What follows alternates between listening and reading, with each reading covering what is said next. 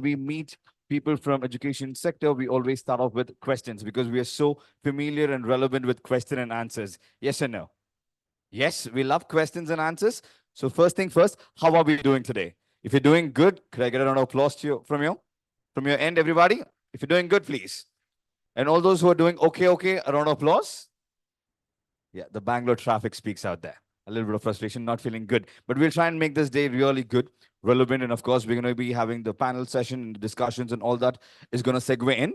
But I just thought we'll set the tone, starting up first and how we love question and answers. I have something that's going to come up on the screen. Could we have the slide, please? Look, don't overlook. This is just a small way of setting the context for the day, the deal that we are meeting up right here for.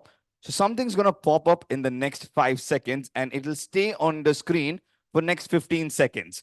What I would request from all of you to do is look inside and tell me how many things can we get out of it, or how many things can we unveil out of it? How many things do you actually see? And you can put it on the small notepad that's placed on everyone's table. And the one with the maximum gets to walk away with something. We'll spice it up right here. So your time starts now in 3, 2, 1.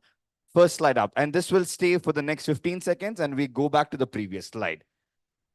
15 seconds on the clock. Let's see how many things or how many animals or whatever that you can see are hidden.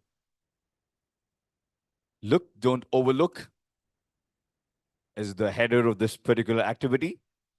And in a fun way, this time, for a change, I will reveal your IQ scores.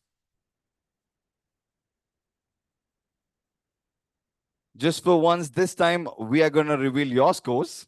We will give you marks for this. 5, 4, 3, 2. Oh, I'm blocking, so I'll give you extra 5 seconds for that. 5, 4, 3, 2, 1. Can we go back to the previous slide, please? Okay, how many did we get? Not just the number, I need to see the names as well. So how many did you get, sir? I got, I think, 11. 11, that's good enough. How many did we get, sir? 10, that's still good. 9. 9, 11, 9, 9, 9, 11. Okay, the highest we've got so far is 11. Anybody about, how many did you get, sir? 10. Oh, I was blocking. Animals, yeah, anything, whatever you can make out of it. Okay, only words you have 12. Okay, we'll remember that. 11. Okay, so the highest number seems to be 11. So let me give the answer. Could we display the answer, please? There are about 13 animals that's hidden right here. 13, 1, 3. So you can probably check out what did you miss out on. What were the animals? The fly, the crocodile, the snake in the tail, the prawn. Most of you would have missed the prawn. All right, now I request you to go back to the previous slide, the question slide. Yes.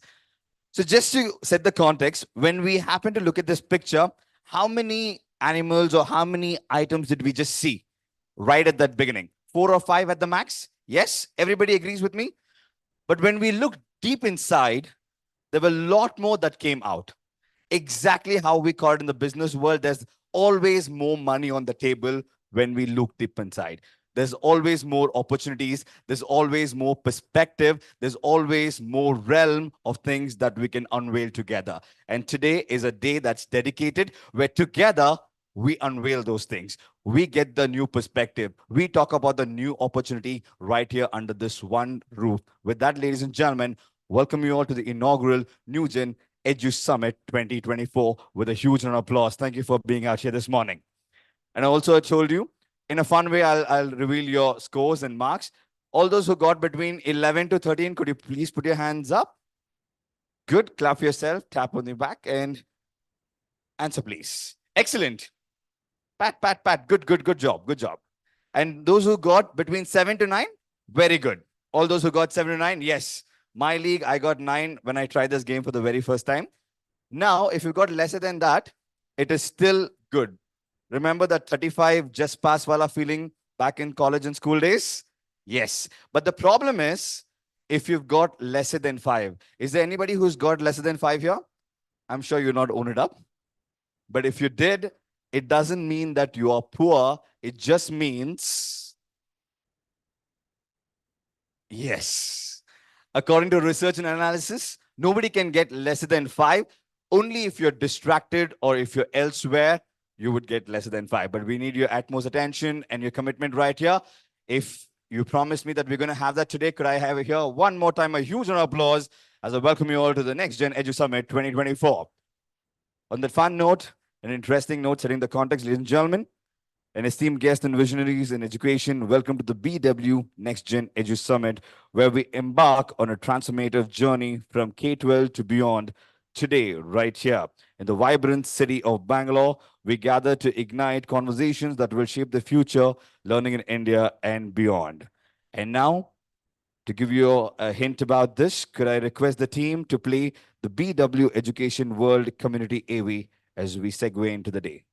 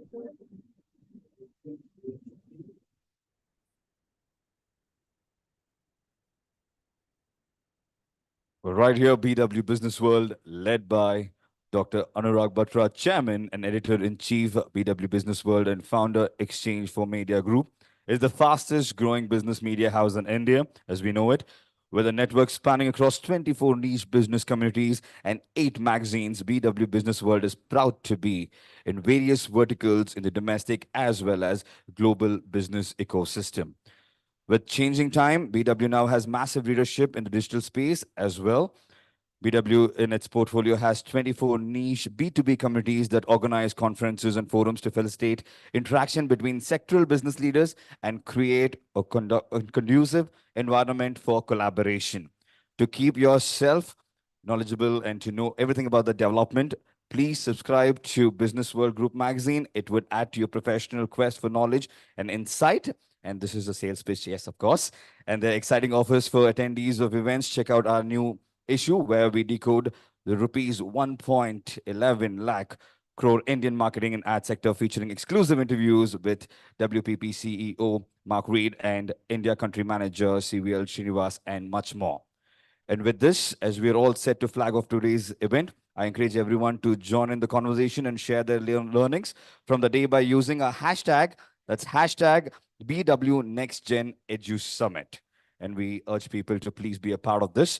And now, quickly, I request the team to show us today's event AV to give us a sneak peek of what we have in store for the day.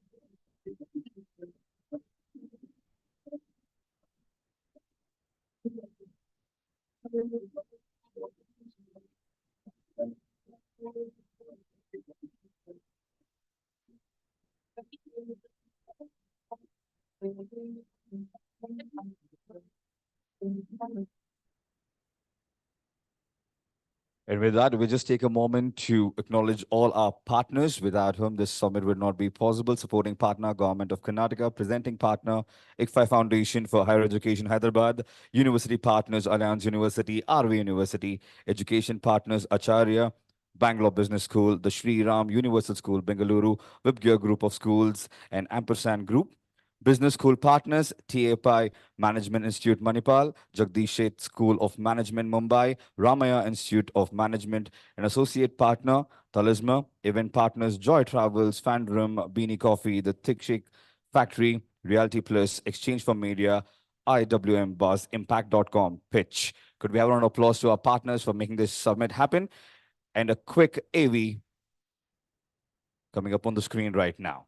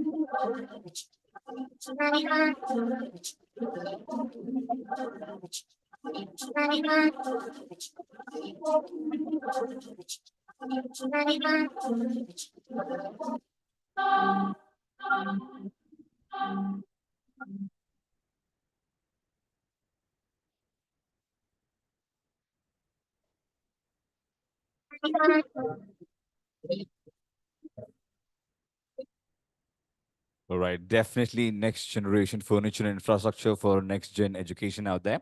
And we're also going to have a lucky draw. It's going to be happening in 3 or 4 sequences where the lucky ones right here will get to walk away with some goodies and prizes from our partner. Hope everybody's registered and dropped in your cards. That's what will be counted for the lucky draw. With this, we segue in and we move on to the next bit as we're all set to flag off the summit, not without the traditional lamp lighting ceremony. And to do this, could I request the gentleman, Dr. Anurag Batra, Chairman and Editor-in-Chief, BW Business World and founder, Exchange for Media, to please join us right here with a huge round of applause. Along with him, could we also have Professor T.G. Sitaram, Chairman, All India Council of Technical Education. And could we also have Professor Anil Sasrabuddhi, Chairman, National Assessment and Accreditation Council, Professor S.R. Niranjana, Vice Chairman, Karnataka State Higher Education Council. Could we also have the presence of Vinesh Menon, Co-Chair, SII National Education Committee and CEO, Ampersand Group, and also the presence of Professor Dr. Muddu Vinay, Professor VC ICFI Foundation for Higher Education, Bengaluru. And completing the league, I would like to call Mr. Sudhakar Rao, Director of Branding, ICFI Group, to join us for the lamp lighting ceremony. And if we could have everybody join hands, there's no better sound than the sound of applause as we kickstart NexGen Edu Summit right here in Bangalore.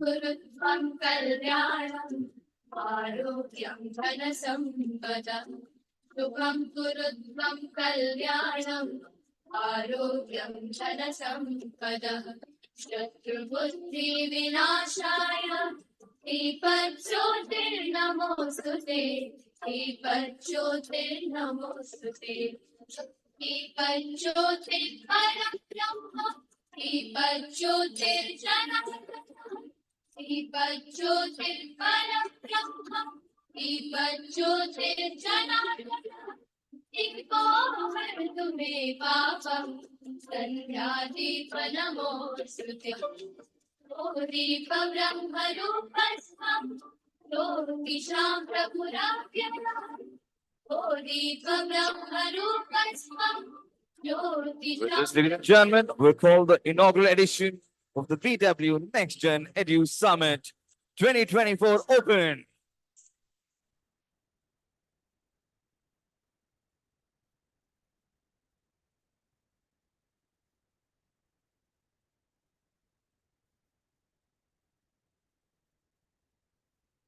Thank you for all the gentlemen for doing the honors one more time. Could we join hands for them and for everybody right here? And also take this opportunity to invite the gentleman we all know. Could we have Dr. Anurag Batra to please join us for a quick welcome note? While he joins us on stage, when we happen to see that partner video, uh, did we see there were a lot of new next generation of furniture and infrastructure? One thing that caught my eye was the hostel. How many of you have been to hostel? You lived the hostel life here? Just a quick question. Would you prefer that hostel life or the old school hostel life? Old school? All right. With this, I hand it over to the gentleman. All yours, sir. Good morning.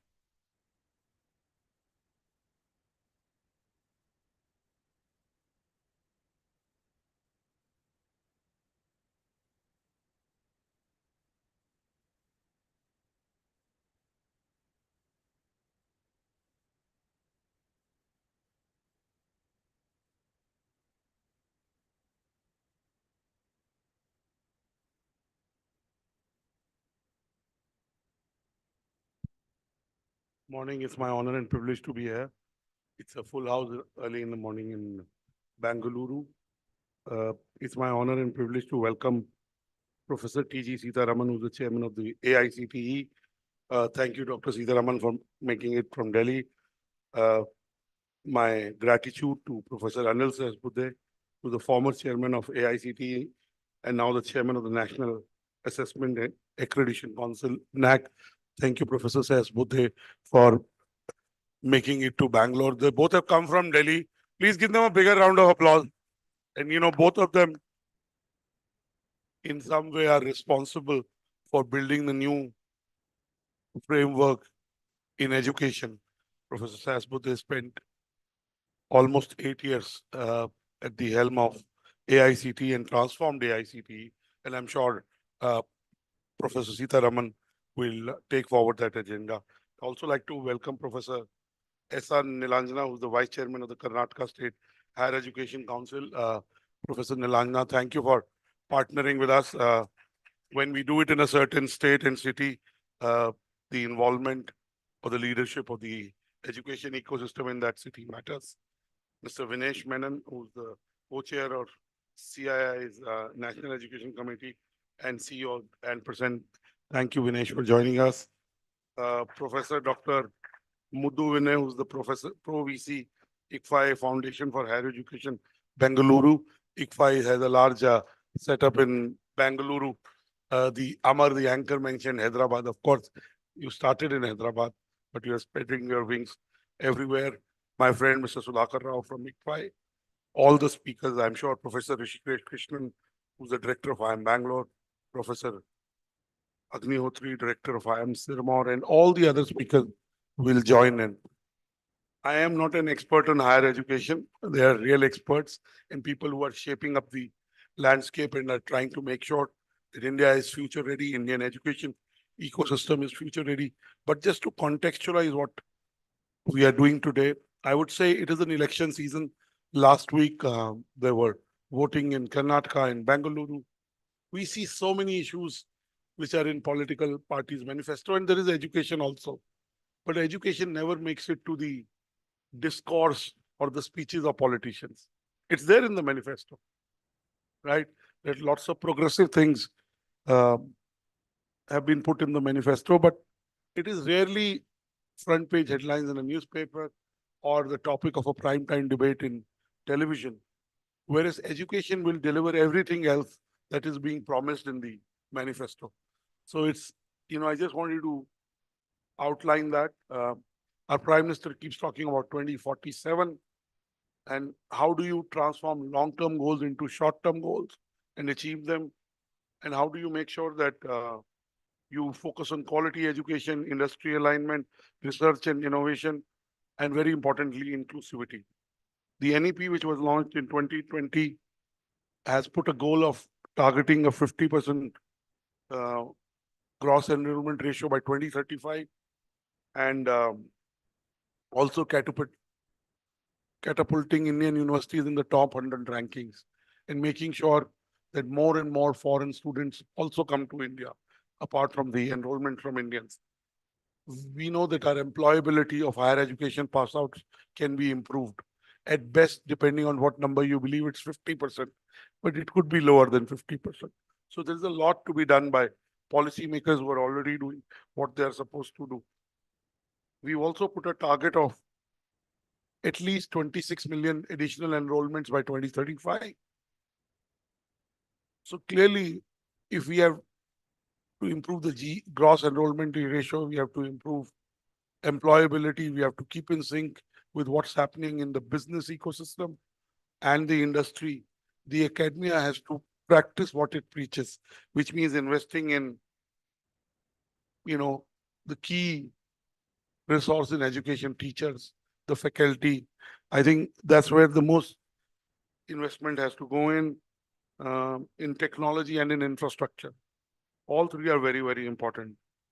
I just want to say that over the last 9, 10 years, while this government has been in place, luckily we have Professor Sahasbudhe here and Professor P.G. Sitaraman here. I can tell you a lot of steps have been taken in the direction of these goals that the education policy makers have set out, we as a country have set out. And really, I would say the transformation of the Indian higher education ecosystem is on its way. We were at our BW Education 40 under 40 in early Jan, and Professor Sahasbuddhe was talking about how less than 100 universities, only 80 universities are really technology ready. And we have to go a long way in the universities being technology ready. But the fact is, he shared what all changes have been made, and I'll let him talk about them. But I want to end by saying that quality education is about faculty recruitment and development. That is the single biggest area where the policy makers have to bring interventions which really take the quality of our academic leaders to the next level. The digitalization of education is happening. The word hybrid is a good word for office work, but I still believe the work hybrid is not a good word for education. I still believe we could have done this on Zoom. We are doing this. I traveled from Bombay at 4 a.m. because my flight was 2.5 hours late. And I'm here, and a lot of you have traveled from various cities. Now, also, the Indian education players are going global. I don't want to take the names of many private players. There is internationalization of Indian education system is happening. In the national education policy in 2020, the academic flexibility of in course curricula, in how students could take interdisciplinary courses and still pursue their dreams has been brought in, but there's a long way to go. Currently, less than 1% of Indian colleges are registered for government's academic bank of credit system, with limited number of institutions offering multi-entry and exit options and curriculum flexibility. The NAP has made a provision, it showed us the way, and we've achieved something in that. And I always say progress over perfection. We must. So clearly, as the industry alignment gets better, as industry institute partnerships become bigger and deeper, and India, even in the last 3 decades, has done a lot of it, but they go to the next level as the graduate employability improves. Traditionally we've called communication, happiness as softer subjects. Professor Sahasbuddhe was again talking about all these in his address to the 40 under 40 winners. Really, if we have to improve the employability, it has to start with selecting the right people who want to do those courses because they want to learn, and not just placements or employability. I think research and innovation has a long way to go in India, and the amount of money that we spend on research needs to go up. India's research spending as a percentage of GDP stands at 0.7%. I mean, it's lower than Malaysia, Thailand, forget America, Germany, and other countries. So really, even a country like South Korea is much ahead of us in these. And the last thing, our Prime Minister keeps talking about innovation and entrepreneurship. Uh, Even in the BJP election manifesto, it talks of ONDC. So while there are other issues, technology is at the forefront of every sector. I think why at AICT is done industry/government co-funded sponsorship programs that have boosted the research ecosystem in Indian higher education system. So really, I think long-term investments have to go up by multiple times for us to be able to create world-class institutions. We do our own rankings in almost every sector. And I can say that the American and European rankings are built in a certain way. They're skewed against the bulk of Indian universities and institutions, because rankings are about what parameters. India in the last 6 years has done well on the ease of doing business because some of the parameters were changed. They don't relate to India's strengths. In fact, they amplify India's weaknesses. I could say the same for the rankings of universities. The ranking institutions have a role to play. They're doing a good job, but they could suit the ranking mechanism to India's education institution strengths. I want to end by saying that there is a transformation happening in India. There's a transformation happening in India in the Indian education ecosystem. We are the leading provider of talent to the world.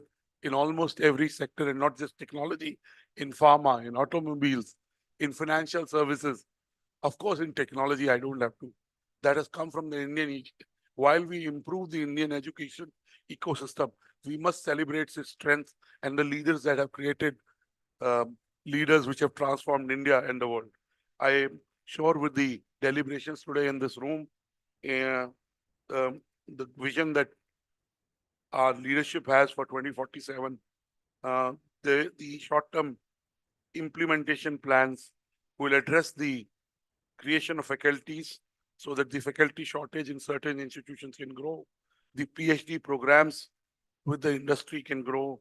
And most importantly, the appointment of professors of practice, which has grown in the last few years, also grows, which breeds industry academia interaction. The focus on career development initiatives, the focus on research, and the focus on government co-funded partnership with industry is really paving the way for a very strong education ecosystem, which will help us be amongst the three top superpowers. Today, we should also while we talk of improvement, we should also celebrate what the Indian education ecosystem has got right. There are leaders in this room who are not only going to talk about what is happening in this ecosystem, but they're leading the transformational change and the implementation on the ground through policy evangelism and very focused initiatives. I congratulate all the education leaders in this room who are building the education ecosystem of future. The next gen education ecosystem will be built by people like you, and we at BW Education will be a catalyst in taking your messages and your good work to the ecosystem. Thank you. God bless you.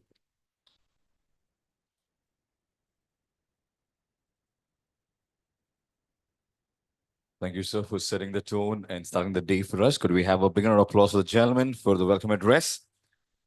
And now, as we are all set to talk about empowering the education from K-12 to beyond, it's an absolute pleasure and privilege to have the gentleman amongst us, Chairman, All India Council of Technical Education. Could I invite Professor T.G. Sitaram to please join us right here for the speech? Everybody, a round of applause for his news, views, and reviews.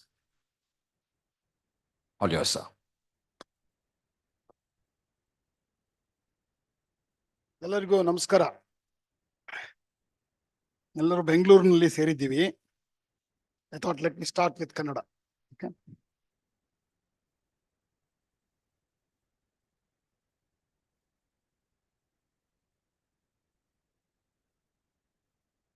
Very good morning to all of you.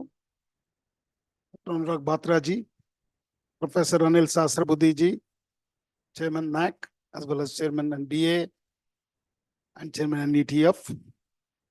Professor S.R. Niranjana, Vice Chairman, Karnataka Higher Education Council, and all the distinguished speakers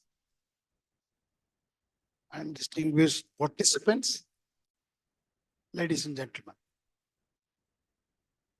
It's really a great pleasure to be here today in the NexGen Education Summit of 2024.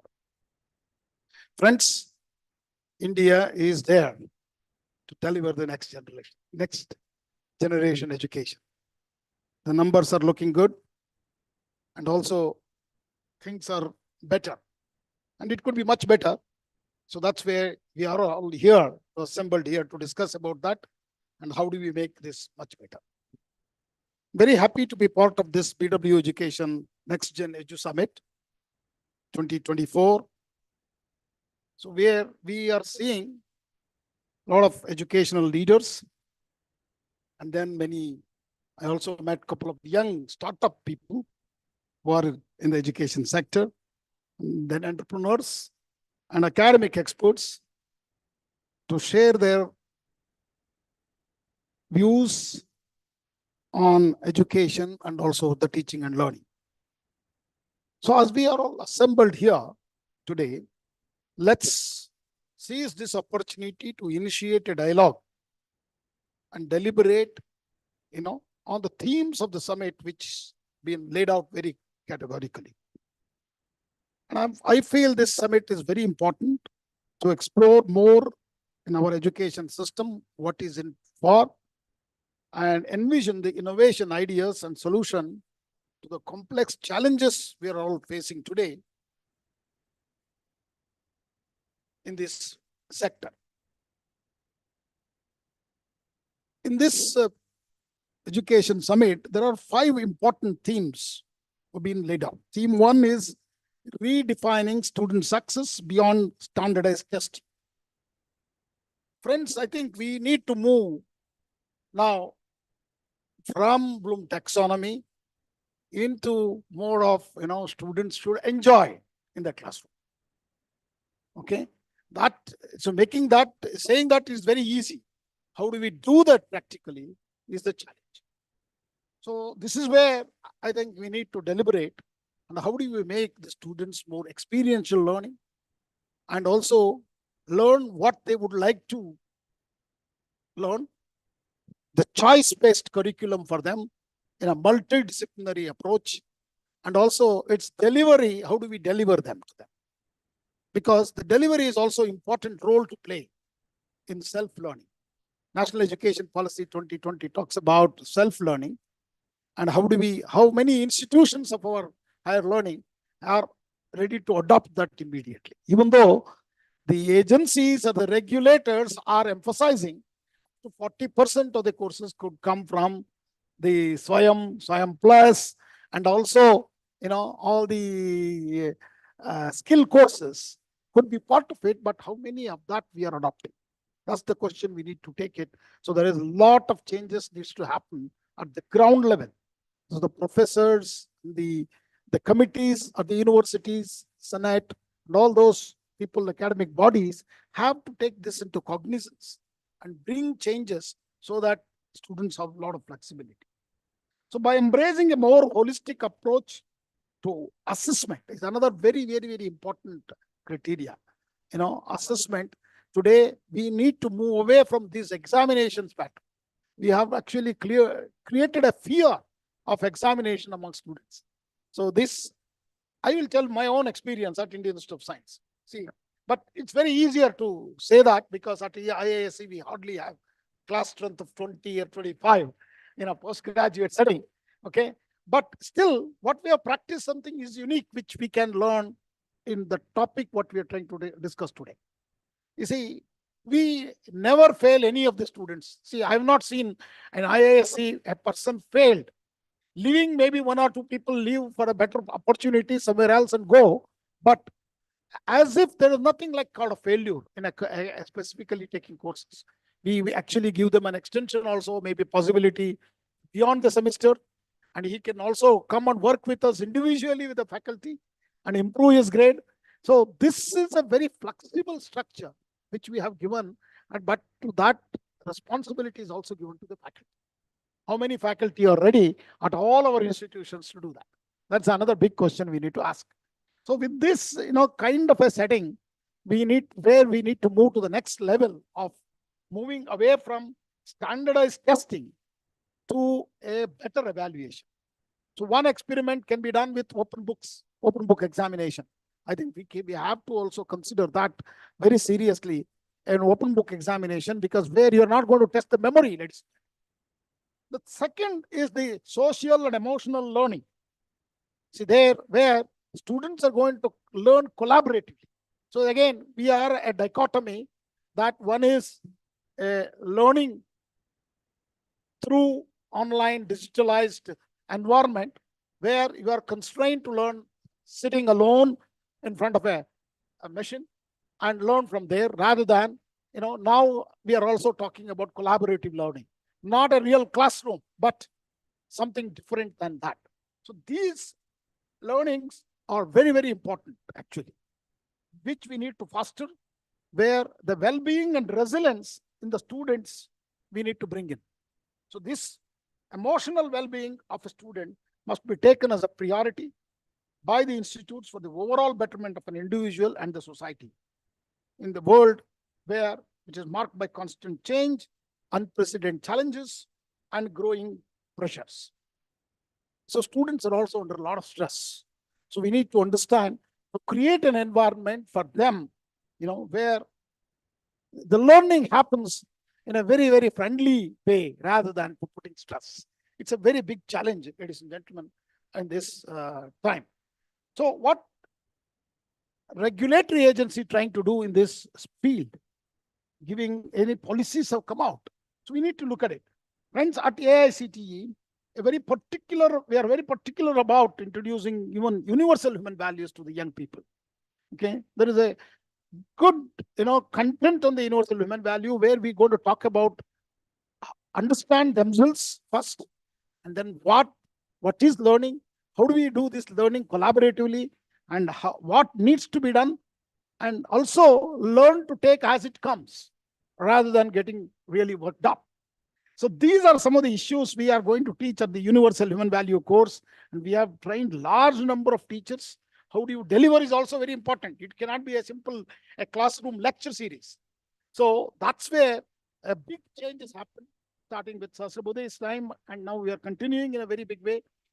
What is interesting is a lot of faculty volunteering for doing this job, okay, with selfless, expectations. They are doing this fantastic work. The third theme of this summit is personalized learning. How do we make this happen much more effectively? So, but friends, today we have fantastic platforms like Swayam. Recently, Ministry of Education added even the private companies can actually put their courses on this called Swayam Plus. Microsoft, Google, and already partnered to this Swayam Plus platform. I encourage all of you to use this more often at your academic, because both UGC and AICTE have clearly said up to 40% of the credits in the undergraduate program, okay, out of 160, okay, out of 40% of the courses can come from self-learning, where students can learn at their pace, but we have to also come with very unique way of assessment here. Why? Because right now, assessment is happening centrally by these agencies of 9 institutions which created this Swayam Plus platform. But now we are also thinking, government has already decided to hand it over to you, that universities. That means you can actually make the assessment at the end of the term. Students will learn through self-learning online platforms using Swayam or Swayam Plus, or even Coursera, whichever you guys assign it. And then come back to the college and write an examination. And a professor of that will evaluate at the end of the semester. So this will actually throw a lot of positive changes into the way we value. The fourth theme of this summit, PW Education has put down, integrating technology for effective instruction, balancing the tools and pedagogy. I told you, ladies and gentlemen, that indeed technology has offered incredible opportunities to enhance teaching and learning. And we need to do this and much more effectively, because some of these self-learning tools, what we have talked about, are available. And in most of the cases today, skilling is becoming very important. Reskilling is going to be the key aspect of it. So in that context, I think if you look at it, we have to change the way we allocate the credits. That is, curriculum has to be designed in a very, very pragmatic way, where there are a lot of self-learning happens. In addition to that, also skill courses have been, given while they are in the college, and then, go next level. So these some of the topics, and where India has done incredibly well. If you take up the digital public infrastructures, what we have created, the world is actually looking at us as an example. Whether it is the vaccinations that we have delivered, and all those vaccination digitally, all of you can download. If you look at it, average of 2.5 vaccines, about 130 crores, more than 300 crores vaccinations have been done, and how easily we could download the certificates whenever we want, even through a WhatsApp kind of a tool. That's mind-boggling. The whole world, actually, not just for us.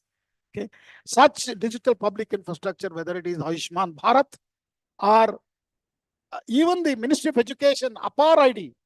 Friends, APAR IDs today is 28.5. The recent maybe update, maybe more than 30 crores have already been registered on the APAR ID. APAR ID an academic bank of credits.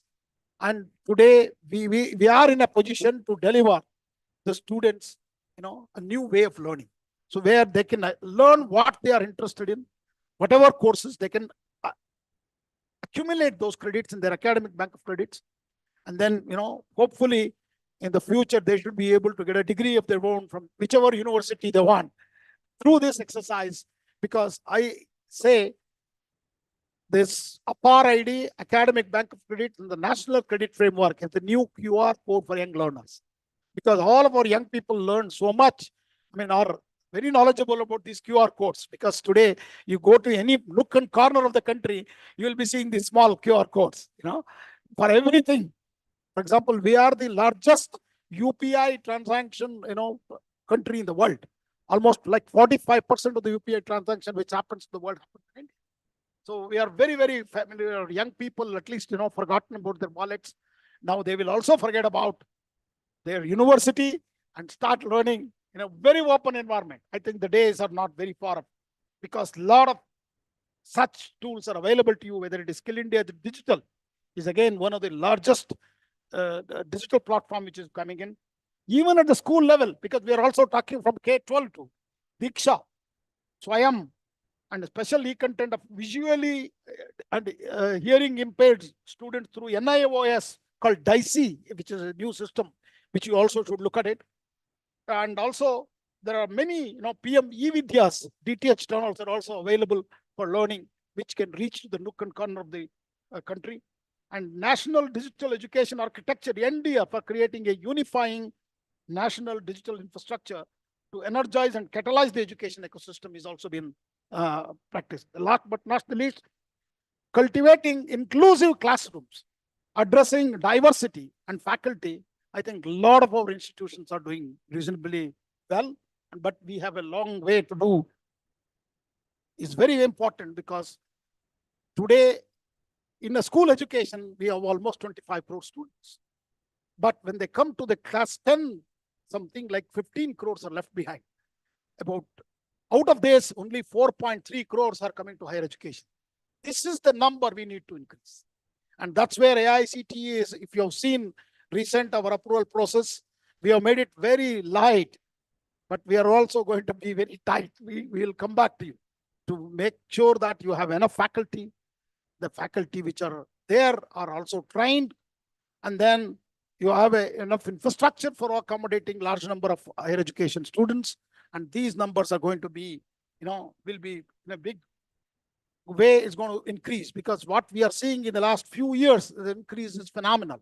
But this is not enough for a country of 1.3 billion people. We need to increase this higher education number. To be a developed India, we need these higher education numbers to go up very high with a gross enrollment ratio of 50%. Today, we are at 28.3%. Okay, 28.3 students out of 100 students are coming to higher education, which is a very small number. We need to touch 50%. So coming from AICTE, I will take 1 or 2 more minutes. Technical education, India has been recognized as an important contributor to the whole world in the area of technical education. And the birth of Indian Institute of Technologies, National Institute of Technologies, and triple ITs, which are the premier institutions of our offering engineering and technology, are there. But if you look at the numbers, I'll just give you a number. About 15,000 graduate from all 23 IITs in undergraduate program of engineering, and another 20,000 from all the NITs, that is 31,000. So if you look at our all engineering colleges, more than 3,600 engineering colleges actually deliver 1.3 million graduate engineers from India. So that's where you are seeing, engineering graduates are working in every nook and corner of the world. And I see that there is no company without an Indian diaspora with one degree, at least from India, is not working in any company. So that's the situation we have reached. We are great contribution to the technology and management education, not just for India, to the whole world. Because many of our graduates are very successful. And now today, many large tech companies are headed by Indian diaspora. And it is They are claiming, and American companies are claiming these are all got 1 degree from abroad, but we can also say the other way. They have actually the foundation degree is from India, for majority of them. So some of these Microsoft CEOs or CTOs, CFOs, not just the top man, are all from Indian, highly educated institutions from India. And the major contribution has come from engineering colleges of our country, because majority of the institutions are in the private institutions. Our private universities, rise of private institutions in the recent years, we can very clearly see. There has been a significant growth in the private higher education institutions in India. These institutions, ranging from engineering colleges to business schools, play a very vital role in expanding access to higher education, especially in the underserved regions, like in rural part of India. However, there is a need for greater regulation and quality assurance to ensure that these institutions maintain high academic standards. That's very, very concerned. But let me tell you, after teaching across the world, Japan for a couple of years, and our students are best, and still our schools, colleges are also delivering good teaching, learning environment for all the students in India. So, but we ourselves putting them down. So we need to actually put our head high up and say, we're doing the best thing. So we should invite all students from abroad. So AICTE has started to help many of these engineering colleges. So we are actually going to go to 5 countries as a facilitation center. Please note that All India Council for Technical Education only will facilitate to bring students from many countries to our institutions. That is one thing we have taken the decision, but these facilitation centers would not just bring students, but it will also increase the faculty mobility, student mobility, joint degree programs, dual degree programs, and also twinning programs are also on the rise. And we have made flexible in our new policies, approval process handbook. We have made it very flexible. I think many of the administrators here can actually highlight those aspects rather than me saying it. They should say, how do they feel the new regulations which have been brought out? And now we are giving approvals for 3 years instead of 1 year. Okay. And we have also removed the cap. That means good institutions who have enough faculty, enough infrastructure, can take as many students as they want and deliver a good quality technical and management education to the students and the needy students, because we have 500 million students aspiring to study something. And our gross enrollment has to go from 28 points to 50%. Means a large number of influx is going to come. It has not yet come. It's going to come. You need to create now infrastructure, faculty. So I'm very happy to tell you also how we are doing in the research. We are exceedingly doing well. We are actually 3rd largest papers producing country in the world. We are also in the 3rd patent filing country. 80,000 plus patents have been filed. Okay, we are the 3rd largest, and also PhDs produced in the science and technology area. Okay, or also we are in the 3rd position in the world. So the numbers are speaking very well, very good. And at this time, we need to do much more delivery of good quality technical and management education, because I strongly believe if you want to become a Vishwa Guru, one chance is there for us immediately in the area of technical and management education in the country. Okay, because we are already there. So taking that to the next level becomes 2nd or 1st. It's very easier to deliver. That can be done within 5 to 10 years and compared to waiting for a long time. And in terms of startups, we have seen, AICTE's Institute Innovation Councils are there in more than 10,000 colleges. Okay, and we are also creating 12 innovation center. Many of you know that AICTE's regional offices have been closed down, and we are actually using those physical infrastructure to handhold the young people with their ideas to the technology transfers, and also take them to startups and entrepreneurial activities, and also encourage them to file patents so that they are aware of the intellectual property rights. And then, a lot of awareness has been created. Today morning, I actually launched the innovation, design, and entrepreneurship, the 3rd phase of boot camps, where we are going to train, mentor, monitor, and help them, all the young people. So it is happening at 9 locations from this morning. For 5 days, it's not just they will listen to some lectures and go. This is the phase 3 of the IDE boot camp, ladies and gentlemen.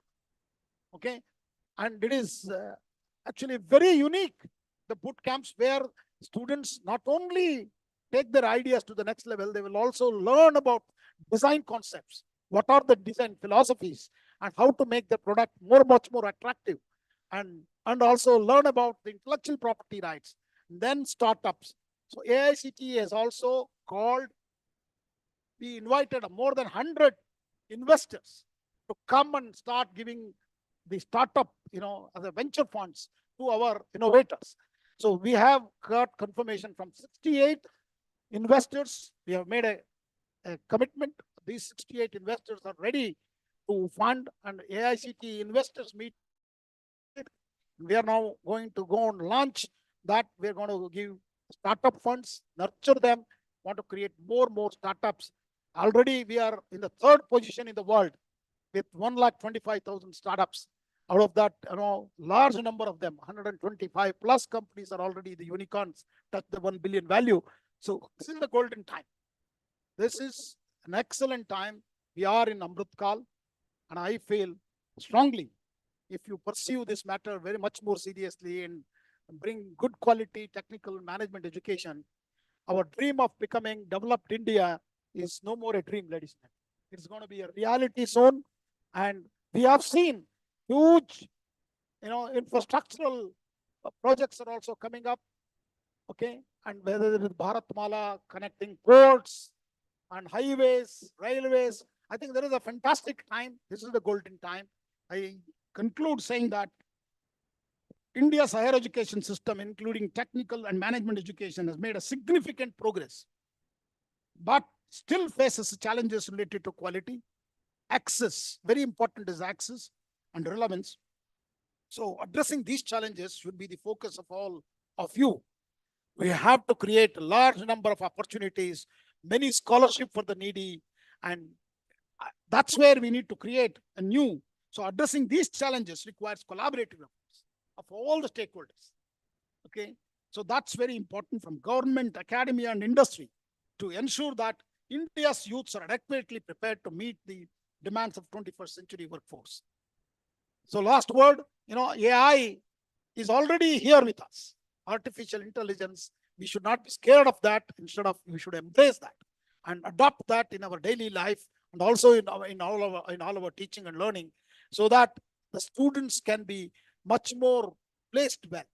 Recently, AICTE, with the help of AI, chatbots and other things, we have created a new career portal, because very important for a youngster who come to a college to see a good job, a good placement also, other than being an entrepreneur, creating jobs for himself, for others, is also, we are encouraging, but creating a confidence in them is very important.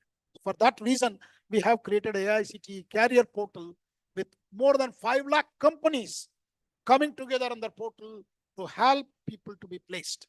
So we have in a big way again. Please kindly take a look at it, make use of it, because this is not restricted to any just AICTE colleges. Everybody, we are opening this up. And our internship portal, AICTE internship portal, during Sasrabuddhi's time, what we have created has reached a stage. Now 75,000 companies are there on the portal, offering more than 50 lakhs internship already offered. And students who graduated from that are also placed. That's the kind of numbers we are talking about. And more than 2 crore students are all still waiting to get their internship. So I encourage the industry representative who are here also to join our effort to create an awareness about both the internship, where they're learning, on hands-on learning. The last but not the least, AICTE Idea Labs. This year, we are going to create 150 where the students can learn through the experiential learning. So already 107 IICT Idea Labs are working in many colleges. And some of you have not seen one of them. Please go and visit AICT, VTU Muddenhalli campus, where we have created a AICT Idea Lab right here, very close to Bangalore. So please go and have a look at it and see whether you would like to contribute. We would like to create another 150 more this year. We have already sent a call. We are also encouraging the learning in their mother tongue. That's another very major effort. We are creating textbooks and many such initiatives of that AICTE.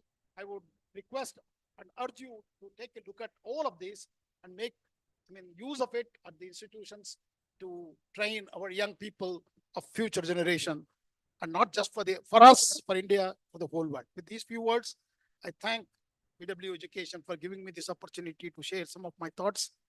And I wish the program a great success. And I hope all of you will have deliberations, and these deliberations will come out with some recommendation to both the government and also the policy makers, so that we could make use of your suggestions and ideas to take it to the next level, to make them fructify and happen. With these few words, thank you again for patiently listening to me. Namaskar, Jai Hind, Jai Bharat. Thank you. So we request you to stay back. Could we have a big round of applause for the gentleman for all those news, views, facts, and anecdotes about holistically giving you a complete download about the education system? And I request our gentleman right here to join us for a small felicitation for his presence. Mr. Anurag Batra. And I think there's no better honor than a round of applause. Everybody put your hands together.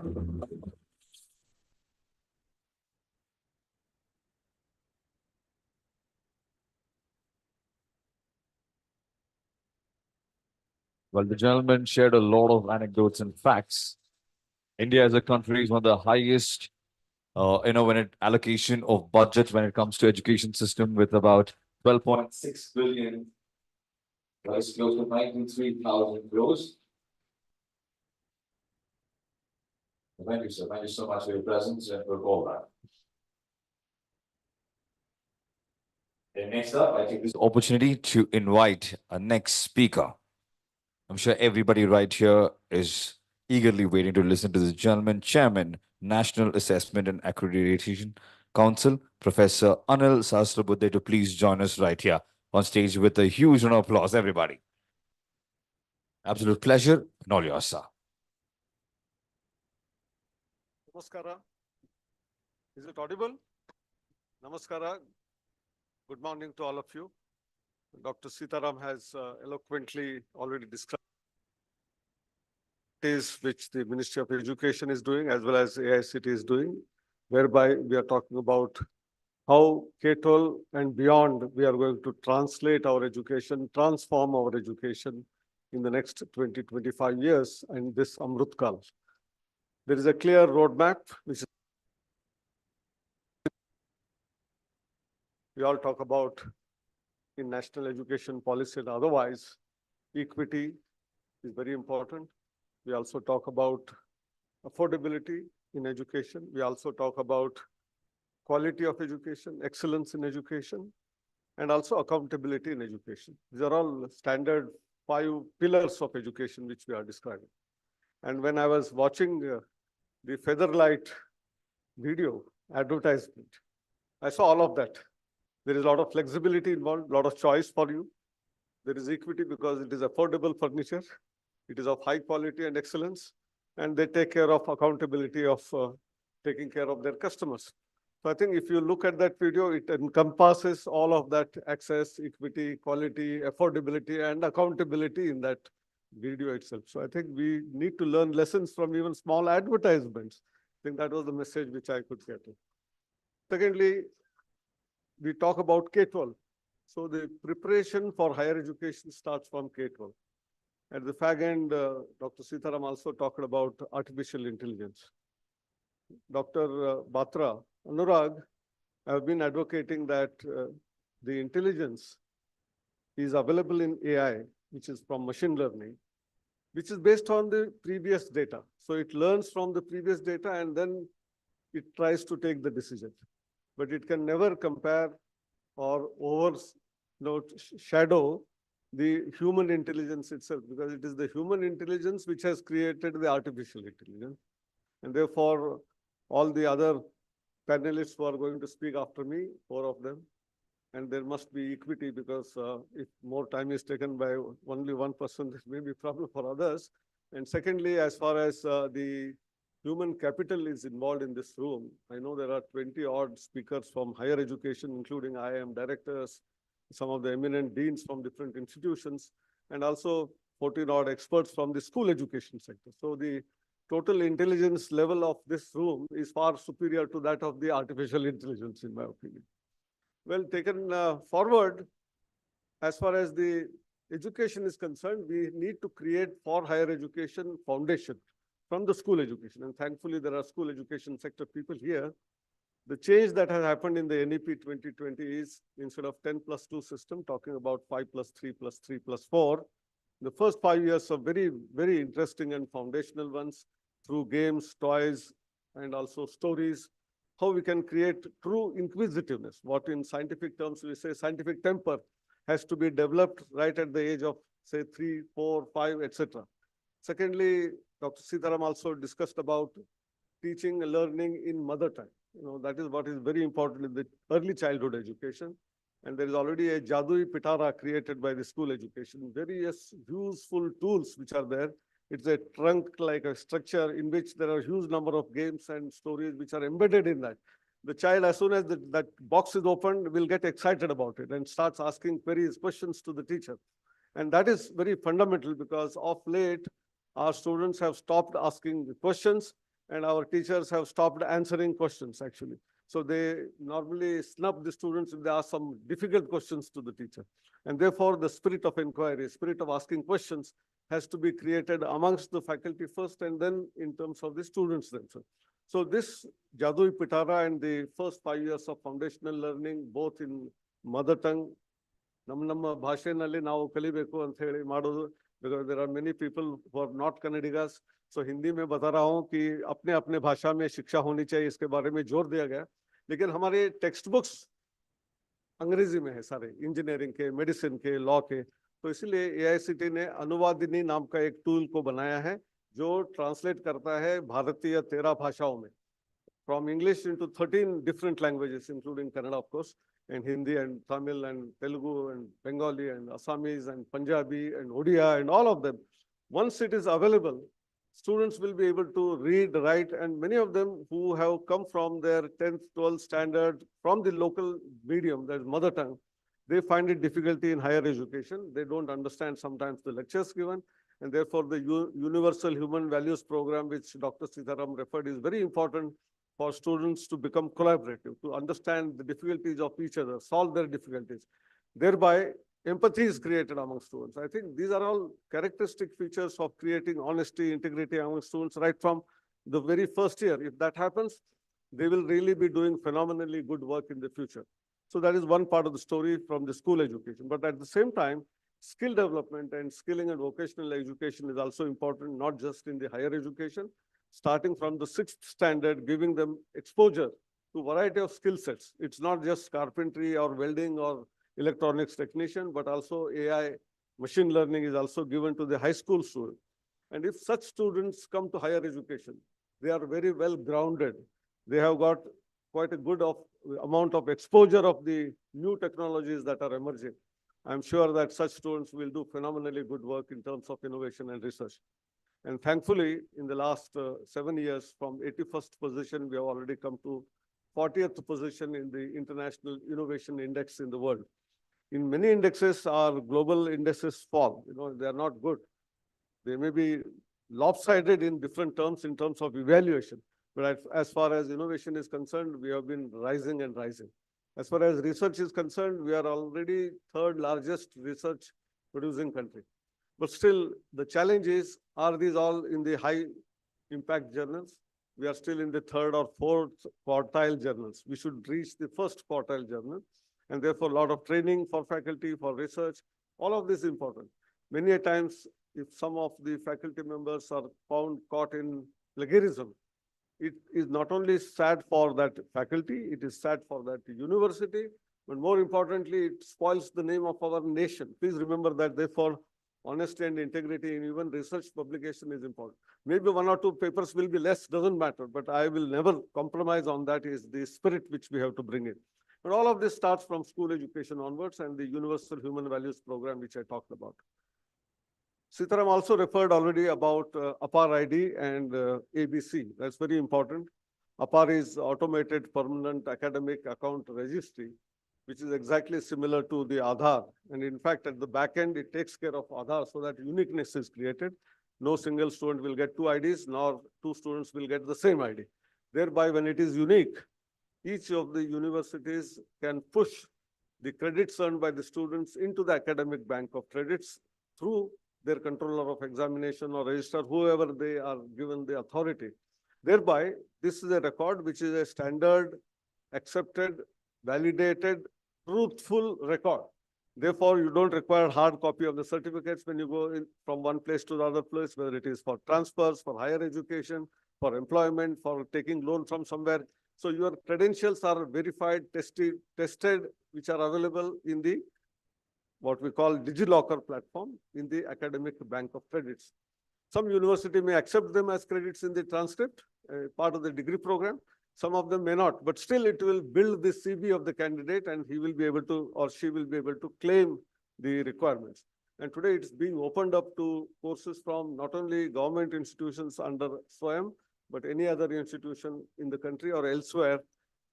Once they're registered, they are all accepted. So this is a very important change which has happened.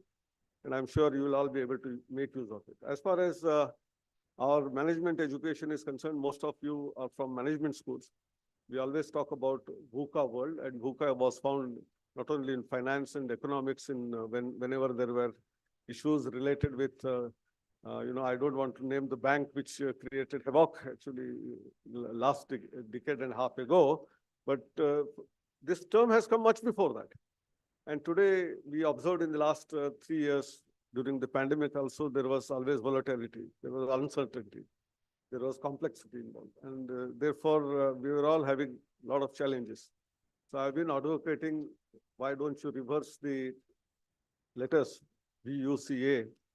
A is, we say, we must change to adaptability, accountability, adaptability. If you do that, and the next word is C. If you are collaborative, if you are cooperative, if you have that commitment of all C's, and then if you are unified and put in your untiring efforts, that V becomes volatile and it will evaporate and you will become victorious. Thank you very much. Namaskar. Jai Hind. So if you could request you to stay back while we take this moment to felicitate you, and I request Batra sir to please join us one more time with a huge round of applause to the gentleman right here. So, Dr. Anurag, I'm again thankful to you, not only for organizing this. In your earlier editions, I had been telling that don't give that memento, and you have started following that. And you should add plantation of one tree and give a certificate in the name of the guest that a plant is planted in somewhere.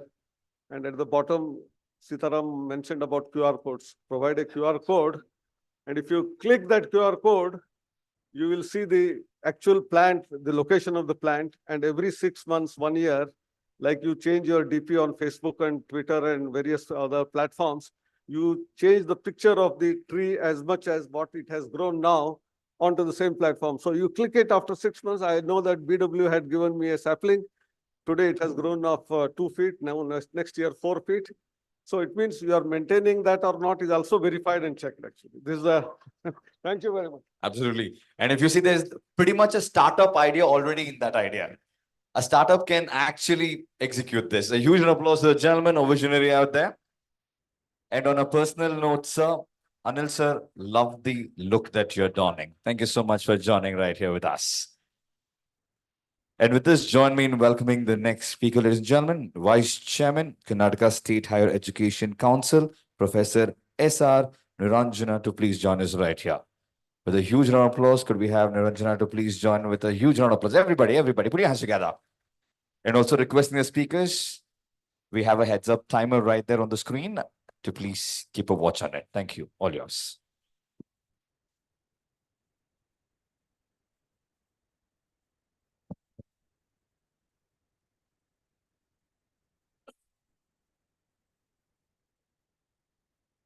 Hello, Namaskara. Good morning, all of you. Dignitaries of the dais, Professor T.G. Sitaram, Chairman of India Council of Technical Education, and Professor Anil Sasirbuddhi, Chairman, National Assessment Accreditation Council, and other colleagues, invitees, participants, organizers, ladies and gentlemen. I think two speakers have given the very good impression on the higher education. As a man of the responsible of Higher Education Council, Government of Karnataka, we are having some of the programs on the higher education establishment of high number of institutions, colleges, and the technical education, polytechnics, in high number in the country.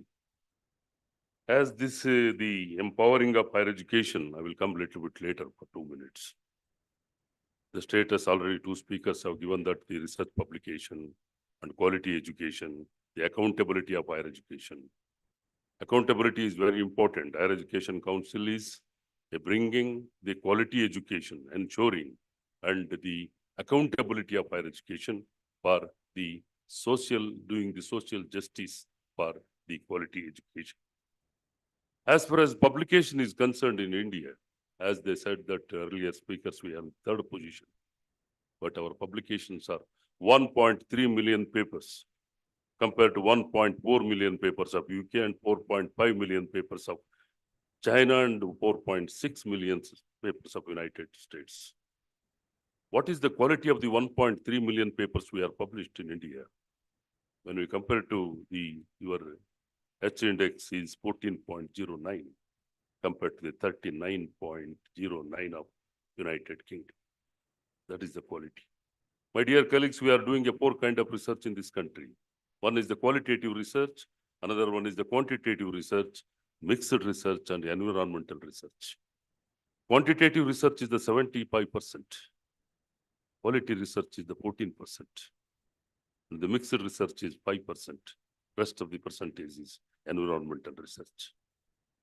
So when we take into consideration of the quality education of research is concerned, what is the kind of papers we are publishing here? And that you have to concentrate on the education is important for the universities.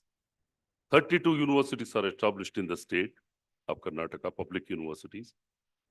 Totally, we are having a 94 universities in the state now, including technical, polytechnic, and other private engineering colleges. 16 engineering colleges and 193 private engineering colleges. So all the colleges are doing very well when you take the statistics of the education. Now the government of Karnataka has taken very keen interest in a skill development courses with the help of Karnataka Skill Development Program. And recently we have started, the 4 vice chancellors are sitting here, and the one is in Davangere, one is in Raichur, and one is in Tumkur, and another one is Gulbarga. All the 3 vice chancellors are sitting here. We have taken a pilot trial of a skilled oriented course for the students. And these Karnataka skill development course oriented as make the contract with the industries, and those industries are framed all the skill oriented courses for different degrees for conventional courses, and they are given, the student can choose whatever they want in BSc program, BCom program, and BA program. And these all universities are making, and the coming days, the council is helping them to go for all the 32 public universities. In future, we are thinking for private universities also. And this skill program is coming up very well, and there is a very important part, the skill-oriented program. As our Jairam knows that UGC has, I think draft has been accepted by the UGC for the skill-oriented courses for secondary school education. And they can directly, admit for the higher education now. So this is the Karnataka state has concentrated more on higher education. Government is very keen in helping the higher education sector for introducing a skill-oriented program.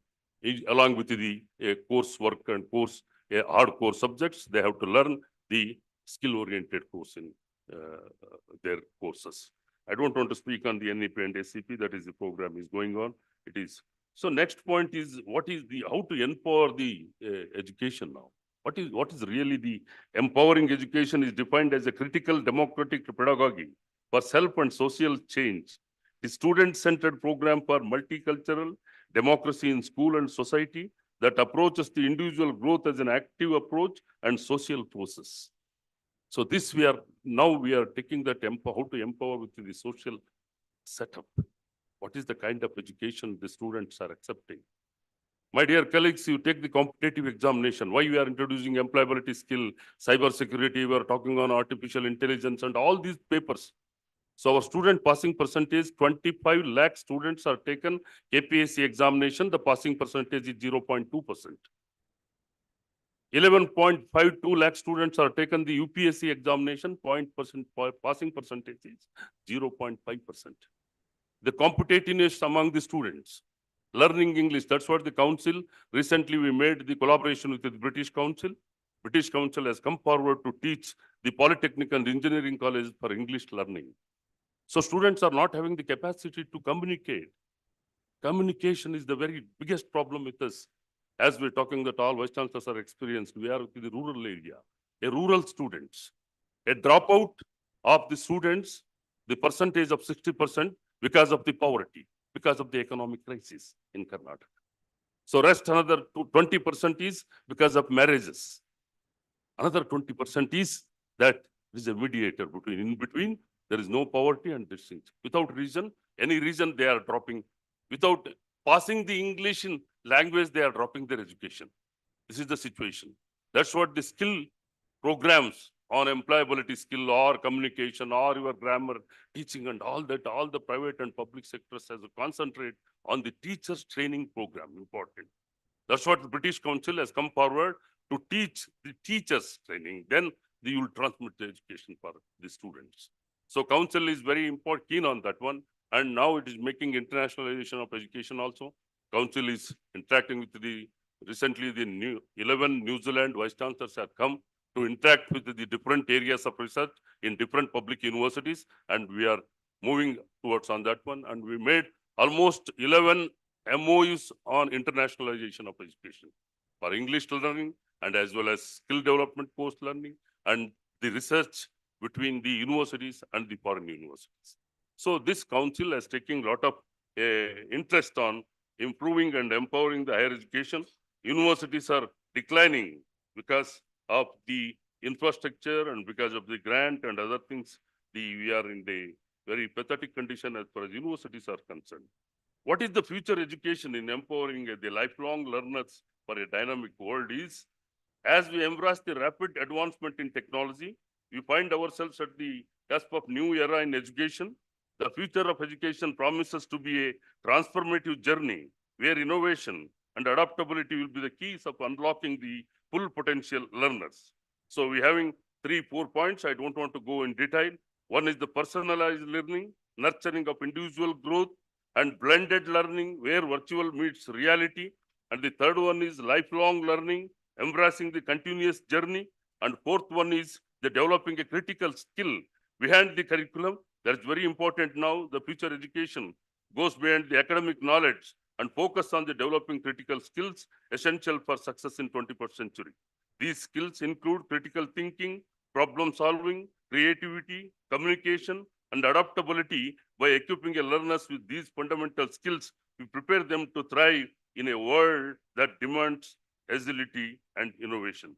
Apart from self-employment schemes, the government also designed skill empowerment schemes for providing necessary skills and knowledge to youth so that you can seek employment and placement in the market alongside gaining the suitable skills. But the problem is that instead of spending money on skill empowerment and training, they spend the substantial amount on vast administrative outlays and other unproductive means. Money is being spent on infrastructure development, managing staff bonuses, and huge salaries of top managers. Therefore, these sectorial initiatives fail severely. This is the idea of the making on this thing. You have to spend money on the purpose of empowering education. Then only we can bring the quality education. And also low educated and rural people are unaware of these schemes and their benefits. This is the main drawback to the rural people. They don't know what are the programs for this thing. That's what the Higher Education Council is trying to reach the rural areas for education, training the students and giving the training and teaching the language and communication for them. That's what this competitiveness is decreasing and declining. That all of us, we are all academic leaders. We have to take the academics in a higher right, and we have to train the students in that way with the competitiveness. and global exposure. We are talking that global exposure is also a skill. Students should expose for the globe. That's what we are talking about. The next generation education is all the students they have to. And Sitaram said that the grass enrollment you have to reach 50%. What is the percentage is 28 now. State is 37%. Karnataka is having a 37%. And we have to reach 2035, 50%. But in the meantime, the enrollment of a student and admitting the students, you have to talk about the quality education for the only the admitting students. There is no teachers in the university. Totally, it is complete 20% is there. All the universities are running with the guest faculty. There is no research and there is no accountability. In this condition, bringing quality education is difficult for the colleges also. 35,000 vacancies are there in the state. So all the 35,000 vacancies has to fill up. Then only we can bring, there is no teachers. There is no facilitators. What to make in the higher education now or the lower school education? We have to appoint the teachers first. That is the priority of the government in the next coming days. Government is taken very seriously on that one. And they are going to appoint the teachers in future. And all the universities or whatever the posts is empty. Most of the departments are not having even head of the department. What to do in the education system? So this condition, the council and government is thinking very high. And what is the keeping the objective is very important for everybody else. What is that accountability now? Accessible and affordable higher education, ensuring accountability, prospective plan for effective governance in higher education, strengthening institutional networking and global linkage, curricular restructuring and technology-enabled learning, and human resource potential enrichment, and enhancing quality and accelerating research.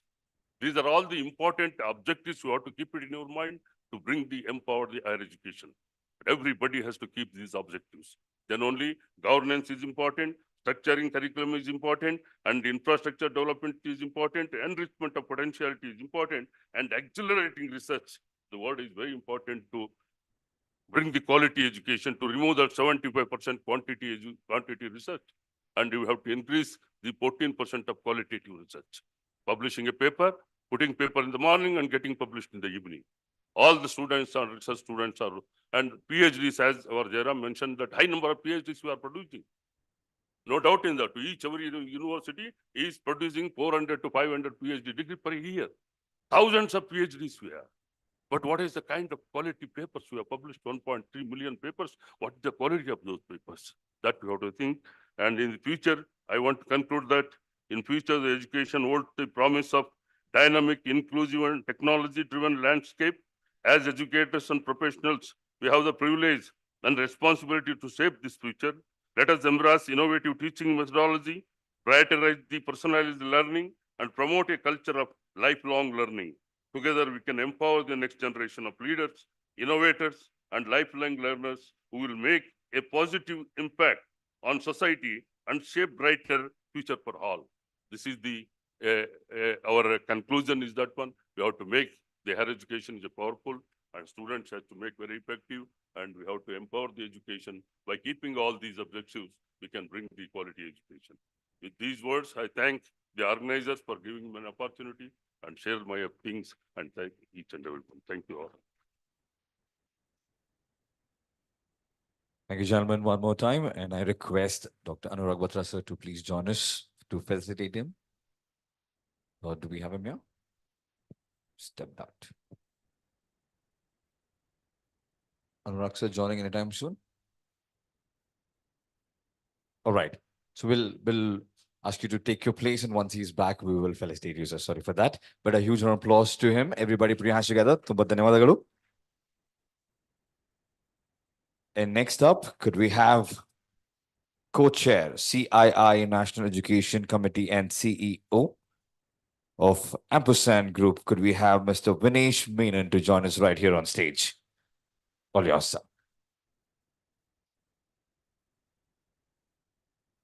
Good morning, everyone. It's about 5 minutes to noon, so I can still say good morning. Thank you, Mr. Batra and team of Business World for having me here. Always a pleasure to be part of the BW Summit. Professor Sitaram, Professor Shasibuddhe, and Professor Niranjana, it's an honor and privilege to share this dais with you all. In comparison, I'm very, very pale, and what I'm going to talk about is nowhere going to be close to the kind of content that you all gave when you spoke. So advance apologies if I start talking about areas which are really your domain and fiefdom. Uh, I've been asked to talk about K-12 and beyond.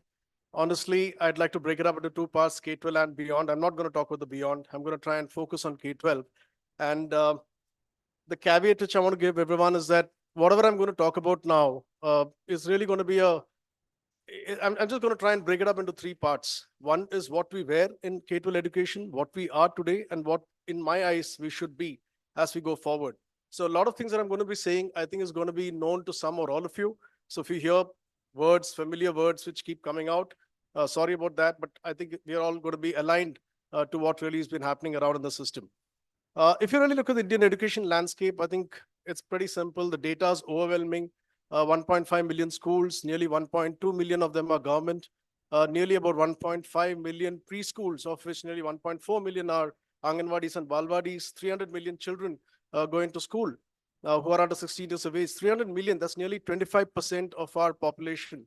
One-fourth of our country is actually learning today. And I think it's a very, very overwhelming number. Nearly about 52 boards exist in this country. And if you really look at the way we have transgressed, the history of what we have really done in education over the years, you will all know that, really this whole education started way back in 1500 BC with Vedic education. Then we moved into some very, very brilliant ancient universities like Nalanda and Taxila. And then we went into learning and getting exposed to Arabic education. We went on to then have the colonials coming in, and therefore the school system started. And finally, we got independent. And that's how I think we are where we are today. And in this journey, there are many names that one should not forget. One should not forget Aryabhatta, Mahatma Phule, Dr. Radhakrishnan, Dr. Abdul Kalam. And of course, there is also one Brit called Lord Thomas Macaulay. Let's give it to him also for whatever he's done for the education space. But after we became independent, I think a lot of things started changing for the country.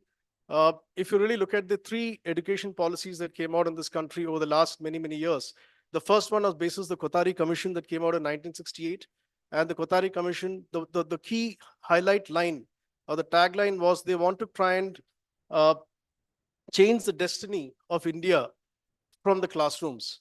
Shaping the destiny of India from the classrooms is a very powerful line in 1968. And I think that is where they also started making a real impact in the social, political, and economic, strata of India. And I think we must owe it to the 1968 Kothari Commission to kicking it off. 1992 was the next big, there were a lot of draft policies, of course, but 1992 was the next big policy. A big transformation happened in the Indian ecosystem, the education ecosystem with 1992. The National Literacy Mission came to being. The Sarva Shiksha Abhiyan started following. Most of the schools started coming up after that. And of course, the whole concept of universal enrollments, trying to have as many people getting educated, happened with the 1992 policy. And then, of course, after about 3 decades came the very, very well-known 2020 NEP, which coincided with COVID. And I don't want to get into that, but all of you are aware of the 5+3+3+4 system, the credits, the entry, exit, vernacular language, etc. But this is how I think we have really been really traversed in the journey of education so far. And then we had a further small break between pre-COVID and post-COVID. There was this pre-COVID part of education where, all conversations were around rote learning and how rote learning can now move into experiential learning. The likes of Ken Robinson had started getting discussed where, he brought in this whole concept that we are no longer in an industrial age and therefore we can't be teaching children in packs in a classroom, and it should now start getting centered around the child themselves, personalized learning as we call it. And that's how we started seeing competition, and most of the schools coming out with taglines like we have got a 1:10 ratio, we have a 1:30 ratio, 1:40 ratio. If you're a 1:60 ratio, you're a bad school. That's the way it was being positioned. Creativity in the classroom was something that came up quite often as a subject matter discussion. We talked about how a child who's most creative when they're young starts losing the creativity as they grow older and start growing in life. The role of teachers, multiple intelligence in children, these are all topics that got discussed. And of course, there was a sense that digitization is coming in and we should start getting digital inside classrooms, but it did not really take off the way it should till COVID struck. What was more important those days was to tell the parents that if you let your child come into my school, out will come Einstein. That is the way the advertisements used to keep, coming out in the markets. And then, of course, we also had a lot of problems in the B.Ed space. A lot of B.Ed schools and colleges had to get shut down. And I remember a former Union Secretary of Education, and I'm not going to name him, and I know everybody will know who he is, who kept saying that, look, there is a problem. Education is really like a mafia. That is the kind of statements that was made earlier, and we had to slowly come out of that. And that's when COVID struck, and then we started having this whole period of COVID. What happened in COVID? All of you are aware of it. I hate to remind you, but the few lines that we kept hearing was that, one, school buildings have shut, but not schooling. And that is a big, powerful line. We started saying that don't think that schools are shut or schooling are shut. And that's how the online platform started coming into being. We had a lot of virtual platforms. EdTech started getting its prominence during that period. And the whole teacher adaptability was tested. And my God, the teachers really got themselves adapted to a new way of teaching. And that is something which is exemplifying. Students started getting adaptive to online teaching. And I must say that even the students' creativity in trying to bunk class also took a different turn. There should be students who used to be on the screen and they'll just freeze to try and show that the screen is frozen. But the student forgot that the fan is running. So those things also started happening. And that's how the whole COVID period started going, and it was fun. But I think a few things happened. The pressure started mounting on the owners. The pressure started mounting on the teachers, the parents, fee structures, allied services. There were a lot of pressure that started mounting on all these areas. And I think the biggest, in my eyes at least, the big hit that happened was the lack of social, emotional skills, especially for the small children. Children who were 1 year, 2 years, 3 years, they just couldn't go out and do what they should be doing, go to preschools and kindergarten schools. And that was a big cost, I think, that we paid during that period. But anyway, I think we went through that. I think we managed to really do a lot of work in that space, and we started coming out of it. Now, post-COVID, the tech industry started to bounce back in a big way. And suddenly there were talks about how technology could be, could technology really replace a teacher? And it was very clear that technology cannot replace a teacher. Technology is a means to the end. And it is a tool that the teaching and the academic diaspora can use to get their end objective. So technology cannot replace teachers, but it has also started to be very clear that teachers who do not adapt to technology may get replaced by teachers who adapt to technology. So that has definitely started becoming a very, very important line. And then this whole word called hybrid, phygital, Mr. Batra said that hybrid is not a good word for education, but unfortunately it is happening that way. I mean, I've been part of some courses where I've done entire course online and had to go to the physical structure 4 times in the year, 3 times in a year. And that really makes it phygital and hybrid, and you cannot really avoid that. So I think hybrid is here to stay in some form, but technology has really entered ERP, they've entered content, they've entered into the curriculum, they've entered into all areas, assessment, etc. And I think another area which is starting to look different now is the professionals are starting to step in. We're suddenly starting to see a lot of big firms coming in. India started becoming a big destination now for patient capital to try and invest into education.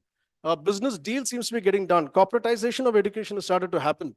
Now, is that good? Is that bad? Is it debatable? I guess it is debatable. So you could have in some places a single school doing everything that they need to do for that school, and you have a chain of schools that is starting to get formed with global brands backing it.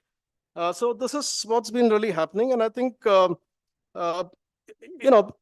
again, some of these areas could be debated upon. But as we get into all this, where do we stand today? And this is what I feel. This is my personal opinion. Professor Sasabudhe talked about the VUCA world. I've also actually thought about that. We are entering into a very, I love the way he described it, but the fact is VUCA is supposedly, as per the original theorists, it is supposed to be a very volatile, uncertain, complex, and an ambiguous world. Although I must say, I hope someone rephrases that basis what you have said, sir. I think what you have said is far better. But the fact is we're entering into this world. We are progressing, the country is progressing at a very, very fast pace, at a pace that is much, much beyond what we can imagine. And I think now you can notice that even generation gaps are getting smaller.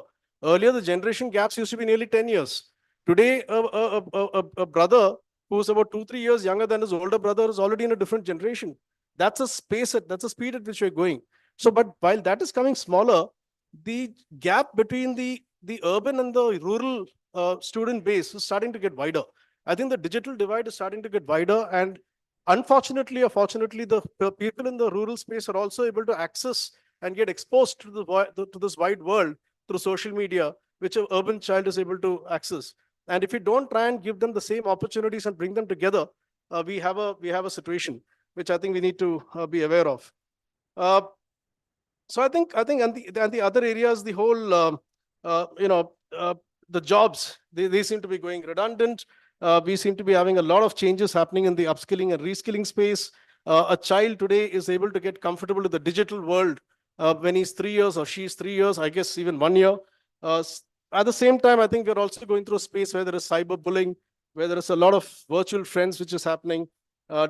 Digital, as we call it, the whole digital relevance is starting to get reflected in your TikTok and Instagram and YouTube videos, because you just have to do it to show the world that you're doing something, right? And is this good, is this bad? Debatable, but this is happening today and we can't avoid it. But it's also has its cost. Mental well-being is kind of getting compromised. A lot of children are starting to get mentally very, very stressed out. Deep fake is on the rise. Down 5 years, when I talk like this, you won't even know if it's me or one fake of mine. That's how it's going to be. And I think the violence, impatience, resilience are all starting to, the violence is going up, impatience is going up, resilience is going down. And in my eyes, the burnout is likely to be far, far faster. And I think it'll be about 15, 20 years ahead of what burnout has been happening in our yesteryears. The student in a classroom does not take notes anymore. Look at me like an idiot writing all these notes. Students today don't even do that. They've got Fireflies, they've got Joplin, they've got OneNote. They just put it and they just sit down and they just wait for it to capture. And after that, they just refer to it and they do whatever they have to do. So, in this scenario, the question is, should we have schools? I'm just going to leave that to y'all. Should we have schools? Should we have schools in the current form? Should schools really be a hub of knowledge? Should we, because knowledge is now available everywhere. So should schools be the place where you need to come to learn knowledge? Or should schools be a place where the focus is more on personality development? Should the focus in schools be more on physical development? Should the focus in schools be more to know oneself, to know the other, to know how to work in an environment of social etiquettes, to know how to convince, to know how to be convinced, to know how to argue, to know how to get the data and be able to put it across? Should that be what the school should be doing? Should the school should be there to take care of the tiny tots who need to get initiated into social emotional skills? So yeah, so till about grade 6, have schools. But after that, as they grow bigger, I don't think they really want to go to schools and sit there and learn and listen to the teachers anymore. This is what I feel. And therefore, I think, in my eyes, school should now be really working on those 7 soft skills. Your problem solving, your critical thinking, your communication, your ability to adapt, your management of time, interpersonal skills, and leadership. Now, let the rest be taken care of by AI, technology, etc. It's happening anyways. We are not going to be able to avoid it. Let tomorrow, if an accountant says, look, I'm an accountant, I have a great degree in accounting, fact is that the accountant's his job is going to be done by computers. A person who knows manufacturing and knows all the 5 big processes of manufacturing, let me tell you, the robot is going to be doing it.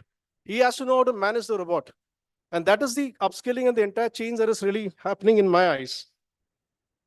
And therefore, in academia, all your teachers are looking very, very stressed out. What will happen to y'all? I think teachers are going to get more empowered in this new era. The teachers, in my eyes, need to become gurus all over again.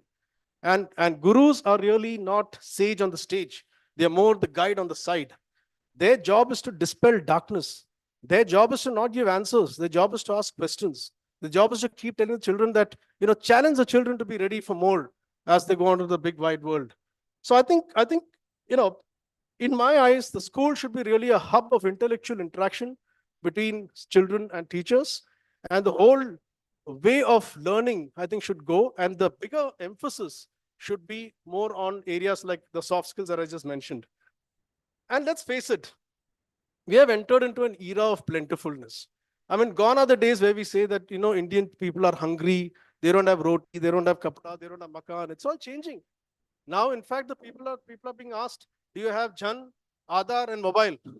So JAM, Trinity is now the nature of what's happening today. So tomorrow's people, the children, are going to be really those who will have roti, kapda, makan, Aadhaar, mobile, and a bank account. To address them, should we do the same thing that we were doing yesterday? Think about it.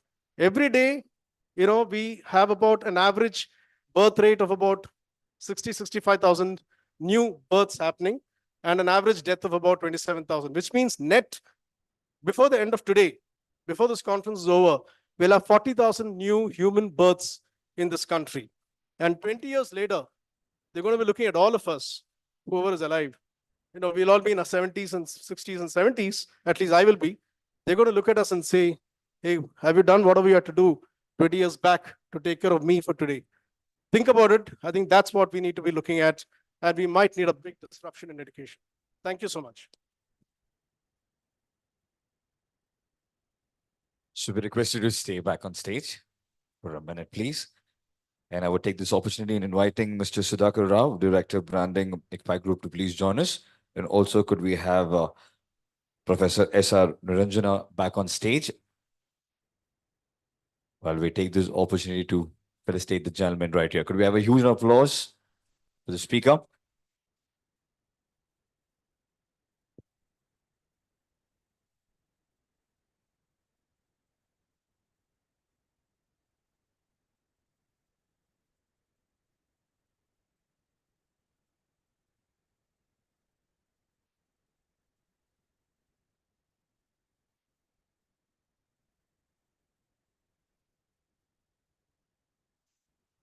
Put our hands together one more time, ladies and gentlemen.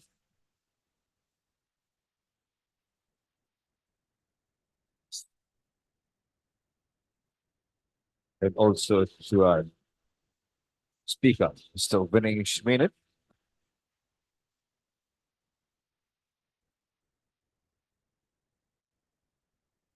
Thank you. Thank you, Mr. Sudhakar Rao, for doing the honors. And now moving on quick, request all the speakers to please stick to the time as we are running a little behind the schedule. Could I have the opportunity in inviting the VC from ICFI Foundation for Higher Education, Bengaluru? We have Professor Dr. Muddu Vinay to take it forward. A huge round of applause to the gentleman from ICFI Foundation. One more time.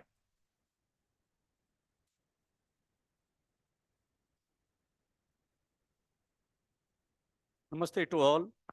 Today's speakers, Professor T.G. Sitaram, Professor Anil Sarabudde, Professor S.R. Niranjana, and Vinesh Menon.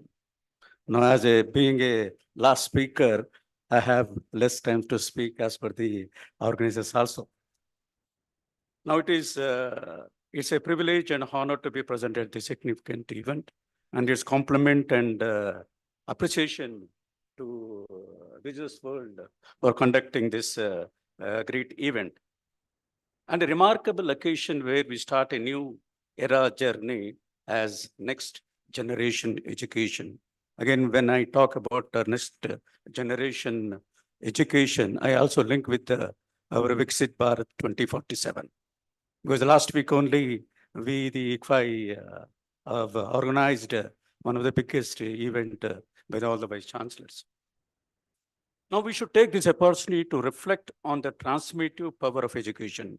Already my previous speakers spoke about everything about the education and its potential to shape our future. I will only talk about two things because I'll not take much time. First, I want to make IAS. What is this IAS? No, that is where we have to, the tier 2, tier 3 institution should go forward. First, I is the industry. The linkage of the industry where tier 2, tier 3 institution does not have. My second is the academics. Whatever in the morning we have talked about the academics, whether we are taking into the tier 2, tier 3 institutions or not. And my third is the skills. Industry, academics, whether the skills are linked or not. These are the important one, what we are talking in the education system in the next 50 years or next generation. We should see to that every academic institution should link with the industry and the right skills which the industry is given or not.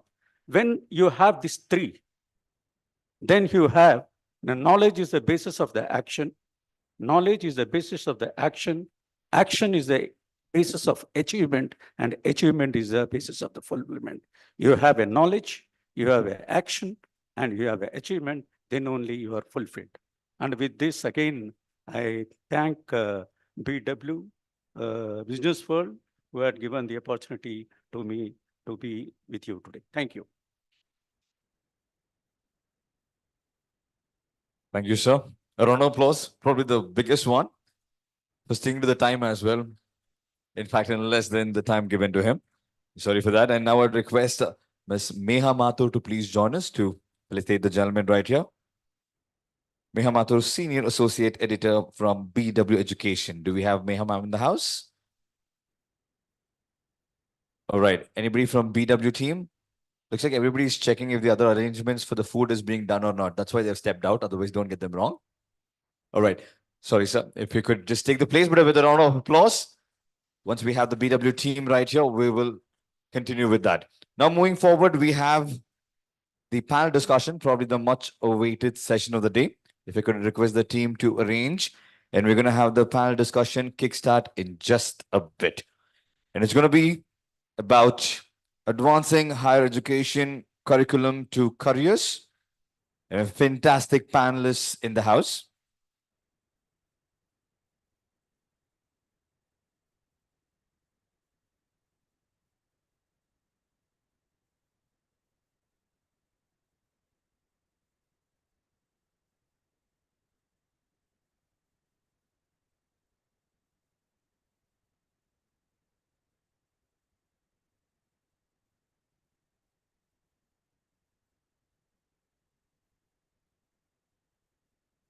While we're setting the stage for the panel discussion, Anil sir mentioned about the advertisement of Featherlight, which is pretty much he endorsed that the advertisement stands to the 5 points, the key points that's going to be discussed right here under this roof.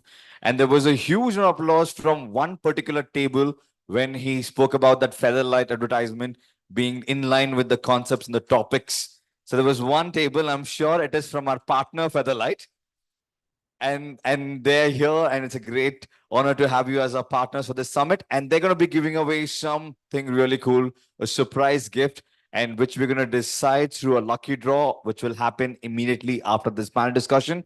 If you've not registered and dropped in your cards, please make sure that you do it right there at the registration kiosk, because that is your ticket to be a part of the lucky draw, which will happen on the other side. But before I introduce the panelists and, of course, the moderator, ladies and gentlemen, to take it forward to be a host anchor for this entire day session, and who will also be conducting the lucky draw.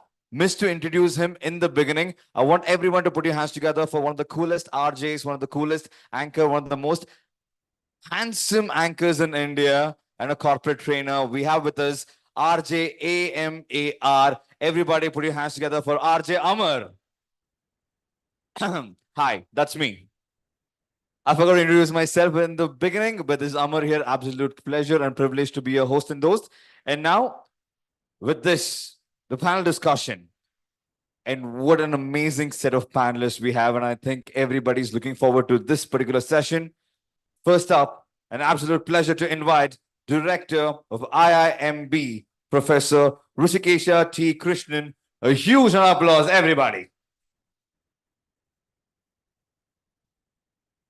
And also we have with us Director IIM Shimar, Professor Prafulla Y. Agnihotri, to join us right here. An absolute pleasure to have you with us, gentlemen. And joining the league, Director, Indian Institute of Astrophysics, Professor Annapurni Subramaniam, to please join us.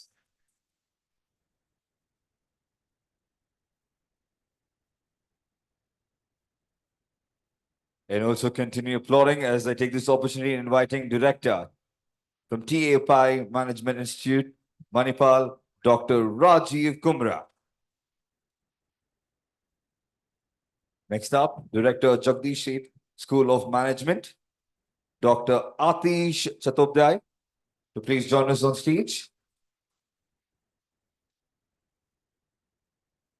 Next, could we have the Dean, Academics, ICFI Foundation for Higher Education, Bengaluru, Dr. Manisha Singh. Pleasure to have you right here with us, ma'am. In completing the league of the panelists, Director Academics, Ramaya Institute of Management, we have Dr. Manasa Nagabhushanam. And the session chair to take it forward to moderate this. Of course, we have the gentleman, Chairman and Editor-in-Chief, BW Business World, and Founder, Exchange for Media, Dr. Anurag Batra, to take it forward. What a great set of people that we have right here on stage. I think this would probably be one of the most talked about panel discussion with the greatest minds of the country right here. And I think they deserve a huge round of applause. Ladies and gentlemen, let's kickstart advancing higher education curriculum to careers. Over to you, sir. Thank you so much, Amar. Give Amar a big round of applause. He's doing a great job. There's been a classical debate in education. Is education for learning or is it for special higher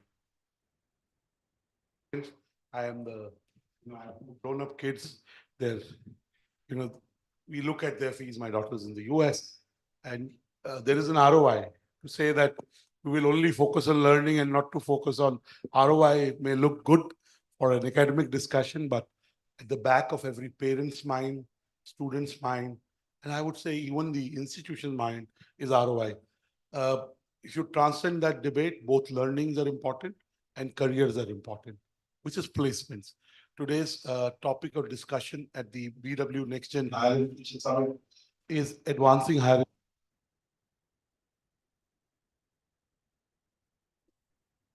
And we couldn't have a better and a wider panel than this. Let me start by inviting each one for a 1 to 2 minute opening comment. I'll start with Professor Rishikesh Krishnesh, who doesn't really need an introduction. He's the director of IIM Education, IIM Bangalore, and in the higher education in the B school space has made an impact in making sure even an institution like IIM Bangalore, which is at the really top of the heap, does things which make sure that the vision from curriculum to careers in a 2024 technology-focused world stays relevant. So I'll start with Professor Rishikesh Krishnan and then move around the house. Thank you, Anurag. Good afternoon, all of you. I think it's pretty clear that curriculum and careers both have to be factored into any education system. If you take IIMs, for example, I think we are reasonably good at doing that. How we do that essentially is by keeping in close touch with what are some of the important trends in the industry. For example, a couple of years ago, when we were doing our MBA curriculum review, we did an extensive discussion with CEOs and managers of top companies, and 3 important themes emerged. They talked about digital, quite obviously. The second thing they talked about was data. And the third thing they talked about was ESG. So they said these 3 are the contemporary topics which really need to be part of the curriculum, because any graduate we are taking today, we want them to be strong in all these 3. Of course, in any particular company, to what extent you need a mix of these 3 could vary. For example, in one particular company, I know they expect even MBA graduates to know enough about data and analytics in detail that if required, they could use analytics tools. Maybe in another company, they don't expect the managers to do that, but they expect the managers to understand it well enough so that they can direct others to do the analytics activity for them. But I think to me, the number one priority, if you want to balance curriculum and careers, is to make sure that you are in touch with what's happening in the industry and make sure that that gets reflected in your curriculum. The second point I would like to add at the outset is the importance of combining both knowledge and skills. I think what we find today is that in general, our curriculum tends to be more knowledge oriented. But when you go into a job, what companies are really looking for immediately is how much can you deliver on the job as soon as you join. The days when you could have a very long training period and people could be completely retaught once they join the company, by and large, companies don't have that luxury today. They want people to be delivering almost as soon as they join. So I think, therefore, the skills component becomes important, and even very basic skills, I think, are going to be important for that. One of the debates we are having these days in academia is, should we allow people to use tools like ChatGPT? But the fact is that when they go into industry is using tools like that. So students better know how to use them. So at least my view is, therefore, your curriculum also has to be up to date with the skills industry is using, and make sure those are also included in your curriculum so that students get enough exposure to them. So these are the two key points I would make at this stage. Keep your curriculum up to date by being aligned with industry. And second, make sure that you have the right mix of knowledge and skills, and the skills that you're teaching are also up to date with the needs. Thank you, Professor Krishnan. And internships can be that bridge between, because you're talking of industry ready, and Gen AI is making impact. In fact, we did a research at Business World with CXOs and CEOs. The biggest thing that is keeping CXOs and CEOs awake is how to apply Gen AI to their businesses. How do they stay relevant? Let me now bring in Professor Prafulla Agnihotri, who's the director of IIM Sirmaur, and again, an educationist who's seen many institutions and many generations. Professor Agnihotri, all yours for opening comment. Dr. Batra started with a starting remark whether education should lead to employment. I happened to be the placement chair at IIM Calcutta several years ago. And actually those 2 years, 2009 and 10, someone did refer to that incidents of 2009, had taught me a lot as a placement chair and opened my eyes. And I realized that even at IIM, and IIM Calcutta is one of the institutes which has the best placement records. Okay, students, I have seen firsthand how difficult it is for the students to cope up with that stress. There is a stress that is created by the circumstances. My batchmates are getting placed, I am not yet placed. The society imposes a lot of stress on them. Parents call them. Hey, so-and-so got placed and we heard that he got a package of 1 crore. What about you? And a person has not yet is yet to get a single shortlist. My girlfriend is got placed, but still I am not. Her parents are planning to engage us. There are so many types of stresses that these kids have. Let's understand that. And before I go to the next one, let me ask you a very blunt question. I'm a straightforward, direct communication person. Why do students come to MBA education for? Do they come there only for the sake of knowledge? Only to increase their maturity or knowledge base? No, they also come here for a job, which is a fact. Let's not deny that. Unless someone really wants to do higher studies like PhD or whatever, that's an exception, but these exceptions are rare. And therefore, in my opinion, there is no doubt that education and industry should not go hand in hand. In fact, management is one such field, unlike pure sciences. Management is one such field which follows industry. We learn from industry and try to teach them. Industry is always 1 or 2 steps ahead of us. And therefore, there has to be a perfect balance between the industry orientation and the knowledge orientation. Rishi rightly mentioned about knowledge and skills. I'll go one step further. I'll say knowledge, skill, and attitude. Without the right attitude, in my personal opinion, knowledge and skills are meaningless. Okay? We have to also look at building a proper attitude, an attitude of learning orientation. Because what we teach today may not be relevant after 5 years. 5 years ago, we did not speak about ChatGPT. Today, it is ChatGPT. So we have to learn, basically, students to unlearn and learn new things and make them realize that learning is continuous. When they go to the job, they will be given different assignments. Okay? And naturally, they will keep learning thereafter. They will learn to adapt to different environments. They need to learn to understand how to work with different personalities. And this is what will make them successful in real life. So knowledge, skills, attitude, number 1. Number 2, industry orientation. And management education should also follow what is required at the industry and accordingly adapt itself. Thank you. Thank you, Professor Krishnan and Professor Agnihotri for those opening comments. I'd like to at some stage ask you, how are B schools reinventing themselves?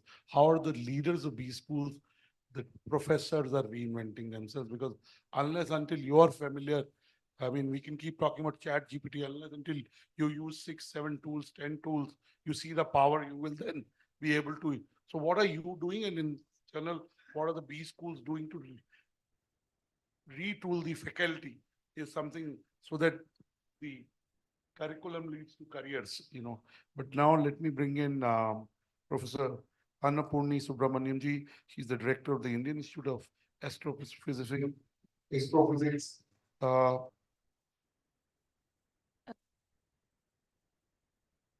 I would like to define my space here, the sense that I represent the fundamental science region. The sense that if you look at astrophysics, astrophysics belongs to fundamental science. And the question of basic sciences and understanding the basic sciences and how do you attract people to do basic sciences? And what is its role in the current situation when you are talking about high tech, high impact industry, producing very niche stuff, etc. Now, when you talk about fundamental science, it is where you start thinking and starting questioning things around you and getting to know why it is, what is it, and why you're doing it. So fundamental science is trying to go to the grassroots level of understanding something and how to use that to your own understanding things around you and also to further your,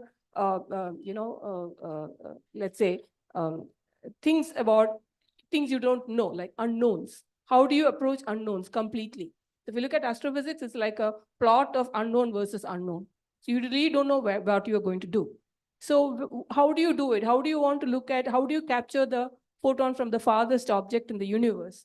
How do you understand which is out there, which doesn't emit any electromagnetic radiation? How do you capture them? Understand how, whether there is life out there, How do you want to live in Mars? So these kind of questions, if you want to ask, which is like outrageous questions, this is the courage which gives you to ask those outrageous questions and also find ways how do you do it.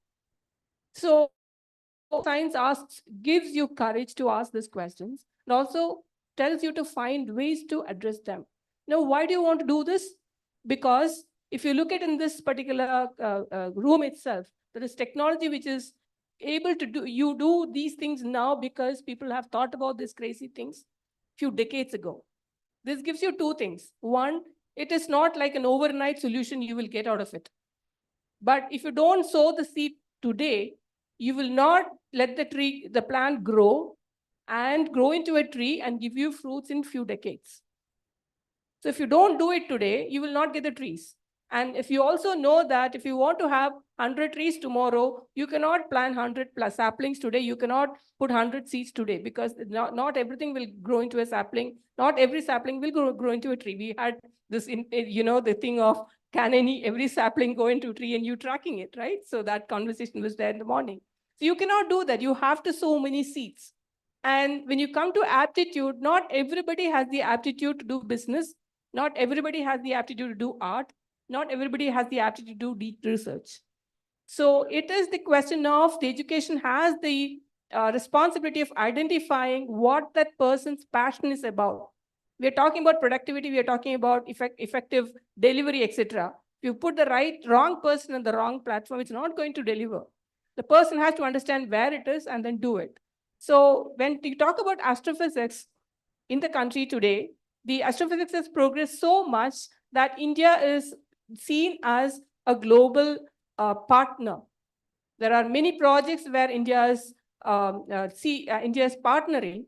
And also, that the space program, the Indian Space Research Organization has been one of the pioneers, and with the Chandrayaan landing, etc., we have proved ourselves to be a very credible, very highly accomplished nation who can do things which other nations cannot dream of. Where is it coming from? Our own people, our own technology, our own willingness to dream and make sure that happens. So these questions get transferred into technology because, if you want to dream of sending a person to moon or sending a person to Mars, you need to develop so many technologies. And that is when those questions drive those technologies. They cannot happen tomorrow, but it will happen in the next 5 years. So important to invest in fundamental science. It lets you dream big and also ask very daring questions. Thank you.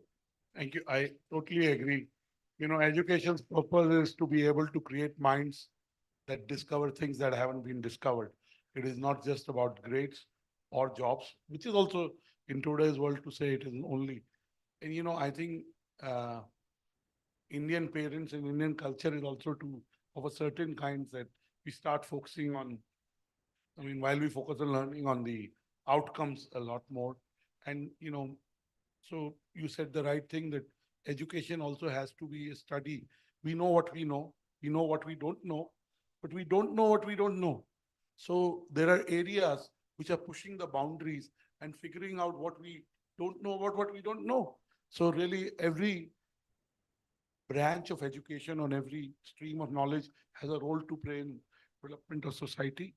And I think the role of astrophysics is huge. It may not be talked often, but it is huge.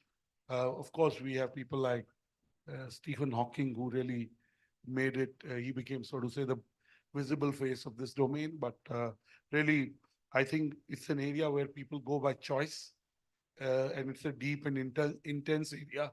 I'm not saying anything else, other domains are less, but let me now bring in Mr. Rajiv Kumra, Dr. Rajiv Kumra, who's the director of the AI Institute of Management, for his opening comments. This panel is business school education heavy, but it is a large part of higher education. You can take my mic. It was working, yes. Can we maybe use?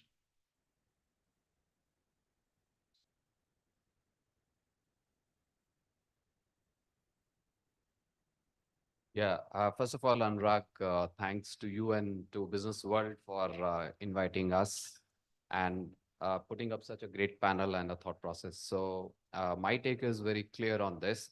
We have 42,343 colleges in India, and 6.5 million graduates are passing out, and 2.5 million to be precise from STEM. And we have the best of the top regulators sitting in this crowd.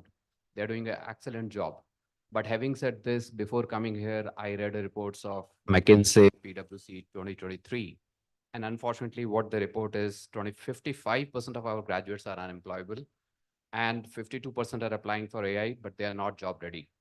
And unfortunately, only 57% from tier 2 and 3 are good to get job, but that too in non-technical area, which is not bad. But then there is a lot to catch up for us, which is responsibilities on us as well.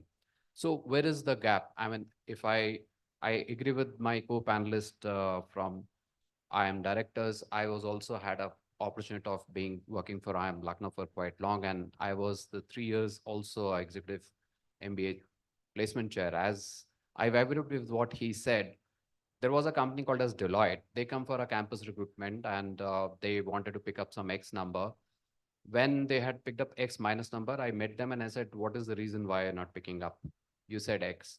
They said very clearly that, look, your students are theoretically perfect, but they're not industry ready. I said, can you be more precise? This is a very broad statement which you're making. They said they are on 2 aspects they are missing. I said, for example, they said, we asked them, what is greenhouse? They explained us, they gave a lot of theory, but then they are not able to relate a greenhouse to consulting and how it will be used, one, and then they're lacking on multiple skill sets. So what I understood is that the industry is looking for skill sets. Is our curriculum really tied up to the skill sets? And Deloitte report itself of 2023 says the skill sets which are required are analytical, creative, AI, big data, and sustainability. How many of our courses are actually attuned to it? We need to look at it, because we all are higher educators sitting here. So we need to answer this question. Are we making our students skill ready? Are they, for example, agility is the skill which is required. Are we looking for inclusivity and diversity in our curriculum? Because that is what is being picked up by the industry. So is our curriculum having PwC, that is weaker sections, or LGBT, or women in the workforce, how we can make them more career ready? Is there a pedagogy and evaluation? Are we open for it? For example, we talk about experiential learning, but our system says that you need to have a written test, you need to have evaluation. What about those which are experiential learning? For example, we have courses like going for expedition on Himalayas. Now, how do you put it? But that improves the holistic development. AI is one very important thing, as rightly said by Professor Richikesha, which is ChatGPT, for example. Is professors going to compete with it, or are they going to use it? For example, if you look at Khan Emingo, which is a Khan Academy, you go and check, they are actually imbibing it in their curricula itself. So can as a professors, if you are only delivering still information in the classes, I think we are not making them skill ready.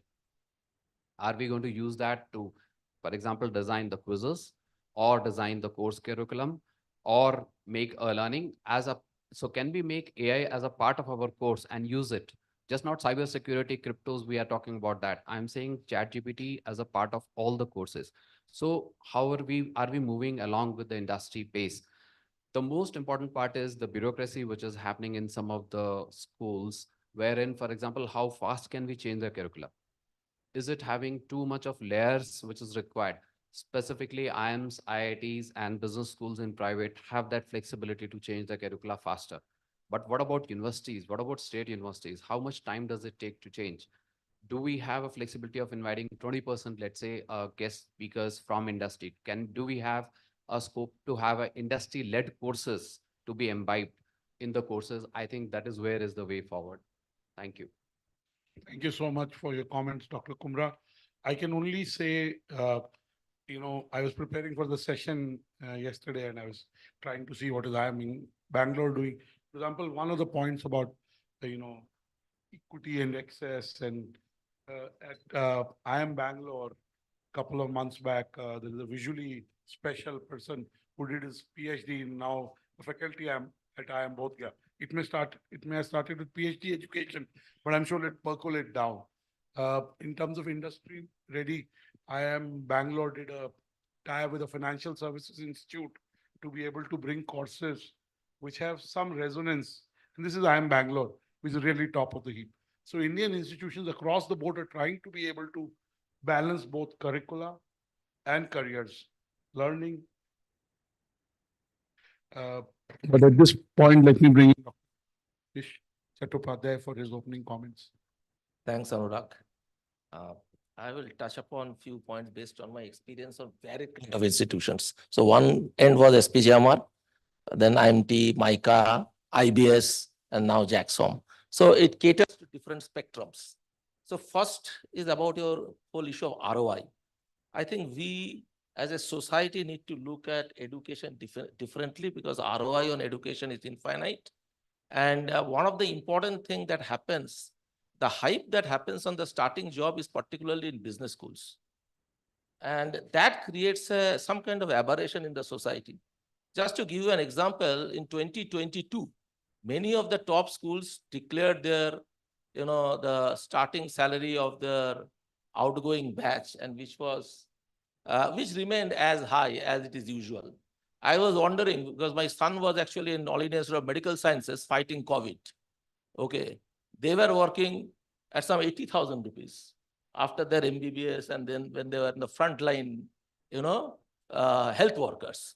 So somebody saving life is at 80,000 per month. Somebody selling soap is at 30 lakh per annum. I think we need to look at jobs, the starting jobs in a different light. And I'm glad that Madam Annapurni is there. One of my cousins who came back from Purdue after a PhD was offered around some 60,000 odd in Indian Institute of Science here in Bangalore. So I think when we are talking about basic sciences, medicine, the whole issue of ROI needs to be redefined by the society and by the media. That is the first part.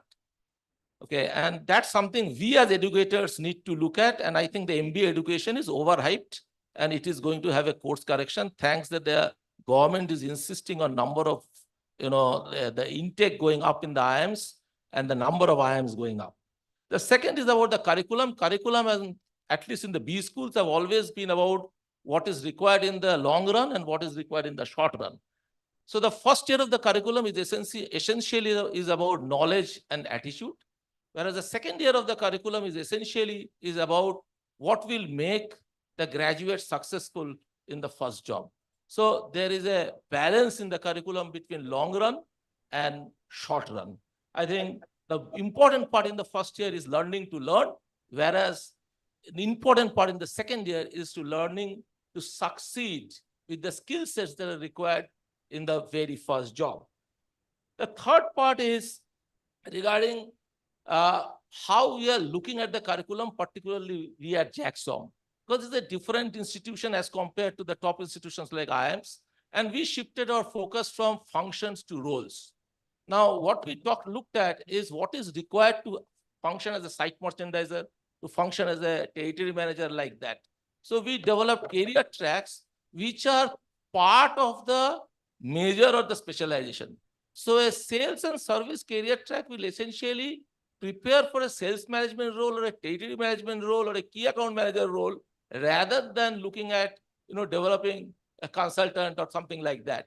So I think each institution need to understand what are the kind of input they are getting. I mean, the students, the characteristics of the students, what is it that they are going to do to cater to their recruiters and accordingly prepare their graduates. I think these are the things which needs to be understood by each of the institution. Of course, developing institution leaders in itself is a challenge. I am in a task force with AASSB, which is actually to groom deans in business schools. And we are talking about India, it is about globally, because there is a dearth of leaders in business schools across the globe. And a lot of times associate professors are now becoming deans in top business schools. So that in itself is a challenge. Thank you. Thank you, Dr. Chattopadhyay. At this point, let me bring in Dr. Manisha Singh. She's the Dean Academics at the ICFI Foundation for Higher Education based in Bengaluru University. ICFI started as a business school in Bengaluru, but it is now a full-fledged university. It has courses in legal, it has courses in journalism, and of course, it has the whole spectrum. So, Dr. Singh, all yours. So thank you, Mr. Anurag, and good afternoon, everyone. As far as I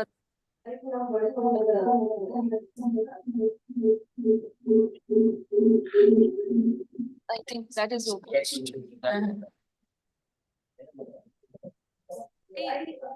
Some of my co-panelists who talk about the very reason why students come to us, that is business school, is for a very better career opportunity. So they talk about package or maybe starting a entrepreneurship journey. So while ROI and career is important, what I also feel is that be undermined. The simple reason is, if the curriculum is not strong, the career journey may not be very enriching. Absolutely. So a curriculum which is basically content rich, right? Industry requirement, aligned with industry expectations, curriculum which also talks about the various skill sets through different interventions, a curriculum where the pedagogy talks about experiential learning, which is immersive in nature, which is customer or student centric, right? Curriculum which also talks about the environment around us. For example, the SDG goals that we talk about, and we integrate that in our curriculum. If those things are not there, I don't think we bring out the wholesome student who is basically ready to face the industry, ready to make his mark, ready to basically adapt to whatever situation is there outside, ready to learn, then unlearn, and ready to upskill whenever there is a requirement. So while you talk about career, which is important, at the same time, that career is not possible without a content-rich curriculum. That is what I feel. Now, a content-rich curriculum is based on what industry requires, as we said.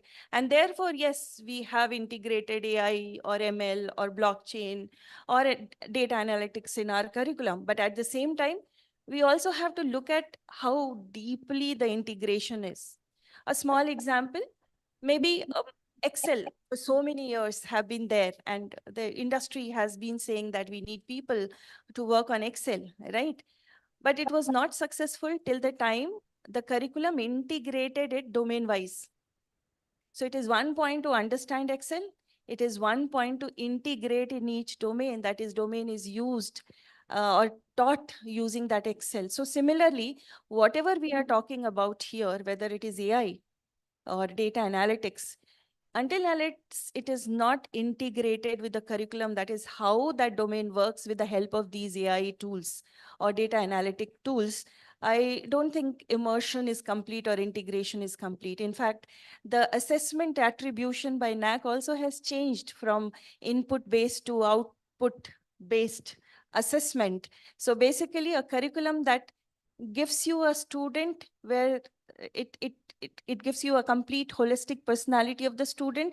The outcome is in the form of a great career, not only great career, but also a great career path. It's not only to ensure that the students are placed, but also to ensure that his learning journey from there onward is continued beautifully, is continued successfully, is what I feel is more important. Thank you so much. Thank you so much for being very real about what is there. And let me bring in Dr. Manasa Nagabhushanam ji for her final comments.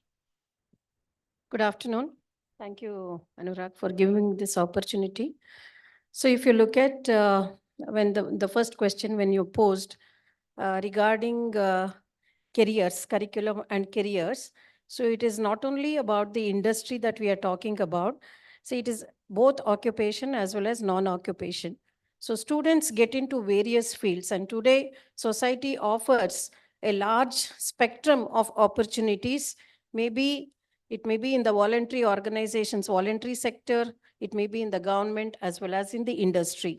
So our focus should be more on the learning part. See, in the book, Thinking Fast and Thinking Slow. So in the process of learning, students should be allowed to think slow so that at a later stage, they get this, the brain gets wired and they would be able to think fast. So our responsibility is not focusing all the students to get into the careers in terms of looking at their packages and these things. As a business institution, our focus should be on learning. And the other part is about the curriculum. So when we talk about the curriculum, how are we developing this curriculum is a very, very important thing. See, when I did my MBA, what curriculum was taught and what we are doing and what is the percentage change that we see is very minimal, maybe 10% or 20%. So that is the kind of change. So actually, if you look at the businesses, if you look at the society, there is a big change and it is dynamic and it is moving ahead. So in such a situation, I think that whatever content that we have, it has to be thoroughly revamped. We have to understand, and when we say that industry has to participate in the whole process of curriculum building, if we look at our board of studies, so you may have one or two industry members and they vet the curriculum. See, that's not the process. It has to be co-created. Industry members and academicians should co-create, because academicians have less exposure to the industry. So what are the opportunities? The missing link in the whole thing is the faculty. Students somehow they adapt to the change and they pick up because of the huge availability of these digitized tools. They are able to pick up and they will serve the industry or they will serve any user system. But the thing is, the missing link is the faculty. So how are we going to bridge the faculty in the process of curriculum development? How with agility, our faculty can work with the industry and they can develop this curriculum, curate the curriculum.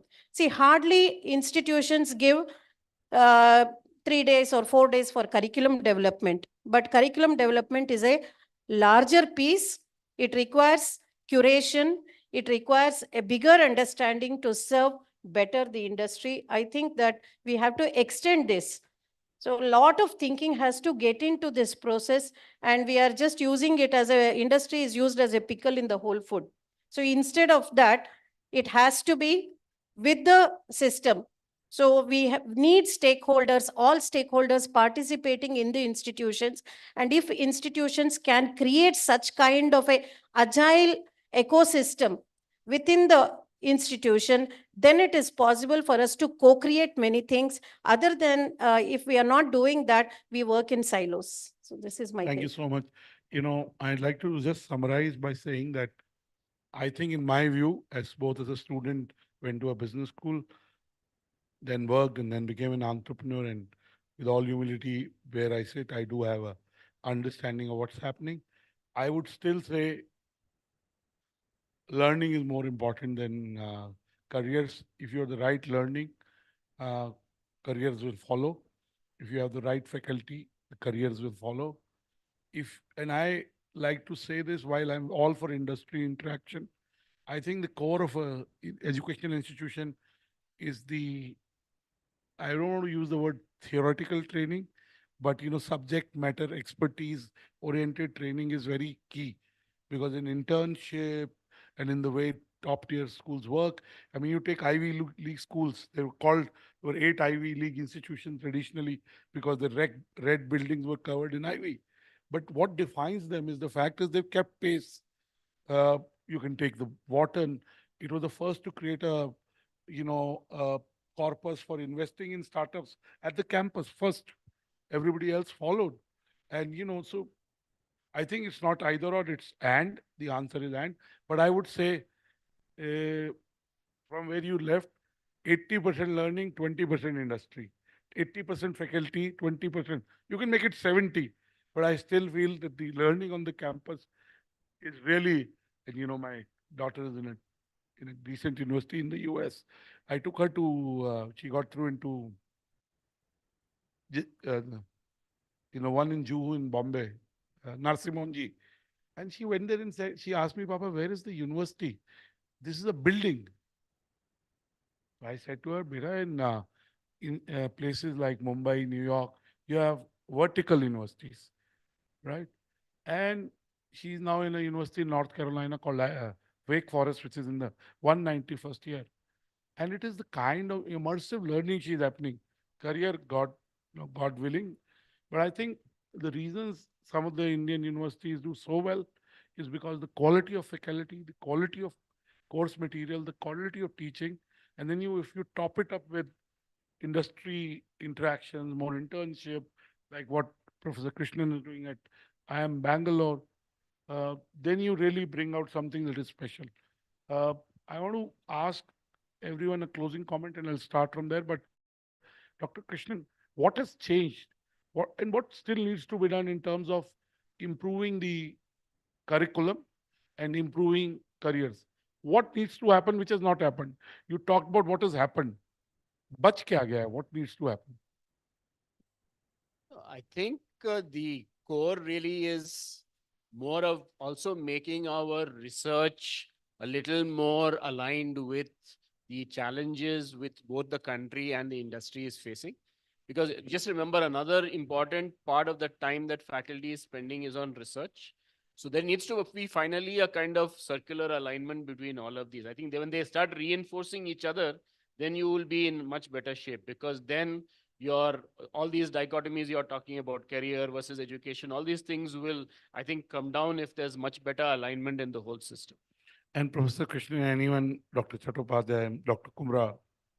So I just wanted to mention that when you have, I'm talking about space sciences as such, when you have, a lot of startups coming up and, they don't know how to do things, but then the academia knows how to do things. They've been doing, for quite some time, etc. So I think it's important to have this collaboration. He was also mentioning that industry people should be able to come to academia, spend some time, and then go back. Similarly, academia should go to industry and come back. But this, if you get this media wired, then you can actually see what is required in industry can be plugged into the academia.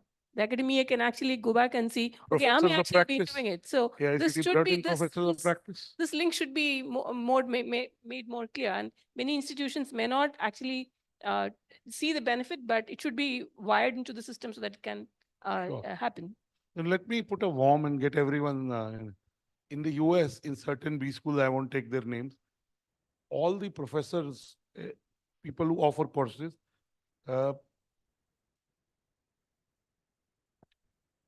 and there is a certain prices for extra courses.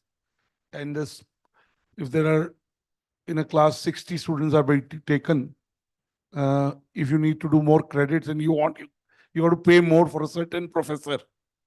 For example, at Kellogg, let me take the Associate Dean, Professor Sani's course. I mean, look at its rating. He does so much work in the industry that he's able to use what he does in the industry in his class with the base of teaching that he has of 30 years. So is that happening in India? I have a different take on it. Sorry for being a devil's advocate. We are looking for a very narrow angle of a business education. That's why we are talking in one side.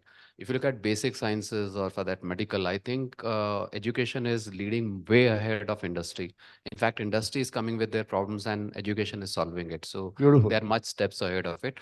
For example, if you look at our own history, when Nalanda was there or so many Gurukula was there. So was there any industry? No. Was education not contributing to the society? It was. Indeed, we take pride in it of our Bharat Sanskriti. Because of this reason, very. So saying that we are lagging behind industry, possibly that's not right. Possibly we need to collaborate together. That's a right way to say it. So this is my take on it. Dr. Chattopadhyay, your comment? There are two aspects to this. Number one, Indian education has delivered. Otherwise, so many CEOs and so many deans would not have been Indians. And the progress of the nation. We just now did an event, Mind Without Borders in Atlanta, and we could identify 47 Indian academics who are leaders in business schools across, which are ranked and accredited. Okay, I think a copy of the book I will share with you. That is number one. Number two is regarding, because I have seen what used to happen earlier, and because Indian education has delivered, and I have seen the IIT and the university system. What I have seen are the professors actually working in the social context. So I have seen Professor Sunit Mukherjee or Subhash Mukherjee working with the first test tube baby, which was Durga, which was a controversy later on.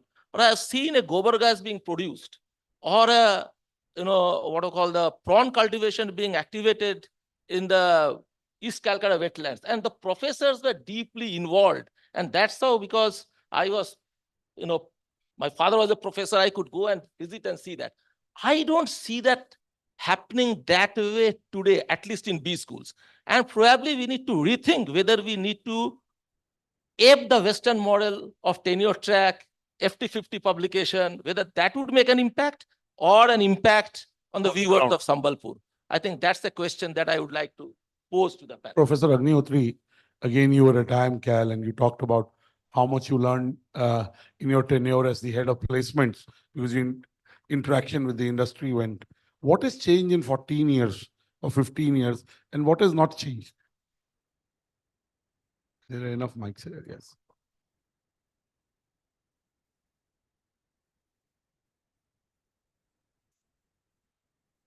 Nothing has changed.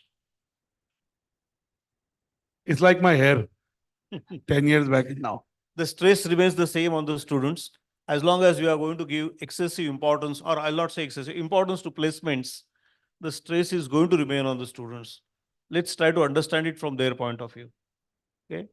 We have to understand, as you rightly use the word career, we should offer careers and not jobs. And even the organizing bodies like NAC and others should not evaluate institute on the basis of purely placements. Placement is also one of the important factors in the evaluation. I'm sure Dr. Sahasrabudhe would agree with me, okay, as per the format that is given. And naturally, as long as that is there, both the institute and students are going to be under pressure. If you want to offer careers, you have to make certain changes to pedagogy. Okay? We follow case studies. It's a great instrument of learning. I am personally advocate of case studies. But when a fresher comes to the class and he's attending my class and I'm giving a case study to him, he has no knowledge of how industry works. How is he going to tackle that case study? Okay.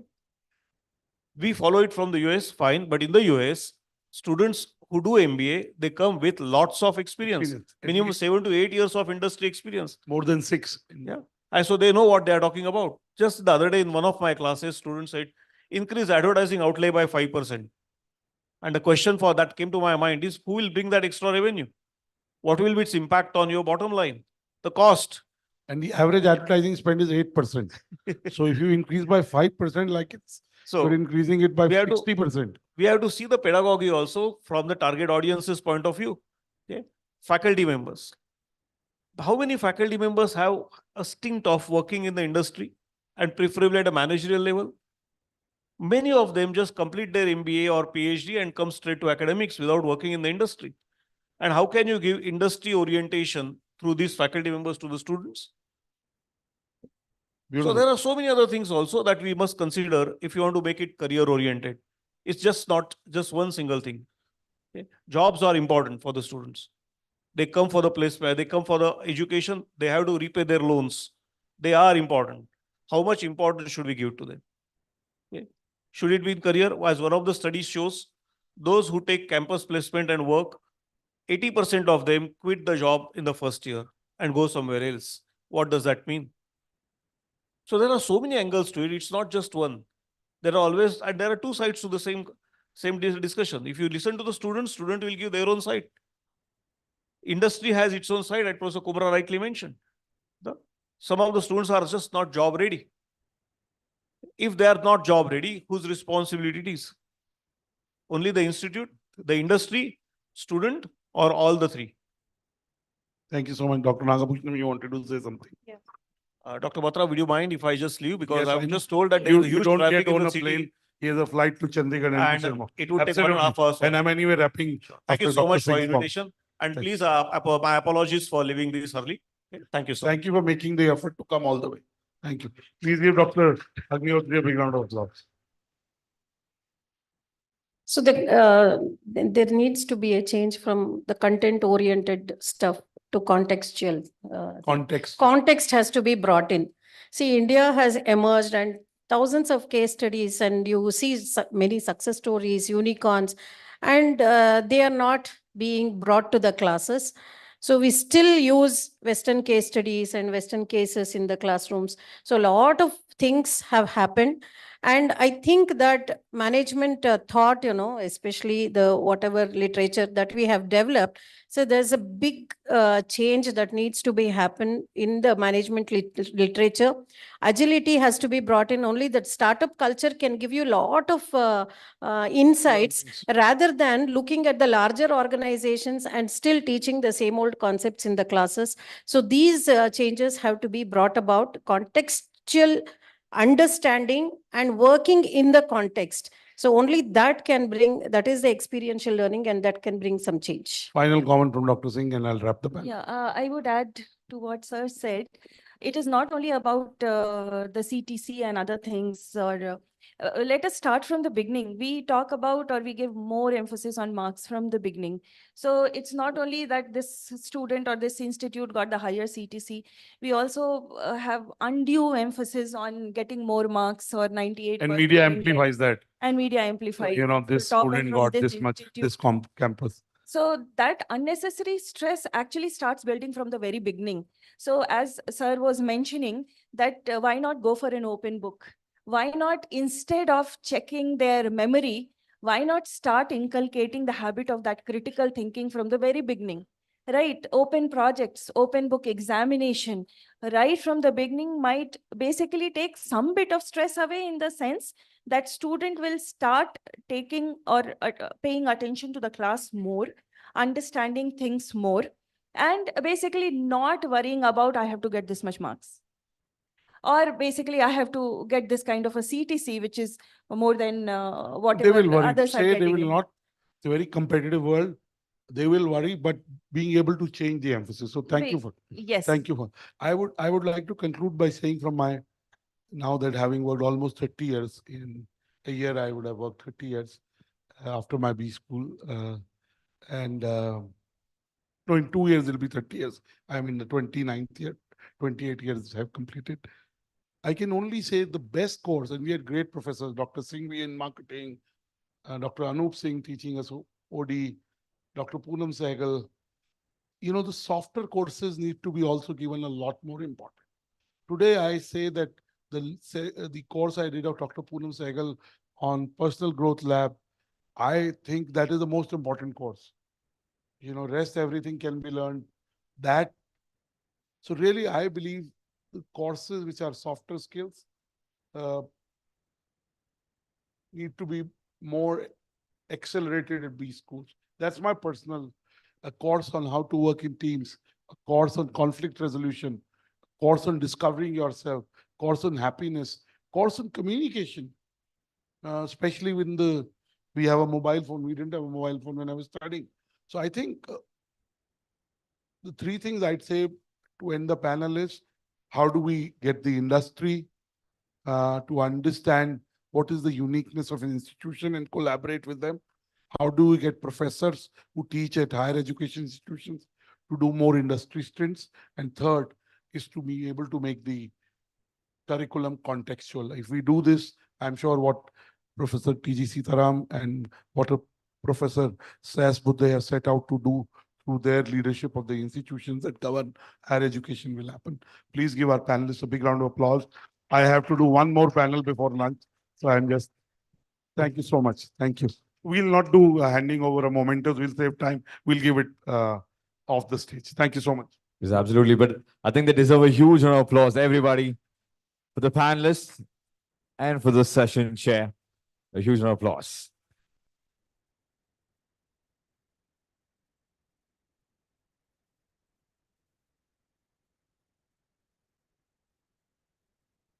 And we're going to have our first set of lucky draw that's going to happen right about now. Could I request the team to get the ball? And fingers crossed. And also, we take this opportunity to invite Mr. Mudhu Vinay to join us back on stage, as we would take the opportunity to felicitate you right about now, sir.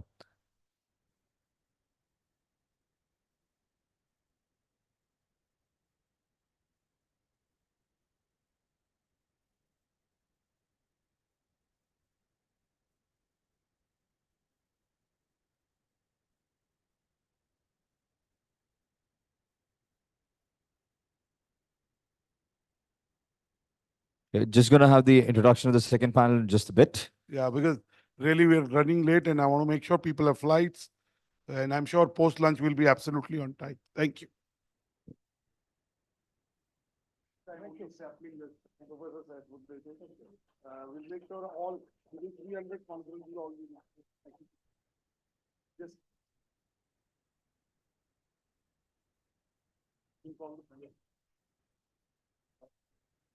So moving on quick with the next panel discussion. It's all about role of leadership in technology and education. And as we already have the session chair right here with us, Dr. Anurag Batra. Next, could we have the panelists, Executive Director, Acharya Bangalore Business School, Mr. Ajitesh Basani, to please join us. Everybody, a huge round of applause. Let's keep it coming. And Pro-Chancellor, Alliance University, Abhay Chebi, Professor Dayanand Akshar from Gulbarga University, the Vice Chancellor. Let's have a round of applause for everybody joining us on stage, please. Let's also welcome Vice Chancellor, Tumkuru University, Tumkuru, Professor M. Venkateshwarlu. Joining us from Davangere University, the Vice Chancellor, Professor B.D. Kumbar. And also we have Vice Chancellor from RV University, Professor Dr. Y.S.R. Murthy right here.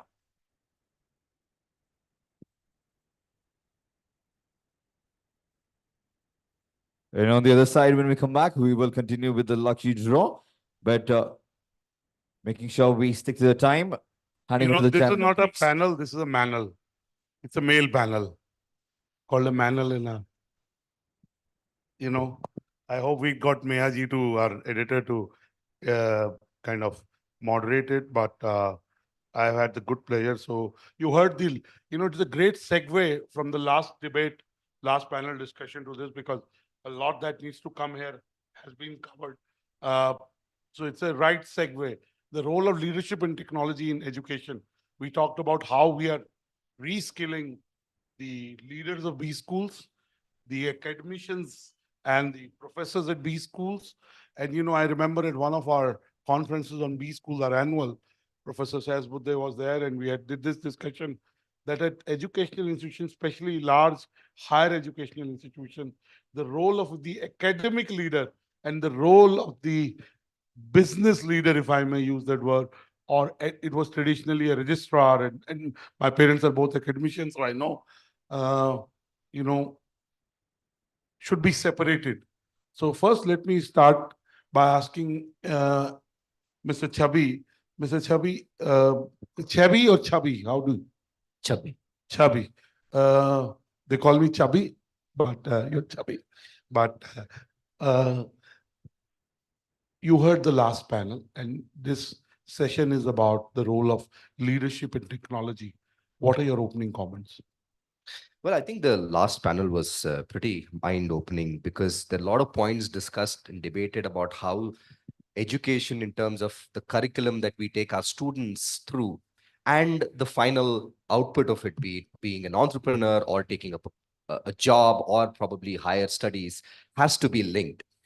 Taking cues from that and also what you just mentioned, an academic leader and a business leader together running an educational institution is a very important thing. And I link that, Anurag, to technology. Today, you need academic leaders who have both academic experience and technological know-how because technology is aiding education.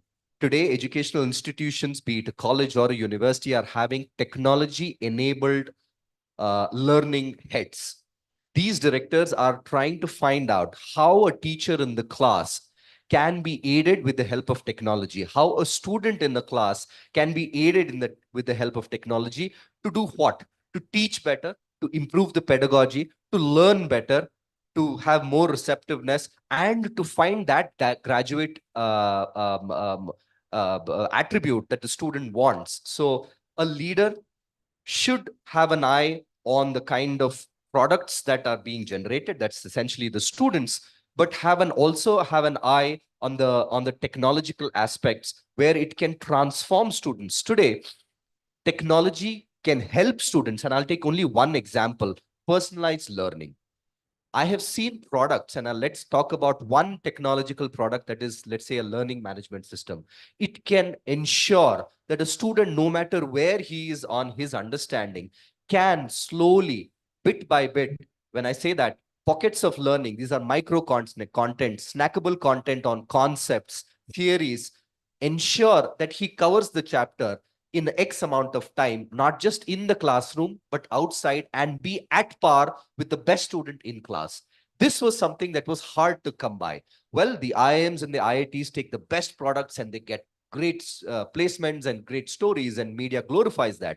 What about other institutions? Now, there is an aid. Now, if you're a teacher teaching about 6 different class, you can use technology to ensure that all your students can meet the topmost performer in these sections, simply because technology can be used anywhere, anytime. You can prompt it. You don't have to fear. You can communicate with it. So using technology in educational environment is only top down. When there is a buy-in at the leaders level, then it will get percolated and the benefits is across.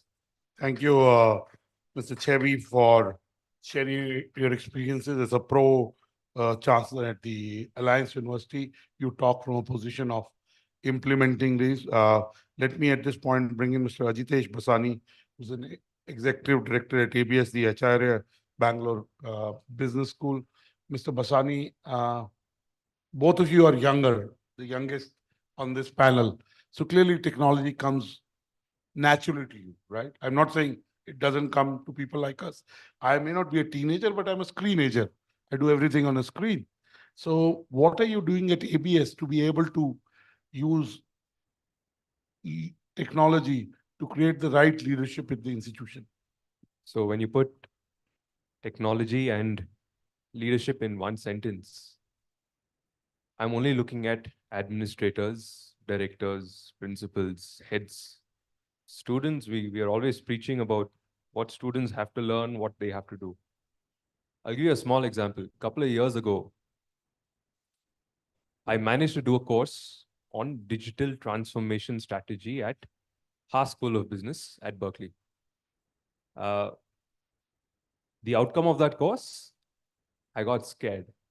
I was ridiculously scared because of where we are in the entire digital maturity of the organization, right? So the very first step is obviously in digital transformation.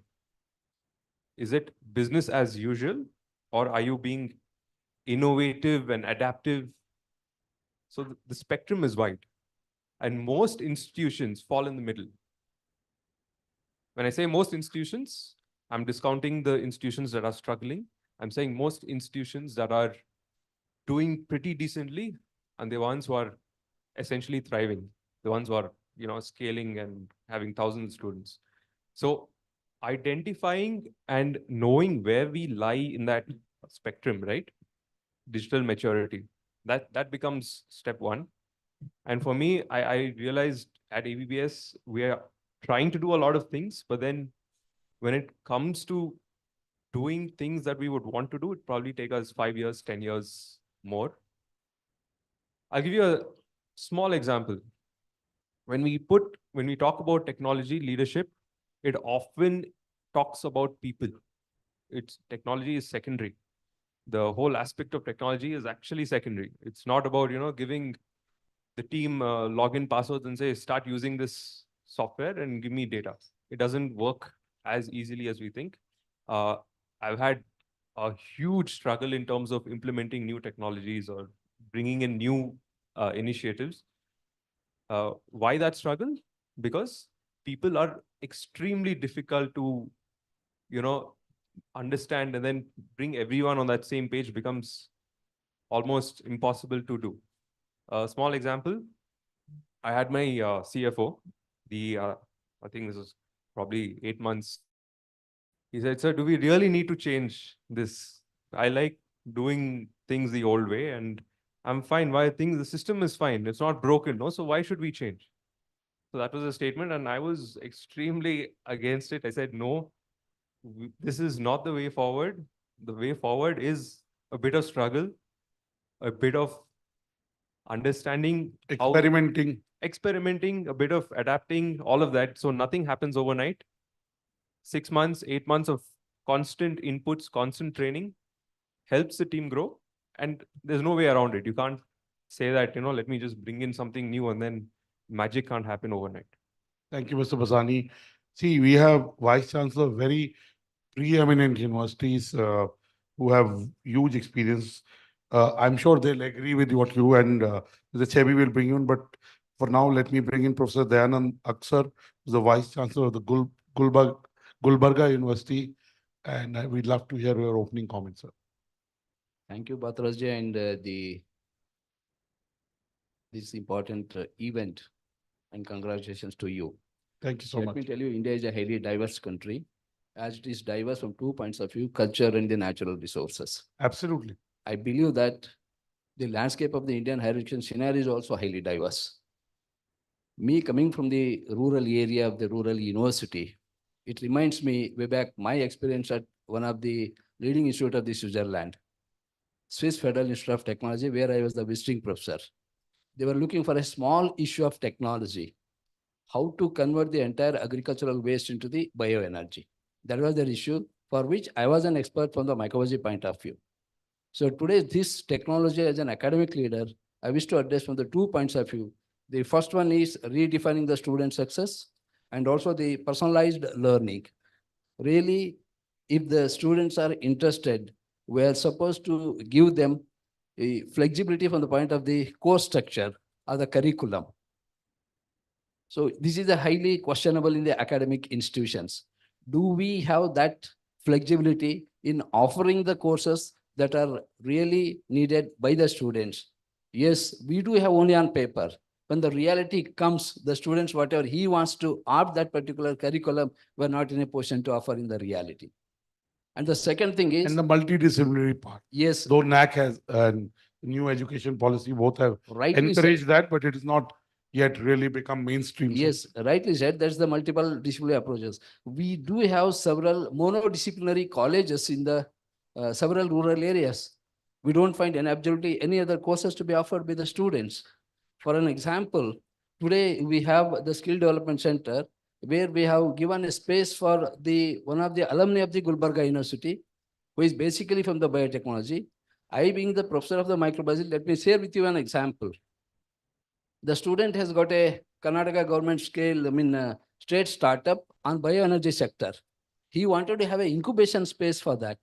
So Gulbarga University has offered that. Basically, he being the microbiologist and the biotechnologist, his bioenergy sector was only how to convert the entire agricultural residue into the bioenergy, like CNG and then the bio-CNG. That is the concept of the technology what has been developed. So really in the higher education scenario of the India, if we could able to offer the, flexibility of the students, what he wants to opt the courses, and also the personalized learning. It is because of these two, the young industrialists are coming up in the global scenario sectors of the bioenergy. Thank you so much. And one of the things is, how do you see, there are three stakeholders. There is the students, which are the most important. There's the faculty, which is, really the heart of education delivery. And then there is, let's say, leadership, ownership, administrative part, who try to make sure, how do you make sure that you have a culture which encourages institutionalizing technology usage and technology context with whatever's been traditionally working? How do you institutionalize that is a very key part of what you achieve as an institution. And I'm sure we'll come back to you with some more comments that you'll be able to make. And you rightly said, you have to look at, you come from a certain kind of university located in a certain place, and you said it's rural. But today, the beauty about technology, we heard about UPI, I talked about ONDC. Technology is very easy to use. So actually, technology is bridging the urban-rural divide in a lot of ways. And the aspirations of anywhere today are as good as somebody elsewhere. So we'll come to that, but let me also at this point bring in Professor M. Venkateshwaralu, who's the Vice Chancellor of the Tumkur University. Professor Venkateshwaralu, your opening comments. Yes, sir. Very good afternoon, everybody. It's a nice platform for us to think and implement the things in a better manner. But there are two things here in this panel of discussion. One is the leadership, another is the technology. As you all are aware that the higher education institutions should have a adaptive leadership characters. As John C. Maxwell, a great American author, was a good trainer for the leadership, who says that leaders should have the knows the way, goes the way, and takes the way, shows the way. So any higher education leader should have adopted these three important characters first. And for another important thing, I would like to say that here in the hall, very few public universities representatives are here. Majority of the people are from private institutions. Priya, we should get more public universities in Mehaji next time. I'm sure we will. Yes. What is the difference between the education providing from the private universities and private institutions and public institutions? Whether you agree or not, it is true that private institutions will see the education providing as a business, whereas the public institutions, they take the responsibility to provide the basic education, higher education to the needy of the people with affordable cost. These are two differences. And coming to the technology implementation, adoption in the higher education institutions, as well as the private institutions, a lot of gap is there. Why the gap? There are, of course, there are constraints are there, merits and demerits are there. But we are thinking globally, as IICT director rightly said, among all the graduates produced by the higher education institutions, still 53% people are unemployed. Even Mr. Batra also said. Why this unemployability is there means lacking the skill adoption in the institutions. What is the reason for that? The main reason is there is a providing education in a holistic approach we see, but like rural background and semi-urban students, mainly they take the admissions in the public institutions because of the affordable fee structure in the public institutions rather than the private institutions. The take of the admission admitted students in the public institutions starts from the just passed to 90%, whereas the private institutions starts from the 85%. So the growth in the private institutions, the passed students is mainly 10-15%, even if they score 90-95%. Whereas the public universities, even the average student which passed from the 45%, we see that 90% they score. Touched up of the training we provide. There's a lot of gap between the private and public universities. The main reason is the growth which is not visible in the public universities is because of the economic and social and attitudinal diversity we can see in the students which take the admission in the public universities. We talk about the academic flexibility, but of course, no doubt, but still in the public institutions, we have many constraints in the administrative and academic flexibility need to be addressed. Then technology adoption definitely will bring the really great change in the academics, right? Just now, Mr. Batra said, which brings the gap between the rural and urban. Of course, the infrastructure facilities should be improved in the public universities so that this can give the good results. Then ecosystem in the public universities need to be equipped with the form of infrastructure, expertise, training for the faculty before the giving the training for the students. If we address all these things, definitely we can get the satisfactory results in the public universities also. Thank you so much. I think you made very relevant points that I think both private universities and public universities have a role to play. And they're doing that role because the number of people to be taught as the gross enrollment ratio goes up, there is need for more institutions. And but you brought out the nuanced differences between the approaches of both. But I would say even in private universities, they're competing amongst each other and with public universities. So they've also been able to imbibe education while it may be, everything has become a business, as you rightly said. I remember in 2010 or 12, I was at a Exchange for Media event, and then Mr. Manish Tiwari said, he was speaking before me, and he said, media has become a business. And I was speaking immediately after him, and I said, what is not a business? Even if you go to an institution of faith, you can pay more to get ahead, right? I was in Bombay yesterday. I was at Siddhivinayak, and there are different queues starting from 100 rupees to 1,500 rupees. So I think money has a role to play, but at the end of the day, what you deliver matters. And the environment is such that the more the merrier. Professor Sitaram and Professor Sesbud, they talked about how to improve quality. And, I will not even go to employability and all, just improving basic quality, that's the key. But at this space, let me bring in Professor B.D. Kumbar, who's the Vice Chancellor of the Devanagari University. Dr. Yeah? Down here. Yeah. A very good afternoon, all of you. I thank the organizers for providing me an opportunity to share a few of my ideas that is on this forum. First of all, there is no doubt about it that technology is not only supporting our education, it is trying its level best to improve the quality in the higher education. But the problem is, as a professor of library and information science, I am going to highlight some of the important aspects that's about the use of the technology that is in the higher educational institutions.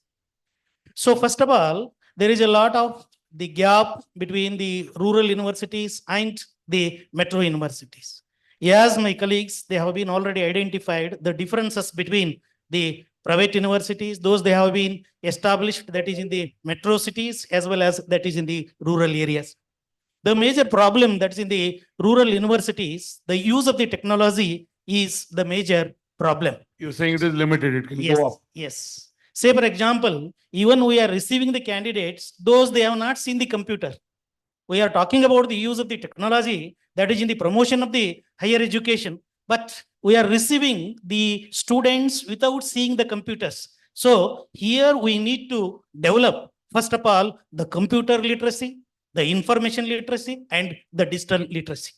When the universities and the leaders of the universities, if they are coming forward to develop such type of the skills for the use of the technology. The another problem is the information accessibility also. There is a lot of difference between the rural and the urban areas. Say, for example, the information haves and information have nots. The difference is increasing. You're saying rather than democratization, the digital divide like we saw in COVID has grown. Yes.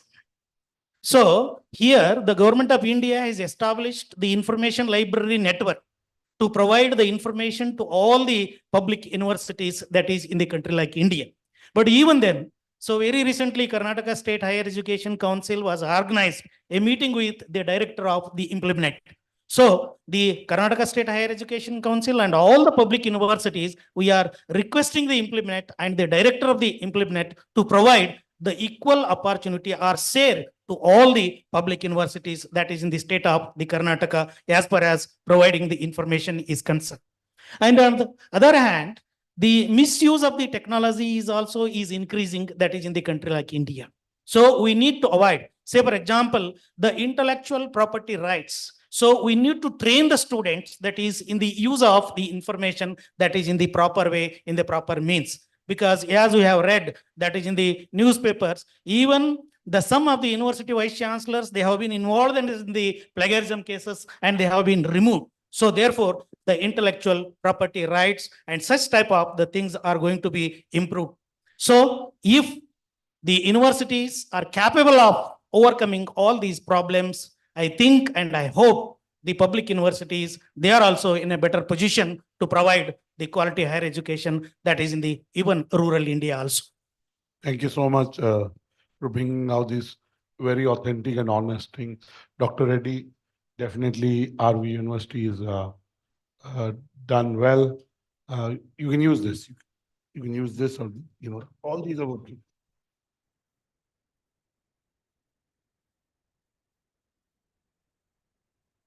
Good afternoon, Mr. Anurag. I would like to respond to Mr. Vinesh, who spoke in the first session. He said technology cannot replace a teacher, but he qualified his comment with something. But recently, Anna University has introduced something called Muller.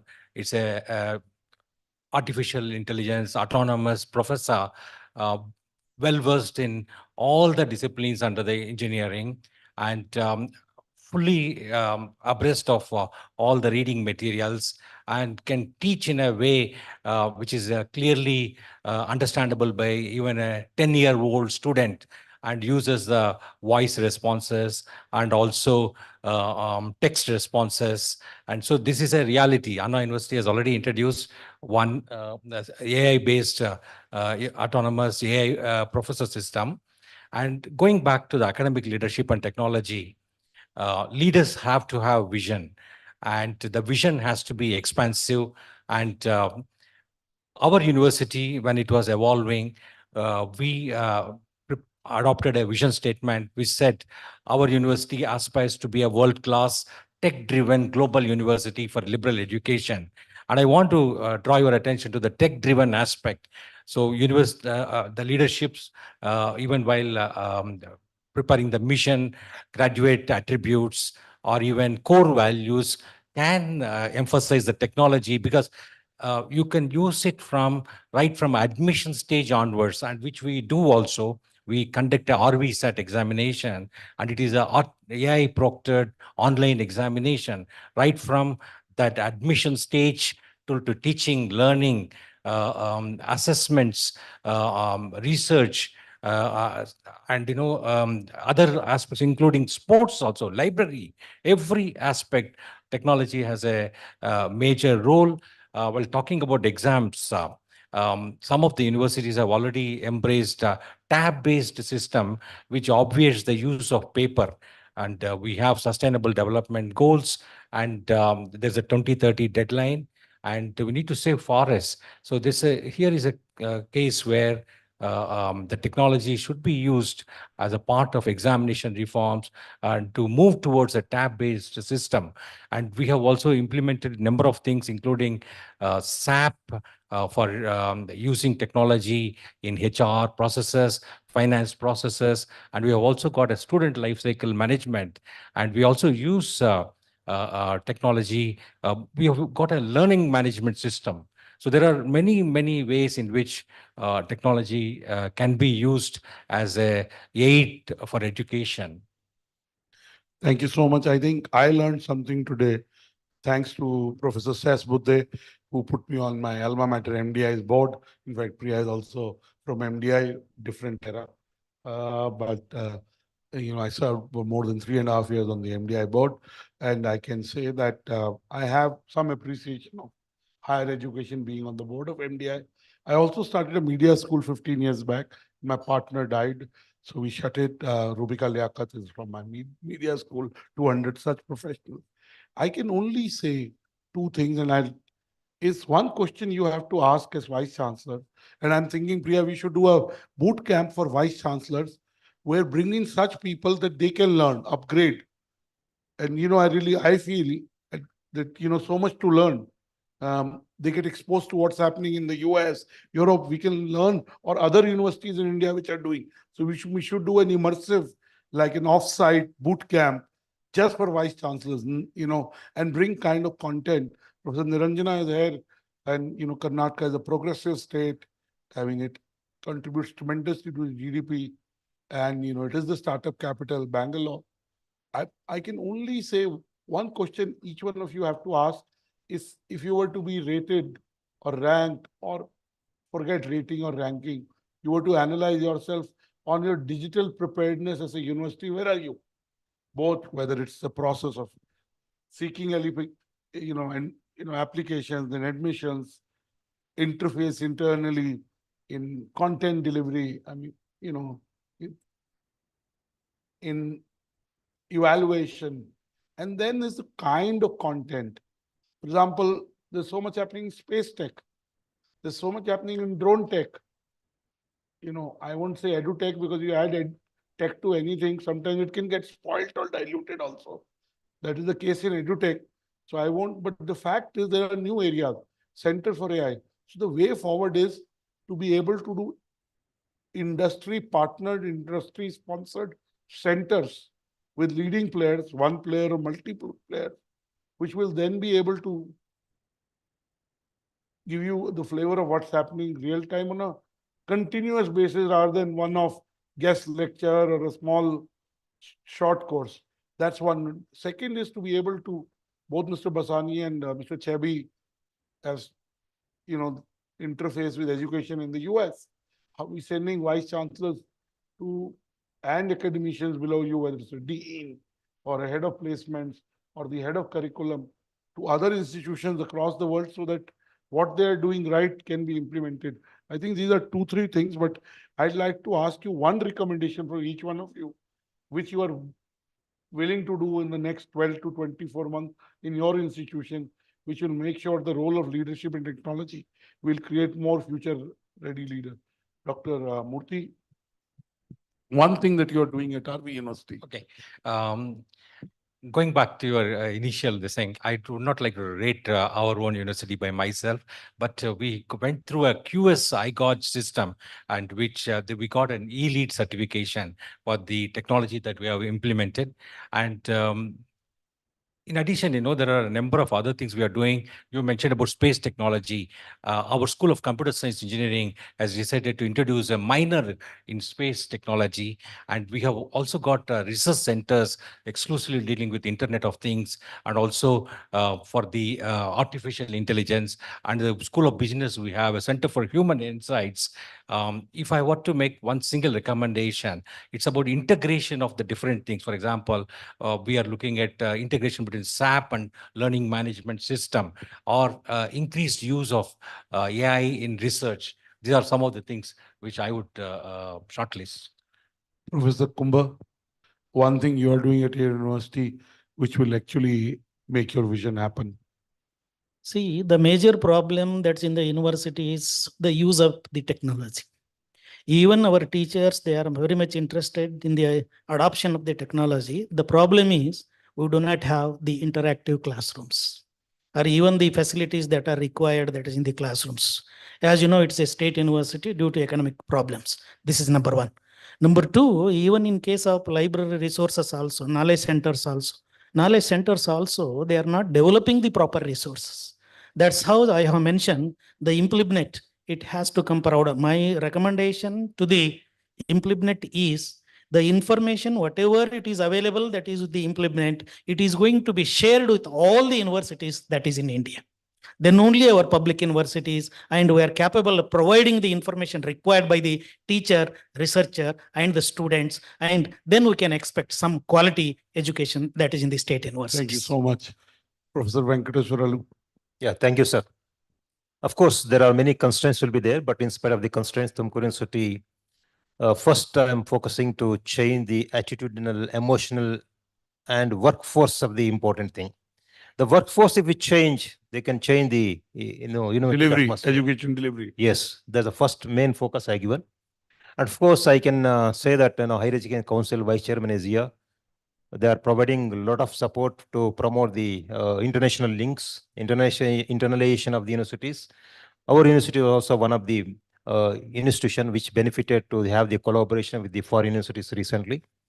And though it is a very close to Bangalore, Tumkur, but still a lot of gap is there. The difference between the Bangalore students and the Tumkur University students, completely, majority of the Tumkur University students are rural people. My intention is I wanted to give exposure to the rural students, the global exposure. In that connection, I had visited UK universities, and part of the UK universities visit, I got the 2 MOAs with the South Wales University recently. Then digital form, of course, Tumkur University is having the good position to implement all the technology which is provided by the government, NIC and other things. We are not adopted any private technology. Then we have recently introduced the innovation, incubation, and entrepreneurship. These are first university in the Karnataka and public university was taken. And we got the award also from the SK University Anandapur. And with these small things, what I say that, leaders should not have a negative thinkings rather than the positive approach. We are going ahead. And my vision is that, technology adoption is also one of the primary area where you, as you said, it minimizes the gap between the rural urban. We're thinking ahead in a couple of months, we'll be able to adapt a technology savvy university for the students and the administration. Thank you, Professor Asghar. So I want 2 points to be shared with you. The first challenging factor for our university is upgrading the curriculum, industry, knowledge, and the skill based. Though it is there on the paper, we have to really make it to happen. That's a major challenge, what I am trying to do it. And also bring down the lag from when it is in the industry and when it's in the institution. You're right. And the second challenging factor, particularly for our university, is changing the mindset of the faculty. So we have the faculty mindset, a lot of other things which are supposed to be in the professional one. It should be more positive outlook. There is a major challenging for us. We are onto it. Okay, Mr. Chabi, and finally, Mr. Right, Anurag. So you asked about what are the technology, your question was, what are the technological implementations that we would do in the next 12 months? How technology ready you are? Where are you in your So the immediate comparison, plan. So I think every institution has a sort of maturity framework that they will work on, where they are and where they want to get to. But notwithstanding that, to answer your question, what are those aspects that I would want to improve using technology? I would go straight away to the primary stakeholders. Those are our students. Students have to be benefited. We are not an IT company or ITES company. We'll have to look at our processes. We have to look at our age-old pedagogy and try and embellish that through technology. I think I would focus on 3 things: the skills that everyone talks about, communication skills, critical thinking skills, as well as collaborative skills. Communication is no more with a human now. It's also with platforms and with tools. And if your students do not know how to communicate or do that right prompt, you will never be able to be successful. I think what AI is doing is making smart people smarter. So one is, how do students learn to communicate with each other and with technology? One. Second is critical thinking. Well, critical thinking can be taught in a classroom environment, but with use of simulation and throwing personalized learning to notch up the skill or the level that student is, critical thinking, which is most desired skill these days, can really go to another level, Anurag. And the last one is collaboration. If you cannot collaborate in a team, if you cannot understand what are the principles of the organization or what are the thought processes and work accordingly as a team, I think it's a wasteful effort. We're only generating high IQ, low EQ kind of graduates. I think these are all addressed in the graduate attributes that UGC talks about. I think I would use effectively technology in these areas. And mind you, one tool cannot solve it all. It's right fitment into the product. into the process. It could be a great SAP kind of a product, or it could be something that is done locally. Thank you. Thank you. Mr. Basani, your final comments. So nobody rated their institutions here. I thought, let me rate mine. Again, this is very relative, not comparing ourselves with any other institutions. I think we're a solid 5 on a scale of 10 in terms of where we are. Why am I saying solid 5? Because I know how much more effort is required in getting to that higher stages, number one. Immediate changes are all in systemic efficiencies. How can we identify those gaps and address those using technology?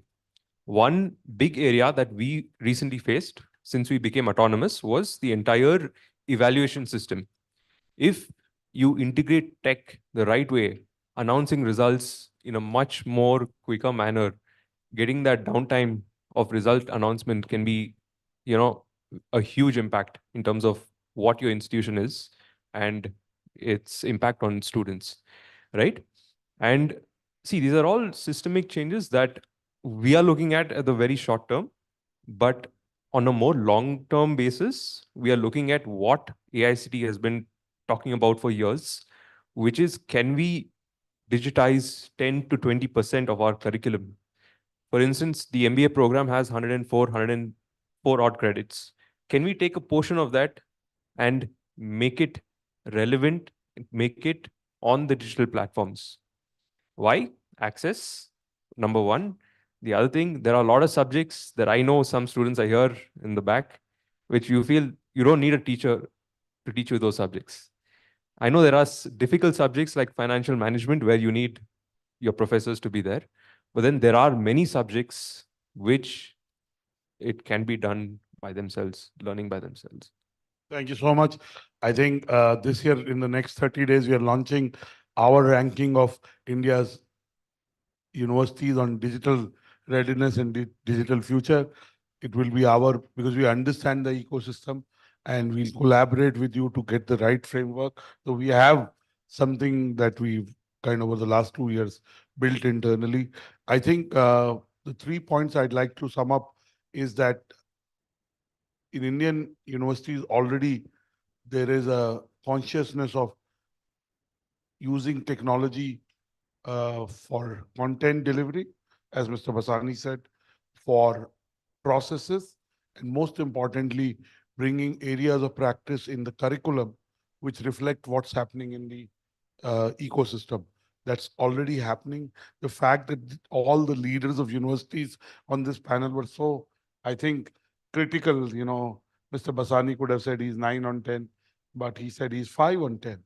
So clearly there is a aspiration to be really there. And I thought this panel, I do a lot of moderations, the very, very honest and authentic panel in terms of realistically putting where the universities are in terms of leadership and technology. And the good news is that they're still in the play and hoping to be able to improve real issues while not losing a sense of education. Please give our panelists a big round of applause. And I'll hand this over to Amar to be able. Amar, all yours. Thank you. Check. Thank you. And once again, could we have a huge round of applause for that power-packed panel discussion?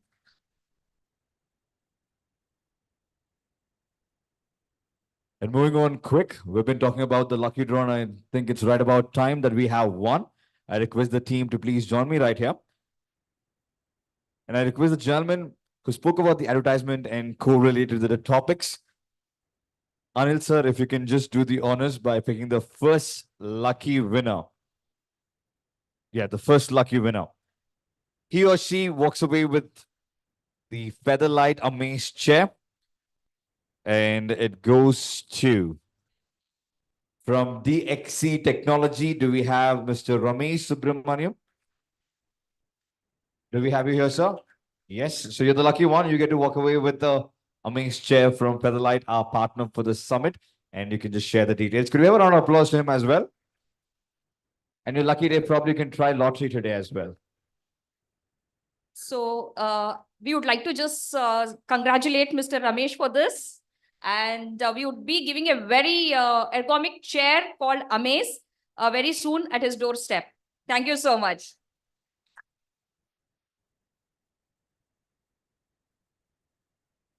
So it's been a pleasure to attend this event. A lot of insights into education.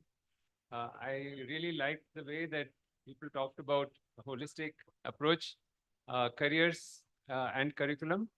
And I look forward to the afternoon session. Thank you so much. Thank you so much. Thank you, sir.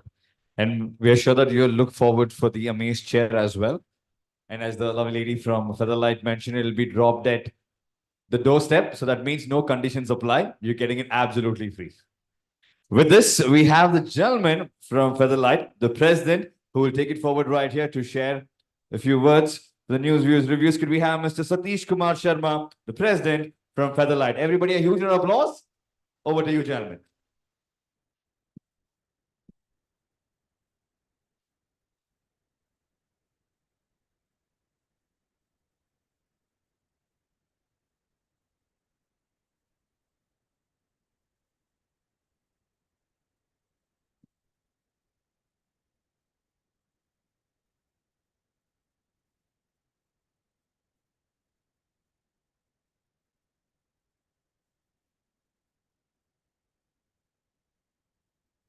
Hello, very good afternoon.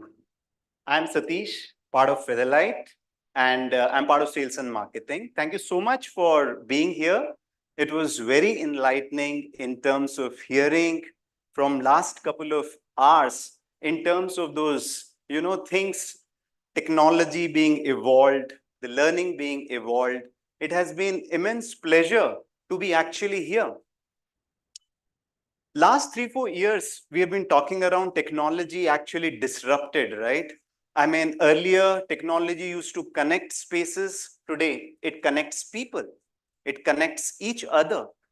So earlier, on the education front, more the learnings had been through teachers concentrated, teacher-centric, but today it has become student-centric in terms of the learning. So I think the world is changing, and so as this particular segment. Now, look at the learning. Now, learning is not in a silo, right? It's not restricted to the classroom. In a school, in an education environment, there are a variety of different portfolios where the student faculty interacts. I remember earlier, there were specific hours. Hey, go and play. Hey, this is studies time, get into the class. Oh, this is the play to, this is the time to be in library. But today, the learning as such has become the center part of it.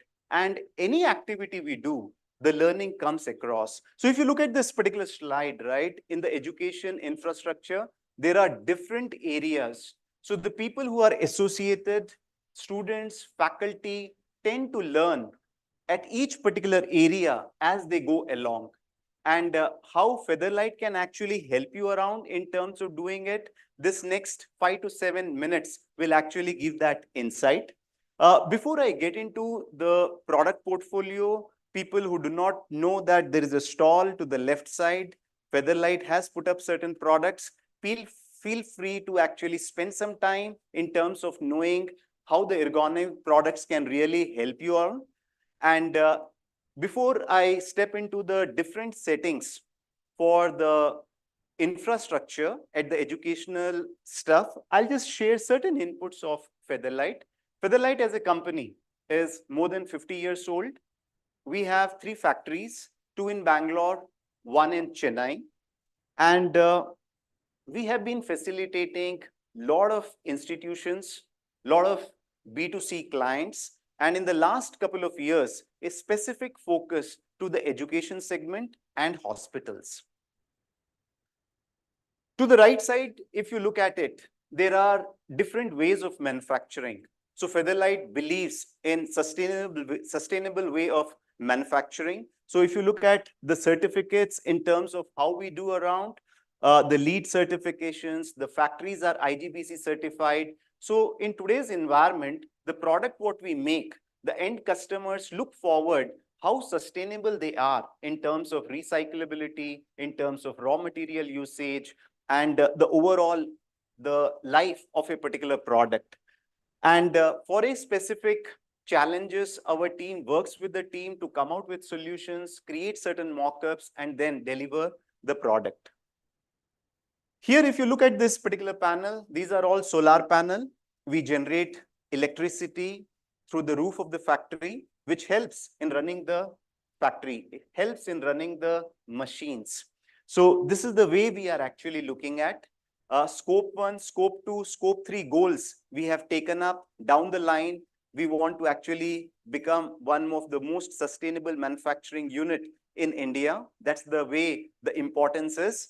I've been hearing on technology a lot, and I tell you the connect between the education platform and the business corporate. The common threads which work around presently are ESG, environment, social, governance. And this is the area where I believe a lot of opportunities would come around, even for the students who are actually taking those classes in future, where they would like to actually link, because the end customers today look forward what kind of recyclability a product has and how it has been manufactured. To the left, these are certain clients on the education front where we have been supporting. So with this, what we realized is in the education environment, the settings, the environment, if we create in a right way, it helps in terms of learning. In terms of cultural aspect, if we can create a setting, an eye-to-eye contact with the student, a flexibility built in, people tend to actually become more free to actually learn and interact. The infrastructure, if it is technology enabled, it helps. Human-centric places, it makes a lot of difference in terms of, getting the best mileage of the infrastructure. So there are a lot of stuff in terms of an environment from well-being point of view, in terms of moving away from sedentary kind of a lifestyle, how you can create an infrastructure which can be really appealing for the environment to actually support. So the next slides, what I'm actually going to go through are those particular slides which would be the futuristic kind of an, the school, the classrooms, which can support the learning. And if you look at these particular products, few of these products are already available. I want you all to get a feel of the product, how ergonomically they are designed, how they can actually move around. They can have height adjustment, ergonomically designed. A student can actually move around along with the chair to interact with other students too. So these are certain slides which you will see that which will facilitate in terms of learning. Different models, depending upon the classroom, our designers can actually create the solution and show these kind of renderings to you all to have a look. And these actually are something which we are seeing a lot of importance it is generating, and different shape, no more those linear stuff, curvilinear, so that the students feel much more better to actually understand how things are moving around. Different shapes.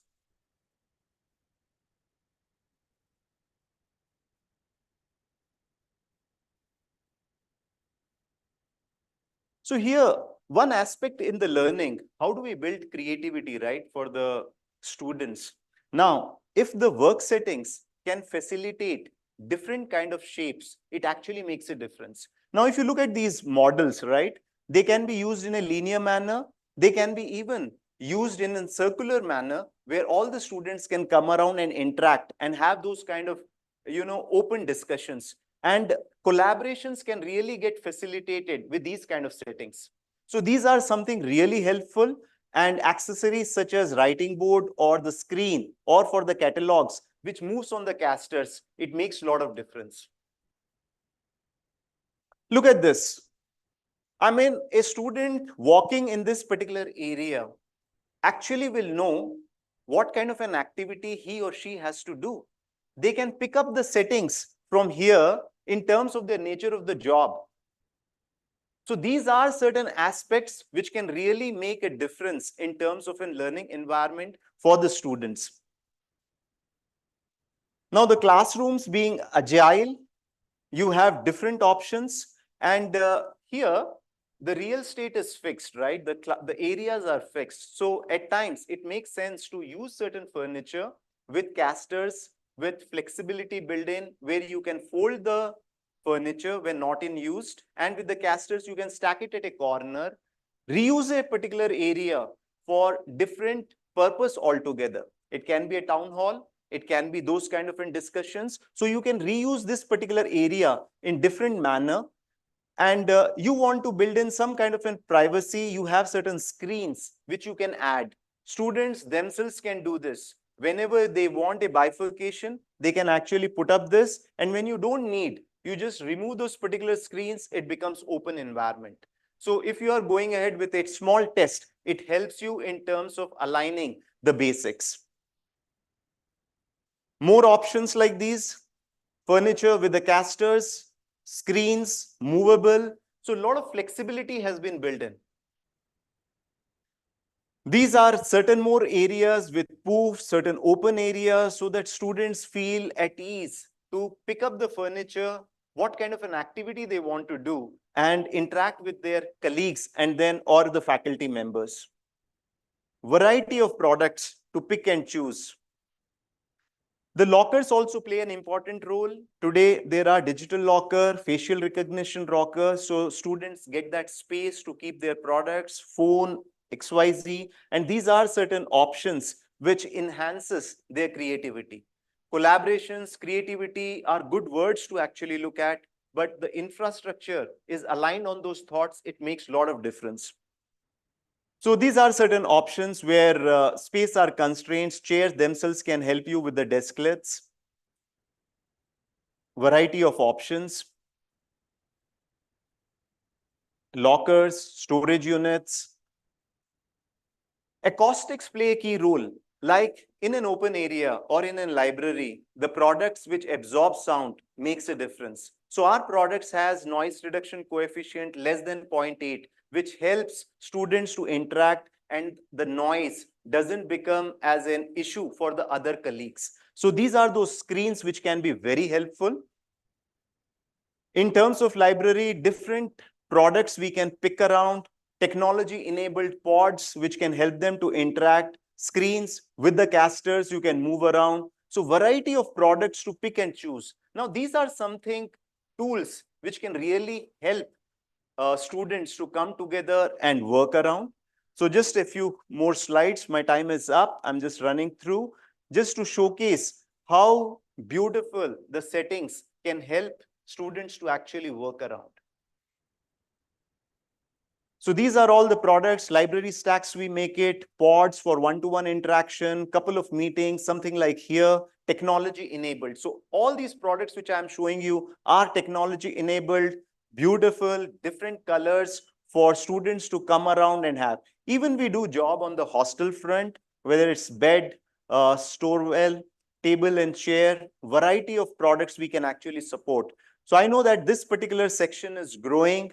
The administration staff, we have a lot of solutions. Sit to stand workstations we have, conference tables, cafeterias tables, where even water falls, nothing is going to happen. It is there. We use HydroShield product and variety of design. So options on auditorium. So if you are having an interest for the students or even for the faculty, I request that we have factories in Bangalore. Please let our team know. Do come down, spend some time with us at the factory, how we make, how sustainable products we make. We are happy to showcase you at the factory in terms of the entire process and even at our showroom that the real product, how they look like. And we look forward this industry to grow and we play a very facilitating role to the education segment. Thank you so much. Thank you so much, Mr. Satish, for giving us all those insights. Of course, the new gen education requires a new generation of furniture infrastructure. And now we head towards the much awaited session of the day. That is the networking lunch. And we'll finish that quick for about 30 minutes and we'll join back. Thank you so much for being a part of this new gen edu 2024. We'll quickly head out for lunch and we will be back in 30 minutes. Requesting everybody to join us quick. It's about 2:10 on the clock. 2:40 is when we resume and continue with post-launch session right here at the NexGen Edu Summit 2024. Thank you.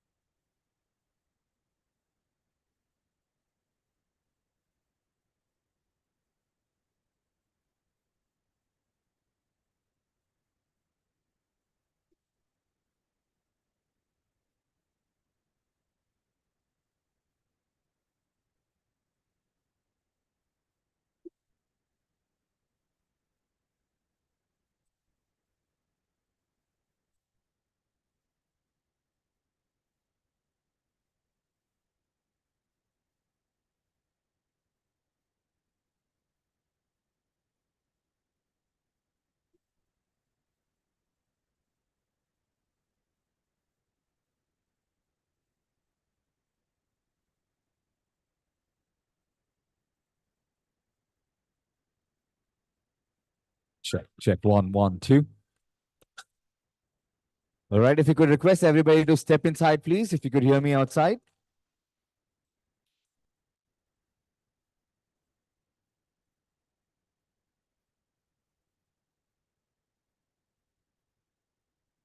Check 1, 1, 1, 1, 1. Check 1, 1, 1, 1, 1, 1, 1, 1, 1, 1, 1, 1, 1, 1, 1, 1, 1, 1, 1, 1, 1, 1, 1. Check. 6, 8 sound check. Check 1 and 2. 1, 2.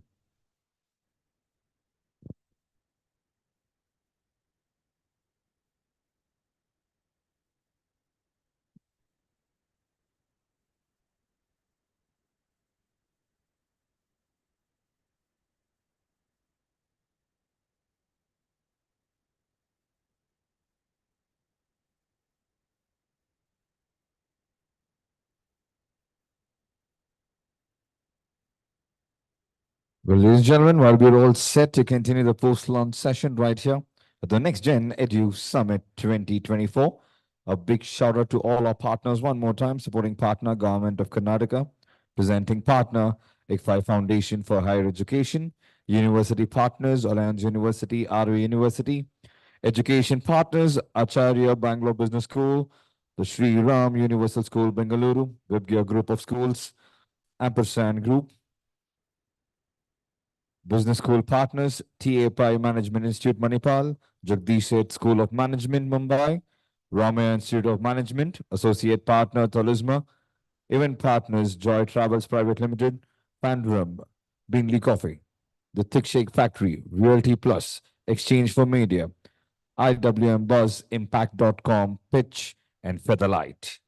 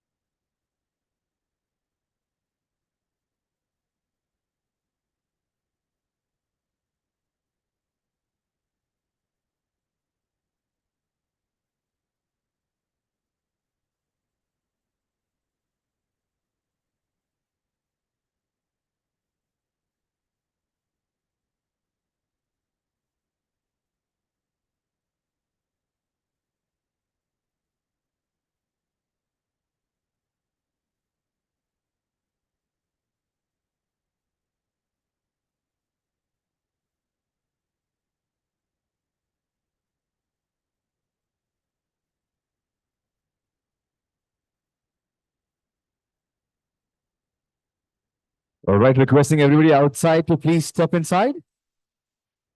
We shall start in the next 2 minutes. Thank you.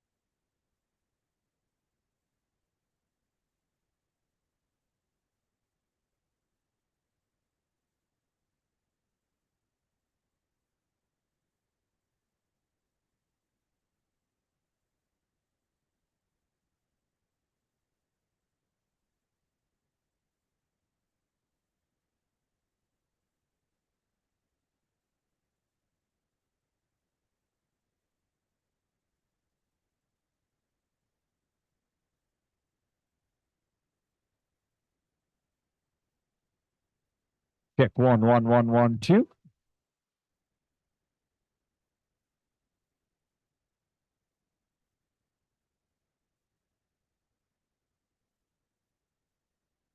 All right, 60 seconds to go. And we would continue with the NexGen Edu Summit 2024 post-lunch right here.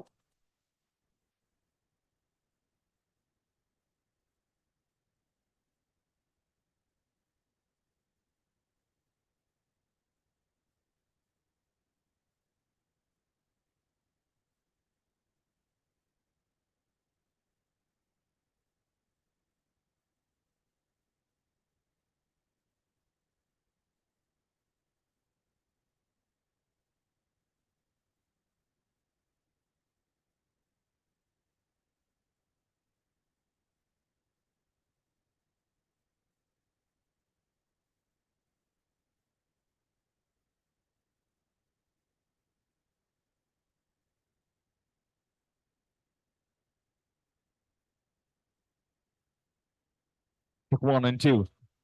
All right, good afternoon, everybody. Welcome back. Hope you had a good meal. Post-launch sessions are the most difficult one, of course, for the obvious reasons, but we'll try to make it interesting happening. And of course, we have a very interesting panel discussion that's going to take place. But before that, I just thought to have a small mental stimulation, a fun bit. Could I request the console to have my slides? I want everyone to have a look at the screen right now and give me the right answer if you can crack it. Very simple. You're going to look at that? Okay, yeah. Okay, you already got the answer.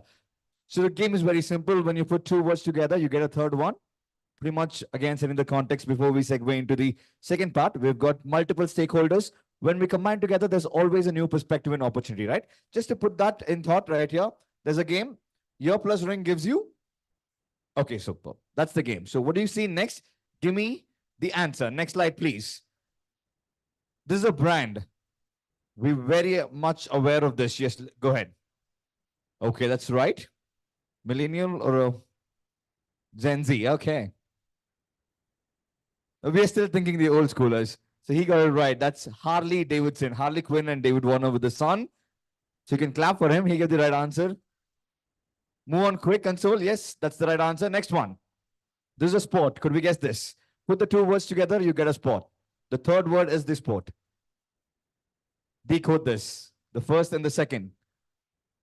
We got there. Yes. Right one. That's rugby. A round of applause. Next one, please. This is a brand. Yeah, we got that quick. Nice. eBay is the right answer. A fly is called E in Tamil. That was the letter. And then we had the bay, eBay. Next question, please. This is the last one. This is a brand again.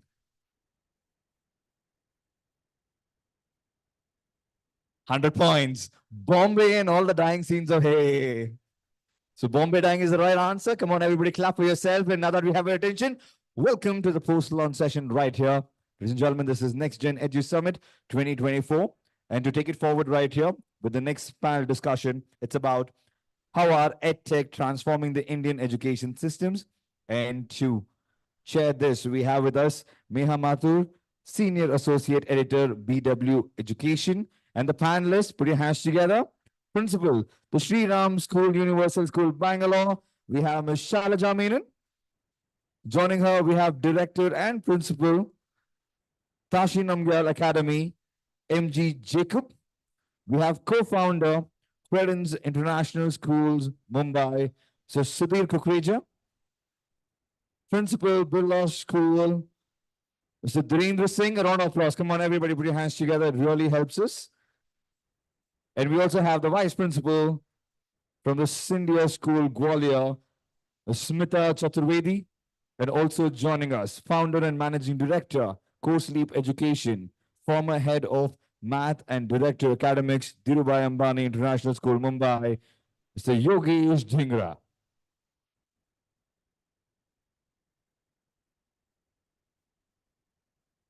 With a fantastic set of panelists and the moderator.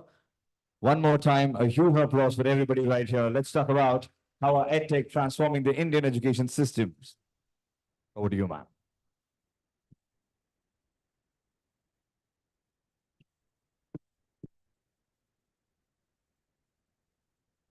Good afternoon, everyone.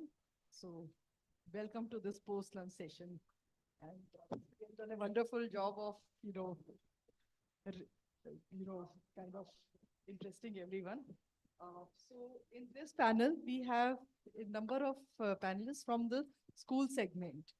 And I would like to discuss with you the whole engagement about tech.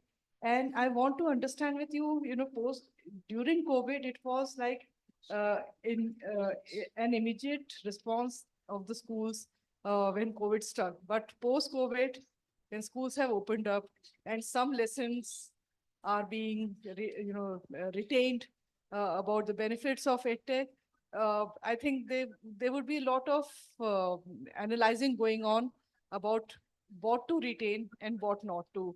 So in this context, I would like to, maybe start this discussion with Ms. Menon. And I would like to know from you, how are educational institutions figuring out what tools are apt for them? What kind of, brainstorming is happening in your institution, and in which teachers would also be involved? I want to know about that. Good afternoon to everybody. Pandemic has certainly brought about, tremendous knowledge to the school industry. This is something which is, very, very apt. Gone are those days where, schools were just imparting knowledge. But in pandemic, I think we all geared up to understand that, it's a combination of knowledge acquisition and skill sets. So as schools, the minute pandemic struck, the major tool that schools focused on was empowering teachers. Most of the progressive schools have been doing this it's a regular and ongoing process. Teacher empowerment is key to success of good schools. And I'm sure all the curriculum-based schools have been on with it ever since their inception. So those schools which are, really faring very well with the academic approaches and also consciously bridging the learning gaps already have their learning quantum, the curriculum, the progressive teaching learning pedagogies in them. So in pandemic, the challenge was only to a nominal percentage of teaching fraternity. So if I say I had 104 teachers reporting to me, the percentage of challenge was only with about less than 5%, because all the others who were already with us were well groomed with their soft skills, and they were even otherwise completely engaged in active learning trends. So as progressive schools, we never faced challenges, but yes, starting off in pandemic in 2020, when pandemic struck, I'm sure all of us were, and it stuck exactly at that most crucial phase of the assessment time. Typically, it happened in the month of March 2020. And everybody the school industry grabbed themselves so swiftly that it became seamless. Within less than a fortnight, all the schools were functional all over again. But the challenges were back in. Yes, but then teachers were all very well empowered. And I think the collaboration and support that the teachers, and then the aptitude for learning that they had exposed was very, very large. So overall, I think the learning gaps became a challenge. But primarily those schools where there is a curriculum and there's a progressive approach to teaching learning pedagogy had minimum challenges even in pandemic, because they had their own portal connecting, whether it is Microsoft Teams or Scholaro. Almost all schools managed to connect back to every child of the school, engage them actively in the teaching learning pedagogy, and also bring about productive learner outcomes. Schools like us, we started our sessions by 8:20 in the morning with a homeroom session and a new initiative. And this new initiative was revised every month. In fact, every fortnight, we thought about the next new initiative. And the sessions were very well knit because the curriculum was giving us the objective for the learning objective and the learner outcome. So primarily, there were no challenges at all. So we thought when the physical school revives, we may face all the challenges.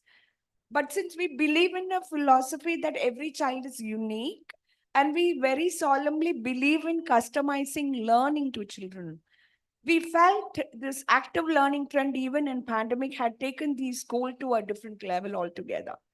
When in the month of February, or typically on the first week of February in Karnataka, they announced schools have to be revived. It was a Sunday, the previous evening was a Sunday, and that's when the Karnataka Secondary Board of Education announced very vividly that, all schools will be functional from tomorrow. We spanned it out in such a way that children of different levels come at different dates within a stipulated given time of maybe about 7 to 8 working days. And when children came back, in fact, most of the kids in the EYP sector were seeing the school for the first time. But despite the fact, the cordial environment and the conducive ambience with which the classes happened, the virtual classes occurred, that really bridged all the gaps. Children already had that second home feel in them when they got back, and settling down in school, it hardly consumed 2 days. Learning gaps, there were skill gaps, which consciously we run performance enhancement programs and bridge the gaps. Thank you.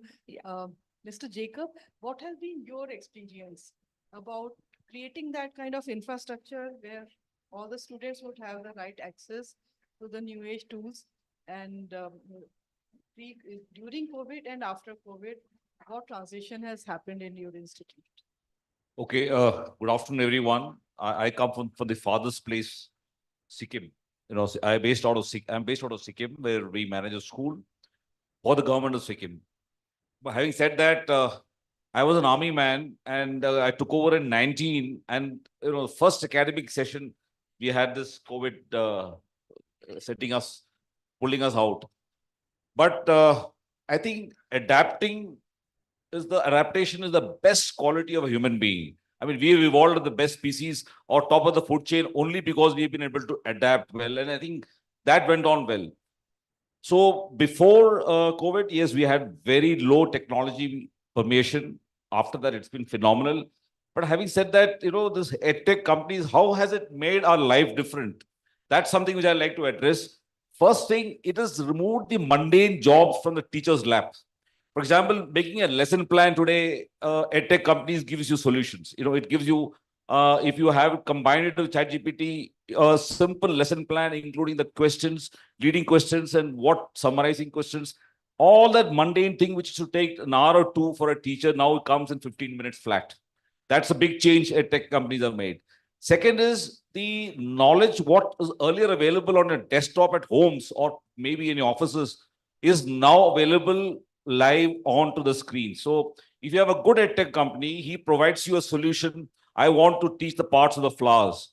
And you click and you have the part of the flowers in all dimensions. There are 3D version swinging. So that has changed, changed the way we can access knowledge, which earlier could take much longer. It could be as now done in a very small instant in the classroom to the child. Now, here you must know this, a large number of our children do not have access to this kind of internet connections and all those facilities. So in the classroom, if we provide it, it gives that child a huge platform for further growth and building upon it. When he or she goes back home, chances are very high that the child does not get the opportunity to go and surf the net or go into AI, considering the certain backgrounds of the finances and the remote locations that we have in Sikkim. But school provides that platform, and edtech companies do help us in this thing. The third area, which is big difference I found, is the assessment system. For example, we've hired a couple of companies for setting periodic tests. They come up with questions which are set by absolutely ingenious youngsters sitting in a room, possibly with no experience of teaching actually, but they're very unbiased questions, thought-provoking, and very, very fundamental questions. What has happened is, now every child likes to score, so he or she prepares well. More than that, when the results go bad, the teachers suddenly have realized that they need to adapt their way of teaching to ensure the fundamentals are taught more rather than the earlier rote learning and your definitions and all that stuff, which otherwise you should take away a lot of energy from the child. Today, the child is able to be, I mean, child is being taught by teachers who have learned, look, if I have to get my child to score more, I need to adapt my way of teaching. So I think, this has been the biggest change that we have had at least in my school, where when we adopted the technology and the technological firms which provides EdTech, these three fundamental changes have made a big difference in our school. Mr. Kukreja, I want to understand the role that teachers are playing because technology is changing continuously. So yes, schools would have, regular training programs, but are the teachers taking the lead that you would desire, or do you see a kind of reluctance at any level? Well, good afternoon, everyone. So they say necessity is the mother of invention, correct? And I think COVID made it necessary for teachers to adapt. So the entire adaptation that two of my fellow speakers have talked about, the reluctance, I mean, I'm talking about pan-India level, of course, that was there, right? We were always scared and wary of technology. I have been a part of a lot of such conferences before pandemic and after pandemic too. And I've seen a significant change in the way people have transformed and the way people have started looking at technology. As far as Credence International Schools are concerned, our foundation was technology. We were the first school in India to partner with Apple and create a curriculum which was completely mapped on Apple iPads in 2012. So for us, adaptation was not really a challenge per se. We had almost 30 plus Apple certified teachers when the pandemic struck. Google certification was another thing which we did. So for us, that was not really a challenge. But I think what pandemic changed and the kind of change that has come up in the attitude of the teachers or the parents, I would say the reluctance was more on the parents front than the teachers front, is that now there is a lot of openness to experiment. Now there's a lot of openness to go into the unexplored territories, right? Like for example, the advent of ChatGPT. So before pandemic, if I had asked, some teacher to let the child do ChatGPT and complete all his assignments, that would not have been accepted. But today they've come to terms with the fact that, all right, there is a technology which is assisting you, like Mr. said, in doing something which you are probably spending hours and hours doing in just about 5 minutes. And that's not the productivity that you would probably want to lose out on. You want to create an environment where children are able to think critically, come up with their own ideas, experiment with new things and get rid of, whatever redundancy that we've had in terms of our teaching learning processes. Things which technology enables, things which technology serves you on a platter, it's better to take it readily and then apply your human brain on it and take out, what could be the productive outcome from there on. So I think that's human mind required to be there for. So technology is not replacing human mind. It's about how do we better it and utilize it in the best way. So that's the way impact. So Mr. Kukreja mentioned about the parents front. I want to know from you, Mr. Singh, because there is also costing involved. And typically, it's not just about, lessons for sciences or, arts or maths. Even performing, dance and music went online. So for every tool, there is a cost involved. And how much can a child be online? So which brings the parents into the picture. What has been their reaction? And, how are they getting, first of all, kind of marginalized because technology has taken over many of the functions and maybe they are not in tune with what the tool is trying to teach. Good afternoon, everyone. Is your question related to pre-pandemic time? Post. Post. Yes. See, in India, if you look at the educational spectrum of school education, we have schools who are overflooded with the facilities and the gadgets. And there are schools which are lacking very basic facilities.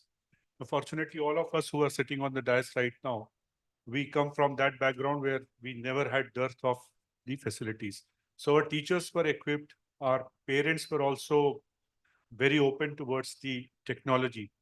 So when this lockdown was imposed, our systems were almost in the state of readiness. It was only a matter of time that how do you sort out the smaller issues and fine-tuning the entire program. And maybe with my experience, I will talk personally about myself. I was working in a school that time, which is uh, the child of the cricketer Virender Sehwag. It's a cricketing school.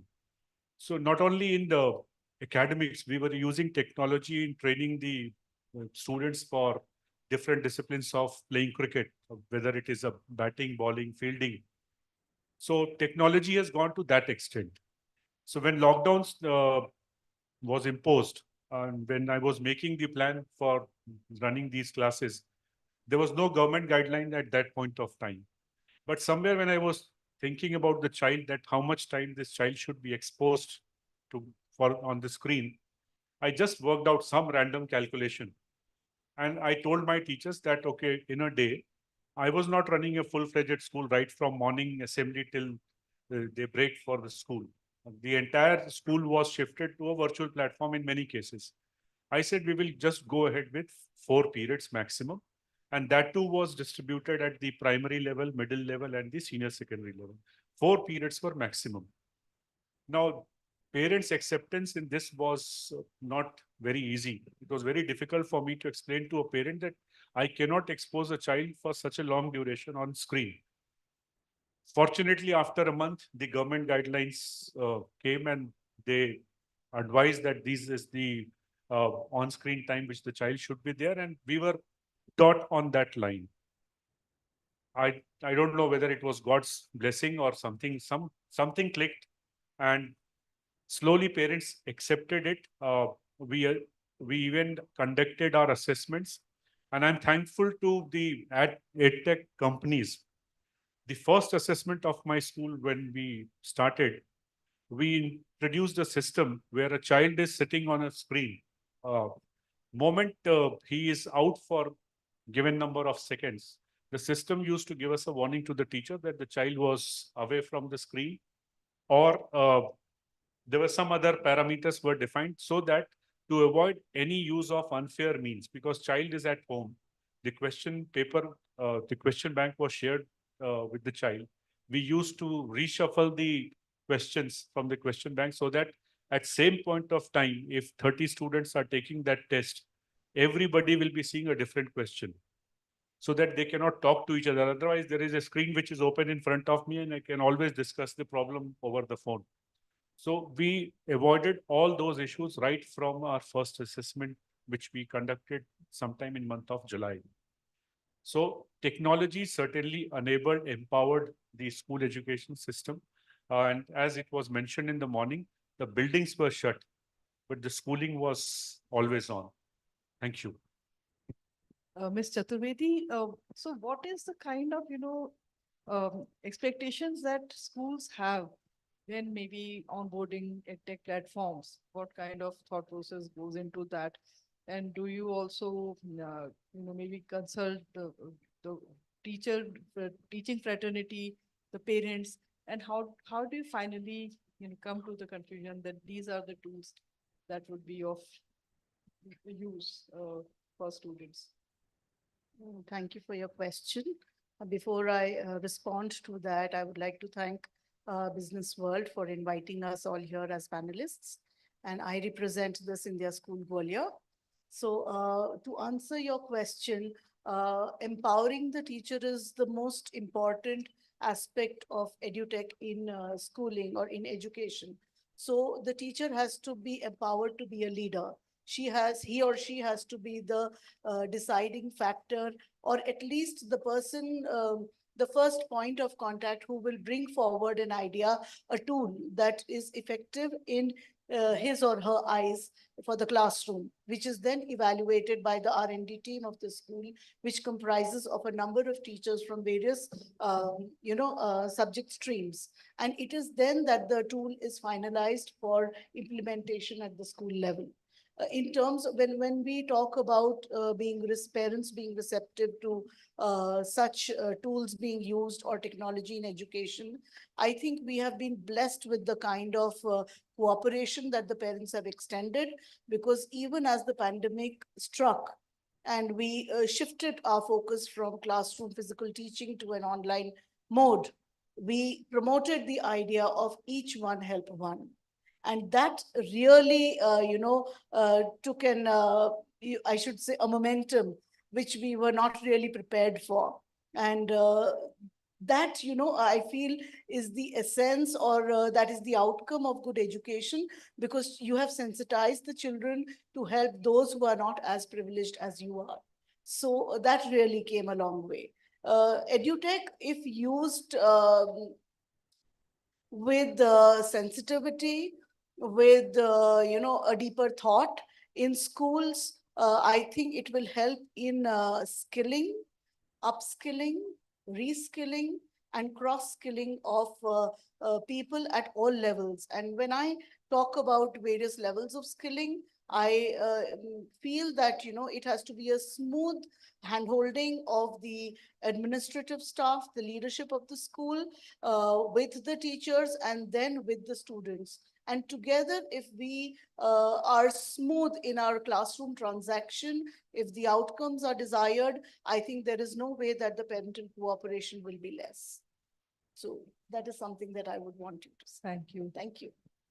Ms. Dhingra, so you have been on both sides of the spectrum.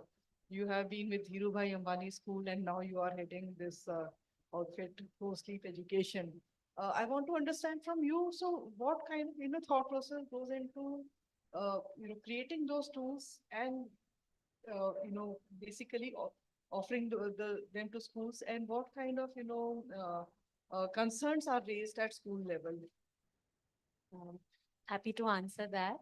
As you mentioned, on both the sides of the spectrum. See, now in terms of the teaching learning, of course, is at the heart of the entire education process. And when we talk about facilitated learning, assisted learning, so there are many parts of learning, and schools are an ecosystem. And that starts from right from the admission to teaching learning, data analysis, and at the call of leadership to analyze the data and also put it back as a system to improvise the systems. So related to all those, when you see, so of course, at the time of COVID, we moved almost 10 years ahead, which wouldn't have happened at that pace. And there were conversations and which brought, I think, the entire, the school system, right from the top leadership to the teachers and administrations together at that time, and the boundaries dissolved. So it was that time the tools were used to immediately answer the question of learning in the classroom. But I think slowly when it evolved, there were a lot of creative solutions were also needed to lots of things which had remained unanswered. So for example, looking at assessment, we have talked about, and also the relevance of a tool for a particular subject domain, and another one had to be also thought about, because one tool is not going to be answering, can be the fit for all the kinds of teaching. So the appropriateness and suitability of the tools, etc., also needs to be addressed. For example, in terms of the data, I feel which is at the heart of improvising the systems, whether it's teaching, learning, or administration, or anything which is supporting teaching, learning, that became something, a need at that time in terms of, so how, what to use and what not to use. Because it also doesn't mean while we were doing a teaching active learning at that time, but the deeper learning also requires which tool to use at what time. That and now the pace of the changes is so fast. I think it's important to personalize, differentiate learning, and the kind of tools which are needed for that. And I think that became very important. That the ecosystem together has to support not just a teacher's responsibility today, but a lot of strategic planning, implementation, how it should be done. Making core committees to see that this tool will be useful and this will not be used, because teachers are, they have a lot of workload, right? They have to immediately answer a student and take, be there for accessible for the students. They may not all the time have that much time to, filter out the best tools and techniques. So there are technocrats also, I think, which come together, and that is something, a change which happened at the time of schools, that technocrats and academia and the management all has to work together to see that. Because you can't confuse a teacher, because they have a role, they have to do a lot of work with the students.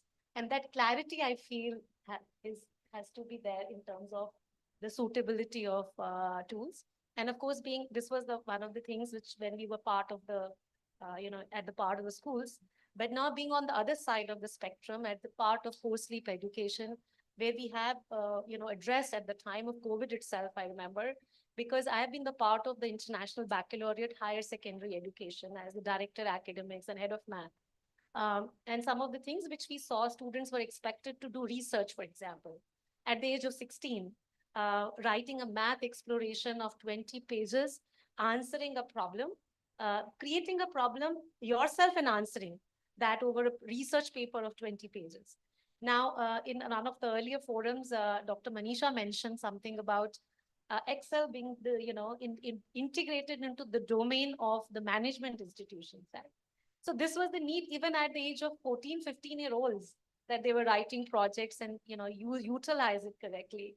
And those tools were there, but then you had to respond. So there were courses like data analytics and math using Microsoft Excel, where the kids were doing something what higher secondary students would be doing it. A grade 8 student would also do the same thing. So I think the progress became much faster by identifying what you need. And I think some of the skills really got accelerated. But important was to see relevance of the tools, and that planning, etc., was much needed in that. And we were also able to personalize a lot of learning as a part of the spectrum on this side. Accessibility has increased. You can reach out to the best expertise anywhere now. That became possible. So you have partly answered my next round of questions, which is about the impact that it is having on the ground. And so you have answered that. Maybe you can start if I may the add, transformation, the impact, and also some of the concerns that all of you would like to raise about, the time, maybe some of the social skills that kids are missing out on. So maybe starting from you this side. Yeah, so thank you for your question. So I would like to reiterate what my co-panelists said here about, finding the right balance and the right tool for a classroom. So one tool may not be, the perfect match for another subject requirement. So that remains there for everyone to, assess. When we talk about assessments, that has made the teacher's life way simpler, because assessment is it involves a lot of feedback, because without feedback, assessment is meaningless. So with EdTech tools in place, I think that has become much easier, much more effective for every classroom, every scenario. Now, addressing the social needs of the children. We all, I'm sure, face the same problem, that the children who went home pre-pandemic were not the same children who returned post-pandemic. The behavior patterns were different, the attention span was different, their requirements, needs were different, and therefore challenges of the teachers increased manyfold. To keep the attention of the student was, I think, the most difficult task at that point of time. But with EduTech, because they had gotten used to, screen time more than what they were otherwise accustomed to, I think bringing in EduTech at that time, and then gradually, education evolving inside the classroom has really helped children at large, or learners at large. Also, when we talk about empowering our children with knowledge, the content and the curriculum are very important, and therefore planning is at the helm of it all. But at the same time, EduTech cannot take the place of a teacher. What about the human touch? Nothing can replace that. So a right balance between technology in the classroom and the teacher as a guru, I think that is going to help, make the children IQ, give the students and the learners, make them children of high IQ, but at the same time, higher EQ also. That is something that needs to be worked upon. So that's what I need to say. Mr. Singh, we have 8 minutes now, so 2 minutes per person. Okay. See, the challenge which I see with a lot of technology coming in, especially with artificial intelligence, because everybody is talking of ChatGPT. Somewhere we have to train our teachers that how do we utilize this technology, because the kind of questions and which is available right now, ChatGPT or any other medium can easily offer solution to that. So our teachers have to cross that threshold now, and they have to put themselves at a much higher level. And this transition is going to take a lot of time, because if our tests and assessments are designed the way it has been designed earlier, will not serve the purpose. That is one. Second, with technology, a lot of students are now dependent on, I'm a physics teacher. If I'll ask for a concept, they will say, I have seen the video, I've understood. And when you probe them little deeper, then slowly you will start finding the gaps. A student is having this impression that watching a video on a YouTube or any other platform, he has understood the concept. Whereas concept building takes little time. It evolves slowly from within. And parents are also under the same influence. Today, a child, the common birthday gift is an Apple phone. That the next birthday, I want this device. And parents are also convinced that this device is somewhere going to assist the child in the learning. It is going to enhance the learning. But that is not the case. So somewhere we need to sensitize parents also that how much device should be used. At the school end, teachers need to be equipped with those skill set, how to redesign the assessment. And thirdly, we have to push children, because I come from a boarding school. I met a class 5 child moment school reopened. And at games time, he was just wandering in the campus. So I called him, I said, why you are not playing? His response was, I don't want to play. Now from a class 5th child, getting this statement, कि I don't want to play, मैं खेलना नहीं चाहता. And it was very difficult for me to understand. So we have to literally push children out of the hostels so that they go and play. And somewhere now we have covered a lot of gap in that sense. And I'm confident that the way human beings adapt, the way teaching community got up without any instruction from any government regulating agency, the private schools just started on their own. I'm sure that we will be able to find out a better way of empowering our students and making our country to that level where the government thinks that Vishwa Guru. Thank you. Thank you. Well, I think what Mr. Singh mentioned, I'm going to pick up 2 words from there and have my closing remarks. There are 2 words, one called knowledge, the other called skills. So I think we are way ahead of the knowledge economy. When it comes to technologies like Chat, GPT, etc. Knowledge is available in abundance wherever you go. You have the tools available. Our kids, when they walk into the classroom today, 9 out of 10 times they know a lot about the topic which is going to be discussed, right? But like Mr. Singh said, there is a skill that takes time. And that is where the role of maybe an experiential learning sort of a concept comes into the picture.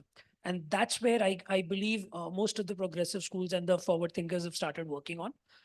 Because in tomorrow's world, when we are heading towards an economy where the jobs of tomorrow or the tasks of tomorrow are not even known today. We don't know what technologies will be available after 5 years. What will AI do to our entire ecosystem? I think what's important is that skill and that ability to think beyond what is existing and try and analyze as to what exactly it could lead to and where does that human brain contribute towards enhancement of that particular skill set for the next generation, which is where the role of a school, the role of a teacher, the role of a parent, and maybe the management comes into the picture. So that openness in the thought process, that openness in shedding the old processes and adapting and embracing the new technologies, I think is the key to the development and the progression in the school. So I guess with this, I'll pass it. You spoke about concerns.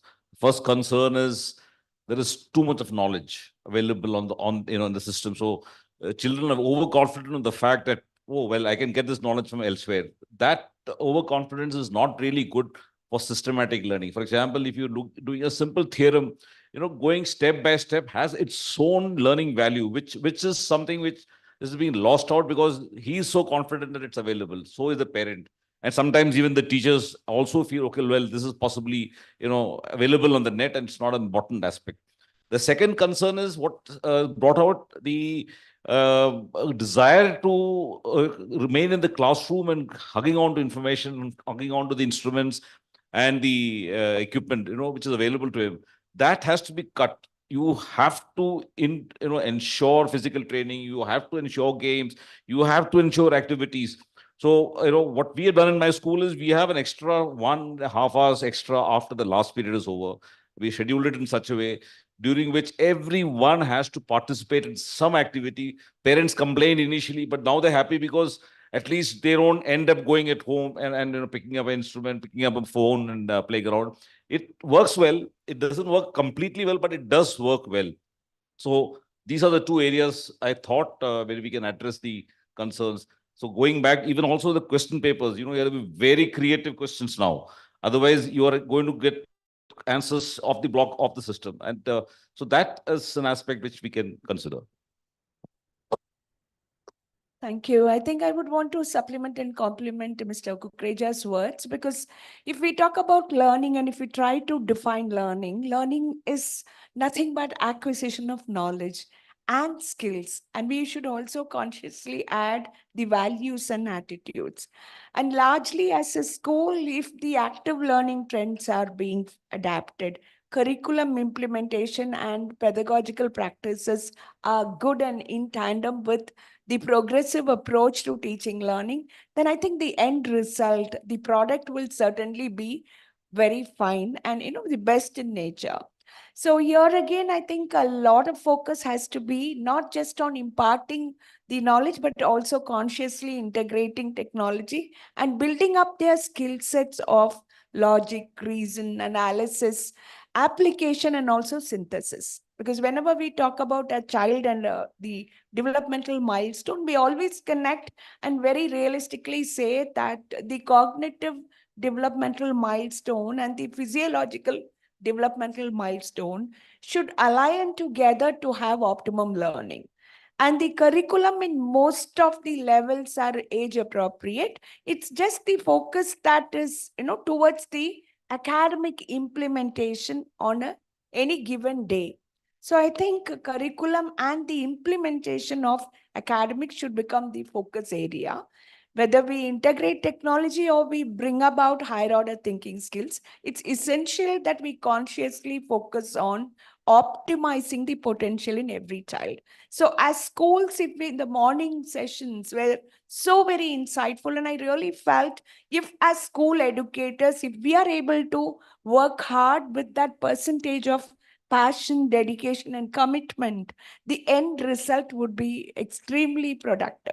Children will be very happy souls learning very, very effectively. So if schools perform, then all the learning gaps we will be able to bridge. So I felt, we were discussing so much in the first half of the day, talking about the learning gaps, or rather the skill gaps. We were talking about what the industry needs are and what as higher education sector is able to offer. So if we are able to bring in this combination of knowledge acquisition and skill sets in every child, while optimizing their potential in a happy and a cordial environment, sky is the limit for every child. I'm sure as schools, we're all working very hard to bring about the best in children, and let this journey continue. Thank you. Yeah, so I was coming to you, closing remark in Bangladesh. Sure.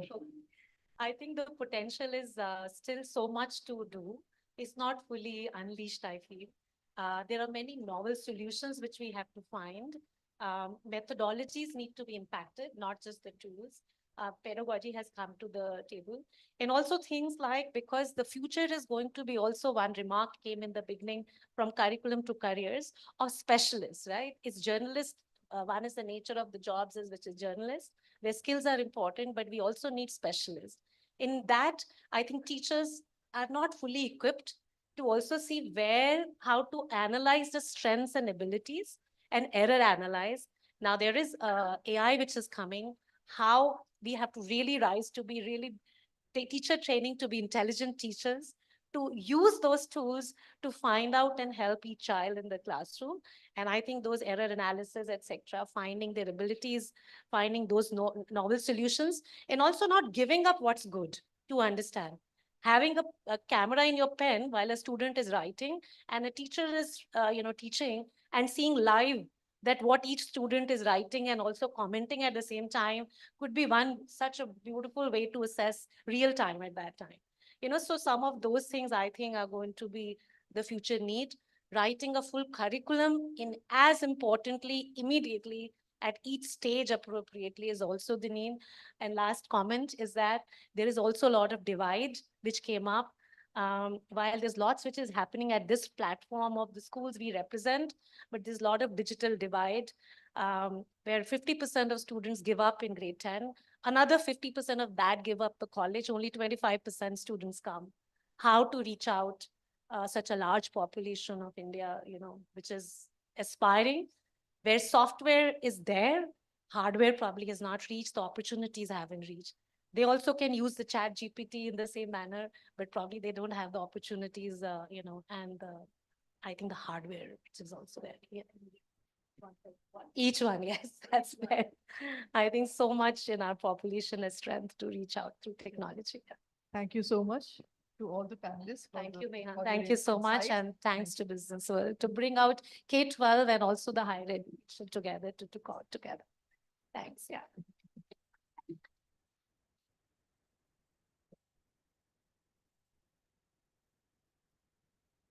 Thank you once again to all the speakers, the panelist members, and to the moderator. We can join hands one more time, ladies and gentlemen, please.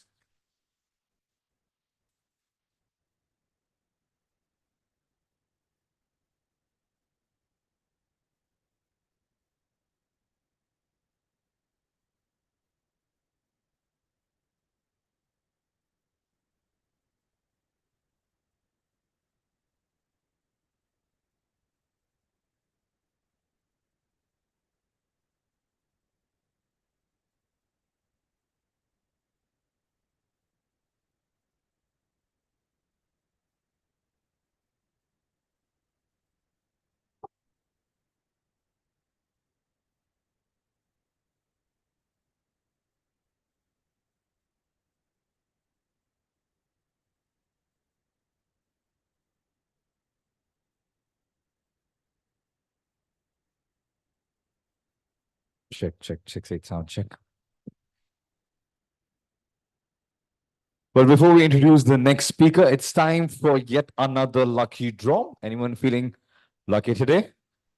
Could we have the ball, and could we also have Mr. Amitabh Bhatia, our CMO from Featherlight, one of our partner for the summit? A round of applause to Jan. He'll help me conduct this round of lucky draw. See, nobody's clapping, he's clapping for himself. That's not a good sign. And they're giving away an amazing chair. So, anybody who's not dropped the card yet? Final call. Any cards pending? Debit, credit also works.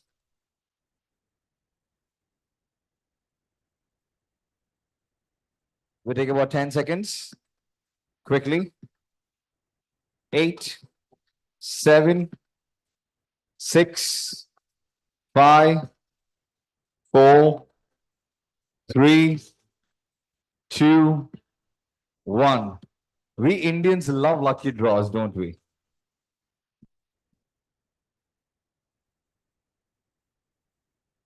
All right, so we'll mix it up real quick.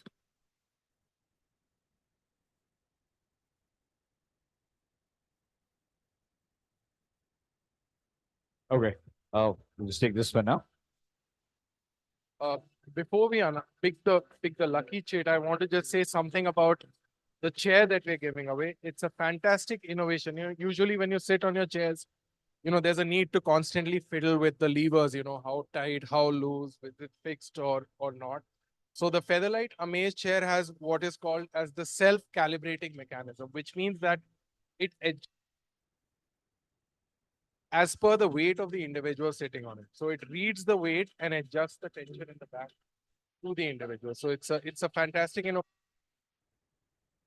great educational furniture, that we're displaying over there. So I encourage everybody, all the luminaries in the room and the admin. Thank you. Ladies and gentlemen, Your smile's very infectious, man. I've been looking at your smile from morning. I really like that. So just pick up one. Yeah. All right. So this one goes to Mr. Nishant. The rule, you have to be here. When it's a lucky draw, that's the rule. You have to be here. And okay, doesn't qualify. Yes, that's the golden rule of lucky draw. You've got to be here. Okay, I'm going to walk to this table now. If you could do the honors, just pick up one. Hope it's not your own card.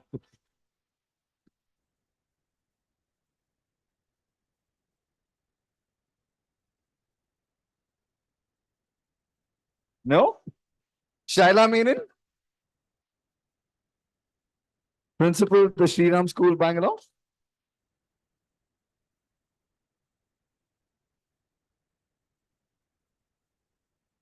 And she picked her own name without knowing it's her own name. A huge round of applause. Please try lottery today. And please let us know which team is going to win the IPL match today. We're going to bet on that for sure. So congratulations, ma'am. I'm sure you won the Amaze chair. Unfortunately, with this kind of gift, we can't do half a chair. Otherwise, maybe we would have done, another round. But congratulations, ma'am. Yeah.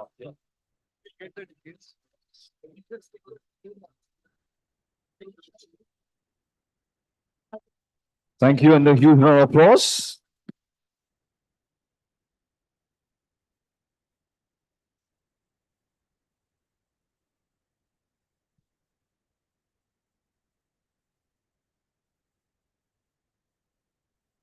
And we're going to have a few more rounds of the lucky draw in just a bit. But for now, ladies and gentlemen, let me take this opportunity introducing our next speaker. It's going to be about the intelligent tech, bridging the skills gap in education and employment.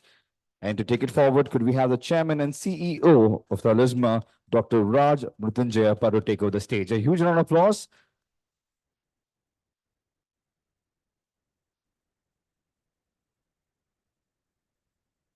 All right, thank you.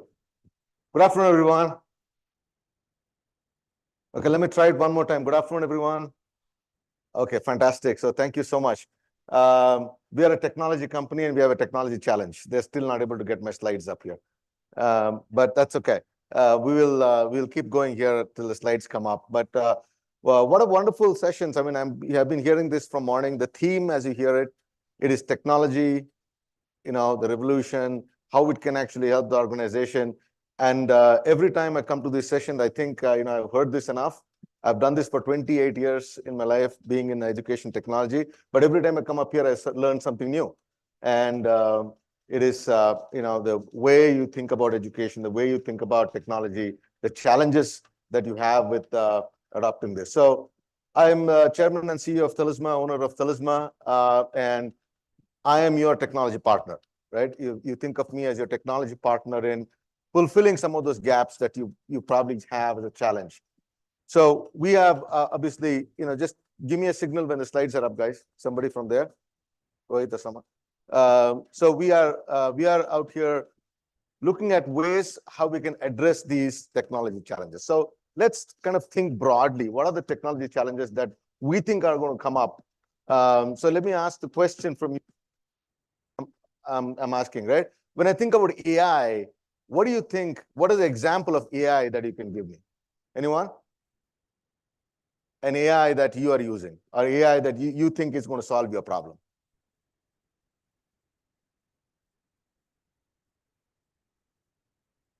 Teaching assistants for AI. Okay, that's excellent. What else? Simulation. Virtual labs. Fantastic. Sorry? Credit card approval. Okay, I don't know if it's applicable to education, but sure. They all need it. Gamification, okay, related to learning. Somebody, the one student up there is waving a hand. Okay, go ahead. Research. Okay, fantastic. Research, copywriting. Okay, that's another way to think about it. You said language translation. Fantastic. Learning companion. Okay, that's even better.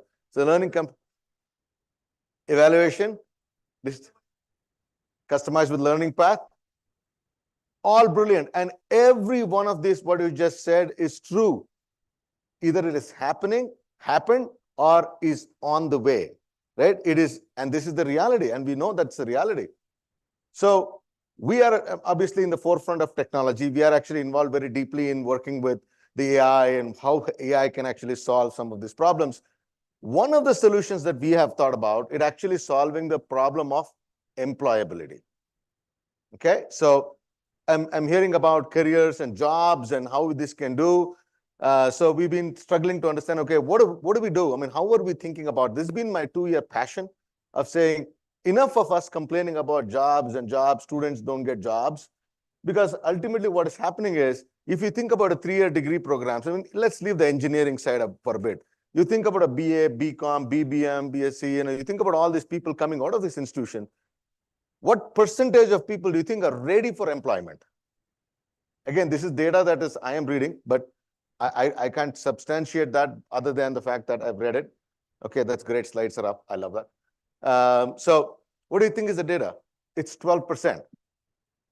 Okay, so now what is interesting is, if you look at online on the job portals, and these are job portals that you are well familiar of, Naukris, Monsters, you think there are tens of these job portals.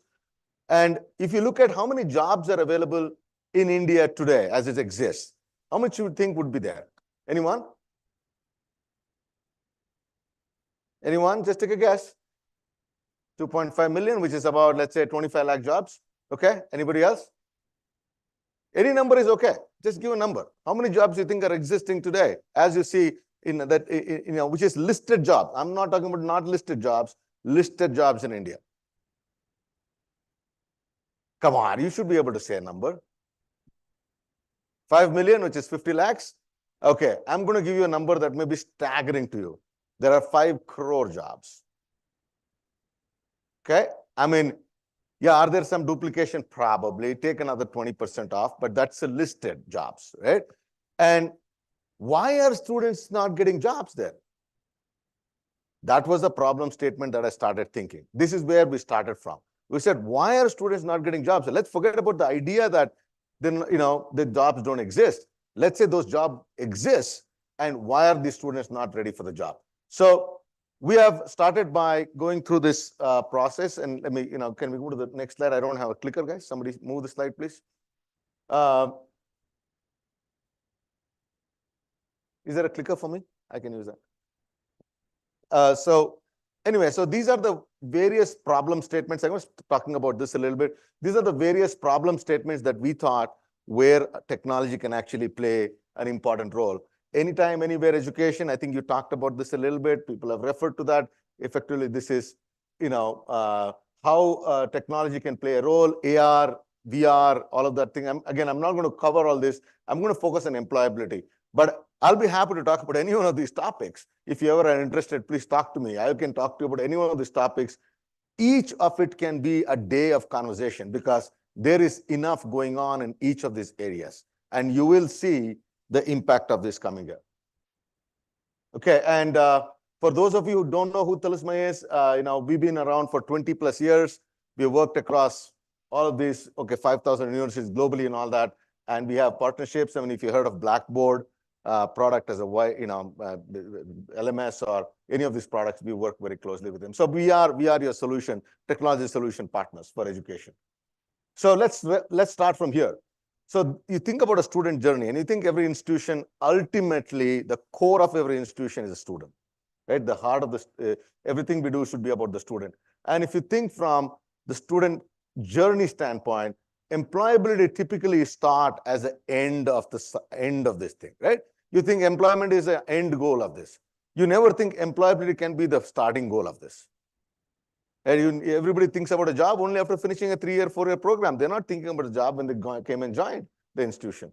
So we have thought about this differently. And of course, we can have solutions that cater to all that. So for this discussion, I have 5 minutes here. So let me focus on something very, very interesting. And this is data. I'm going to give you data, right?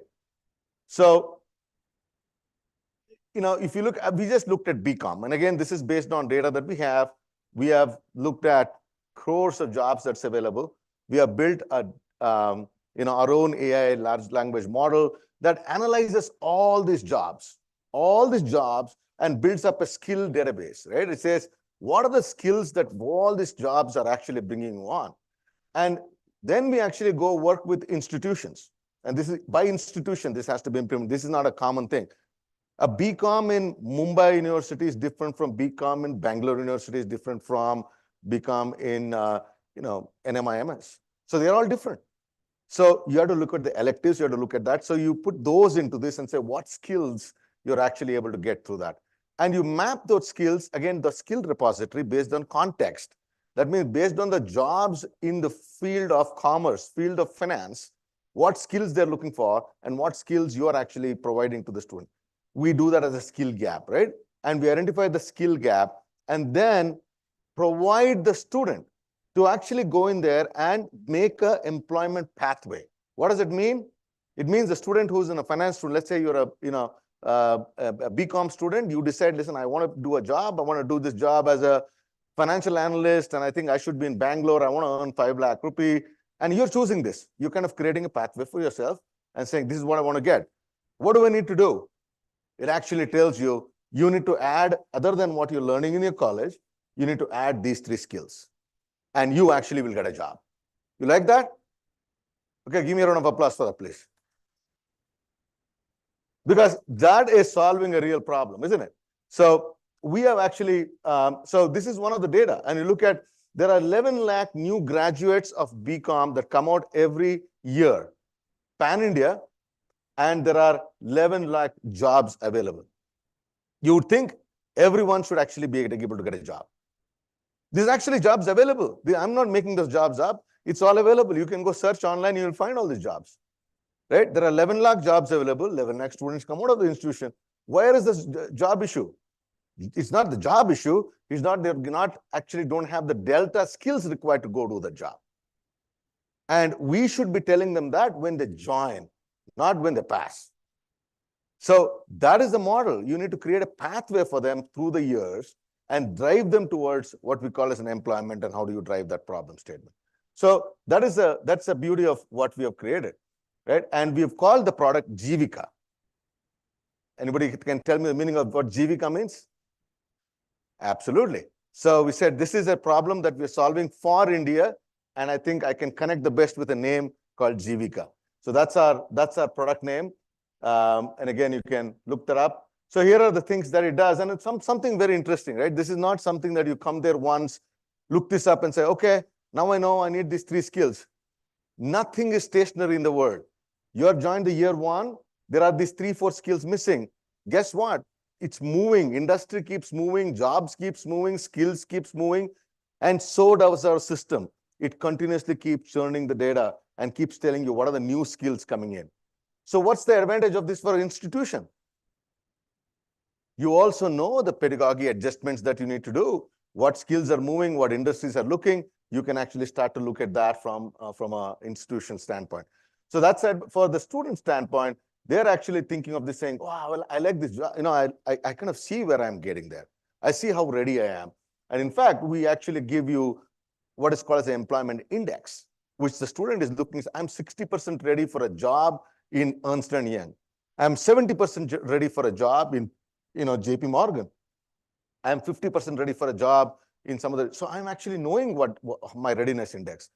So the closer you get to this, let's say you achieve a 90% plus, you can now say, okay, just apply for the job. And all it takes is click a button. It creates a profile of the student specific to the job and sends it for the job. Right? And so that is personalization for a student for employability. That's solving a problem. Right? So that's the beauty. And we call that as an employability portal. That's a Jivika. And of course, these are slices. I mean, we do all of this. I just talked about one slab of this overall solution stack that we provide to institutions, whether it is a learning management, learning marketplace. We do work with global organizations to bring in their content here. But I think there are tons of players who actually provide content. So we're not even as much worried about where you will get those skills. How do you make sure the skills are actually trained? Government actually provides a lot of skills now. Swayam portal and everything is available. Institutions have signed up, Coursera's of the world. There's so many places where you can get those skills. Most people don't know what skill to take. That is where the problem is. Right? I don't know, anybody from Tamil Nadu here? Have you heard of the program called Nal Madhuvan? So I think somebody, we're talking about Nal Madhuvan program. They said, every student is required to do 2 skills, and they're all doing it. For what? I mean, what are you going to get with that? Well, we'll sort that out later. Let's do the skills first. No, you got to do the other way around. You first need to understand where the jobs are, and then you do the skills that are required for the job. So that's in a nutshell. And of course, we work with several institutions, pan-India, and it's what we do. I'm going to stick to my time so that others can do theirs. So once again, ladies and gentlemen, thank you. And my team's here. I'm here, happy to talk to you, learn more from you. I'm not here to sell anything. I'm here to say AI, technology, and all these platforms can be a great way to solve some of the largest problems that exist for us in India, and we have to build Indianized solutions to solve Indian problems. Thank you. Appreciate your time. Thank you. Thank you so much. That was Dr. Raj Mrutyunjayappa. Once again, a huge round of applause to the gentleman. A little louder, please. And now we segue into the next panel discussion. Could I request the team to set up? And this time it is going to be about integrating skill industry, academia, connects, and employability for a holistic education. And the session will be chaired by Ms. Meha Mathur, once again, our Senior Associate Editor, BW Education. And I would take this opportunity while we set the stage introducing the panelists.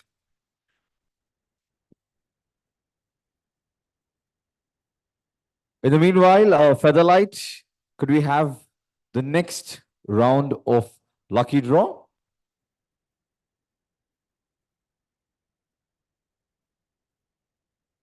Waiting for the ball.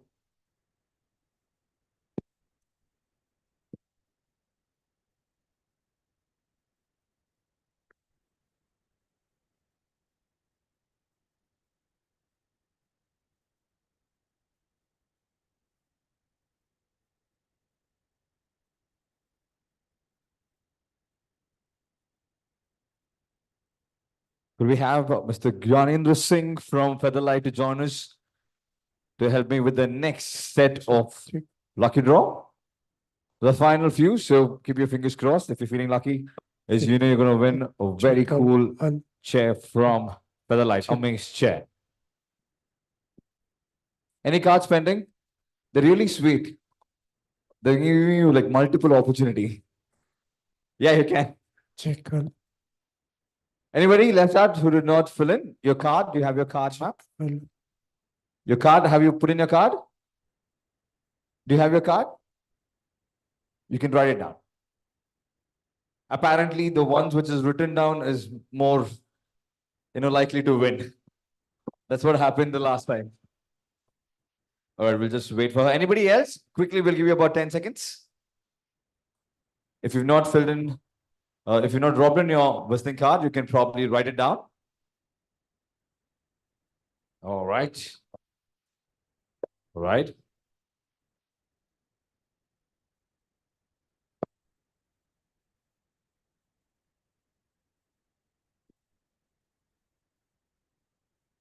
Check.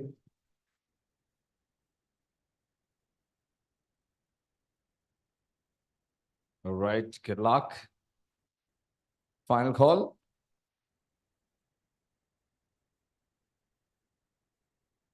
Yes.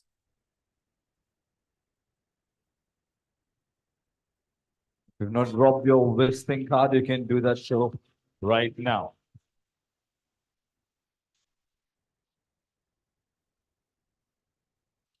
Hope you've not dropped a visiting card as well as a written one. Doubling up your chance. Okay, the last entry for this particular round, and then we go in.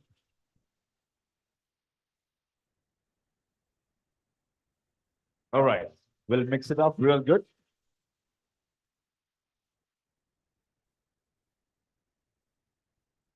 Okay, we're done. So we would request who wants to do the honors? How about you? Pick one for us. Let's choose a winner from your end. I trust you. You don't have to look away.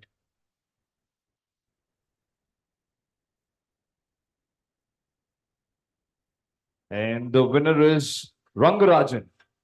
Do we have Mr. Rangarajan here? Yes. Round of applause. Congratulations. And he also gets to walk away with the same amazing chair. Round of applause. One more time.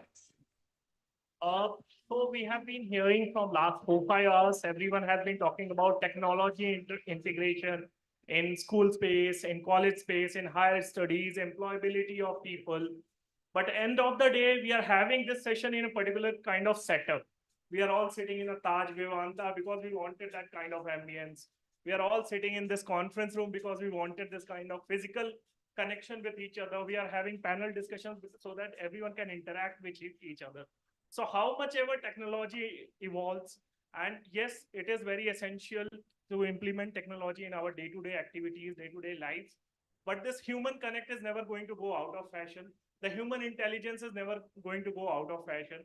The schools and colleges are here to stay. It's not like professors and teachers are going to get redundant because of the AIs or anything of the world.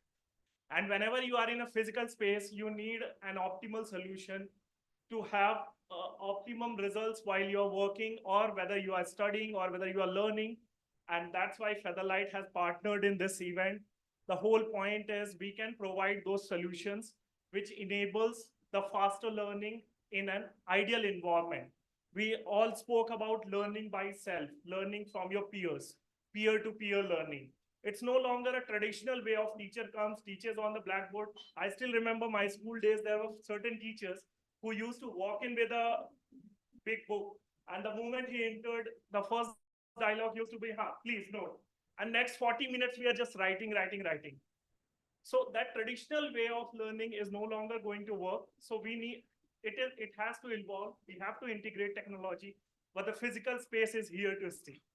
So that's why we have partnered with this event, so that all of you can have a glimpse of what we have to offer. And if you like it, you can incorporate in your institutions accordingly. Thank you, everyone. Thank you so lot. And congratulations to sir. Congratulations. Thank you. Wow. That was a full-fledged sales pitch, by the way. Huh? Thank you so much. I think it's right about time that we replace these chairs and have Amaze chairs from next session onwards. But for now, ladies and gentlemen, join me in inviting the next panelist that we have. It's about integrating skill industry, academia, connects, and employability for a holistic education. First up, could we have Vice Chancellor, University of Agricultural Sciences, Bangalore, Dr. S.V. Suresha to please join us. Joining the league, we have Dean, NID, Bengaluru campus, Mamta N. Rao. Miss Mamta N. Rao in the house, everybody, ladies and gentlemen. Professor Basavaraj, Principal, Coorg Institute of Technology. Professor G.L. Shivkumar Babu, Chairman, Center for Continuing Education, that's CCE, Indian Institute of Science, Bangalore. Dr. Narayani Ramachandran, Director, SVKM's Nasimonji Institute of Management Studies, Bangalore. And the session chair, one more time, Ms. Meha Mathur, Senior Associate Editor, BW Education. Dr. S.V. Suresha, Vice Chancellor, University of Agricultural Sciences, could not join us today, but we welcome the other panelists in the house with a round of applause. Everybody put your hands together, please.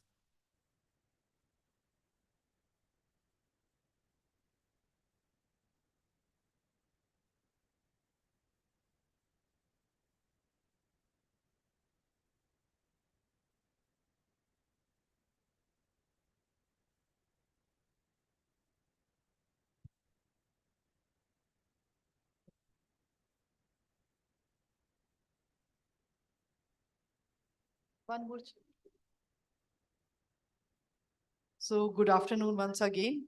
And this panel is about integrating skill industry, academia connects, and employability. So we start with the question of experience of academia and industry, because in one of my earlier interactions, the feedback that I got from an HR professional is about the kind of industry engagements that institutes provide. And it is typically in the nature of, tick marking, because they are supposed to be doing it maybe 4 weeks, 6 weeks, or 8 weeks. And the feedback that she shared with me was it doesn't suffice, and it's just a matter of doing it for the sake of it. So I want to know from the three of you, from varied backgrounds, design, continuing education, and yeah.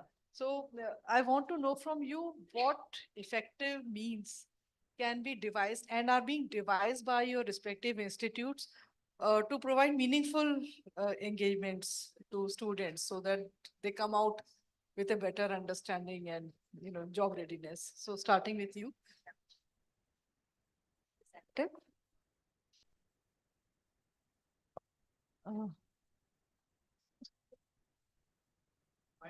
Mic is not working. You can use the other mic.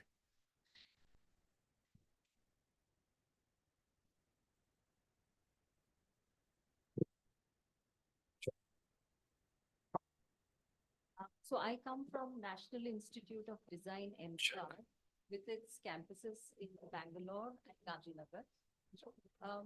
We have certain formats that we, employ collaborations with the industry, and I will briefly describe some of those formats. So one format that we have is called classroom project-based format. So in classroom-based design projects, any industry who's interested to collaborate with a particular theme can talk to us. We take that as part of our curriculum. So students are assessed for that project. So it becomes easy to integrate with the industry with a format like that. The second format that we have is called graduation projects. It's almost like the final thesis projects that many of the universities do. So in the graduation project, we allow our students to go to the industry and work with the industry for a period anywhere between 4 months to 6 months. In terms of our curriculum and pedagogy, we have skill courses, we have theory, we have studio and design projects. So the skill, theory, and studio end up with a design project. So design project is a culmination of all these three. So we don't really separate skill, theory in a design project so that people can combine. The third reason, the third point that I would like to bring to notice is when we take people, as we admit candidates to our program, we take them from across various disciplines. So that we can have engineers, we might have fine artists. So that's another way to kind of be able to learn. We have a lot of peer learning that happens. So, so these are the formats that we have been offering. What was the second question? Did I answer your question? The Yes. formats, yes. What Yes. was the other Also, if I may know, so since you said that, you led students to 6 months of, Yes. projects. So does that mean that that period is inbuilt into the curriculum? Yes. Or do you, is there a departure? No, it is inbuilt into the curriculum. That's a mandatory project that students have to complete within a particular discipline. So it's not very generic. So if students come from furniture design, they will have to, maybe a featherlight might take them. They will work with featherlight and put together a piece of furniture, and then that is graded or assessed. Okay. And also, industry, professors of industry, Yeah. the term that is being used, and even it was used today. Professors of practice. So I'm so sorry, professors of practice. So in NID, how is that being done? See, most of us, me and my colleagues, are into practice. So we have something called as a consultancy wing. So we always are working on projects which are part of our work profiles, right? The second way we integrate industry in terms of teaching is to get experts from the industry as visiting faculty. And that might range from 1 week to 1 day to, it depends now how you talk to them and how we are able to get them. So those are the ways that we assimilate, a collaboration between us and the industry. Sure. Coming to you, sir, Professor Babu. So you are in the continuing education field, and continuing education is about, education doesn't end at a certain point of time, but there's a need for reskilling and upskilling constantly. So typically, what is the framework that your institute has adopted in terms of, who can come back to you? And sorry, and any specific fields, any specific age groups? What is the idea? Let me just thank you for giving me an opportunity here. I'm a professor in civil engineering, and I'm a chair for the continuing education for about 10 years now. And at Indians of Science, I think we see much ahead of what we need. And it is like, I think, when you want to try to improve the skills, of course, you have different levels of looking at. One is at the highest level where our institute does look at those things. And second thing is, say, for example, a lot of engineering colleges we have, we also need to look at their needs, because I think that is where the lot of talent lies, and we need to strengthen the system by providing appropriate skill development programs. I want to give an example. Say, for example, digital health, I think we never heard in the country. But maybe just before COVID, we started a program. We know that we needed the digital health programs in the country with AI and ML interventions, digital imaging techniques, and all of that. Maybe before COVID, we started a course on that. It's people were wondering, why is it required? But after the COVID came, I think everybody understood that, yeah, you need to scan your images. You have to do everything only with non-contact things, right? Doctors, everybody. So it was very amazing that now we look at that opportunity where everybody wants now digital health programs in the whole country. So what I meant was that, see, we need to see, say, for example, you're talking about the skill development. And the first thing is you need to identify the gaps. What are the areas that are needed for skill development? It's not just AI and ML alone. The conventional engineering is, in fact, we are not good at it. It's AI and ML. In fact, I think ASCT is doing that great job soon, that they're trying to strengthen the existing engineering systems with AI and ML. With their interface, they would like to develop a lot of programs. I'm sure that they would like to have many more programs in the country, and just that there is a beginning made. What I just want to say is that if these three things are required, now we need to really look at the gaps. We need to have some plans. We need to have partners, like, interns, like whatever the professor of practice. You don't find many professors of practice, I'll tell you. You don't find them. It's not easy. Nice is a good concept to talk about, but absolutely there is nothing to profess here. Because the technology is so poor in the country, right? Some of the technologies that you see, for example, the climate change that affects that we have in Bangalore. I mean, we are struggling here. So I think we need to really address a lot of things. I think to go to a logical, that's the point.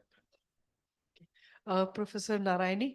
So I want to know from you, what is the industry expectation when they, take on board students from the campuses, and what has been the feedback before and after the program? Sure, I'll brief you.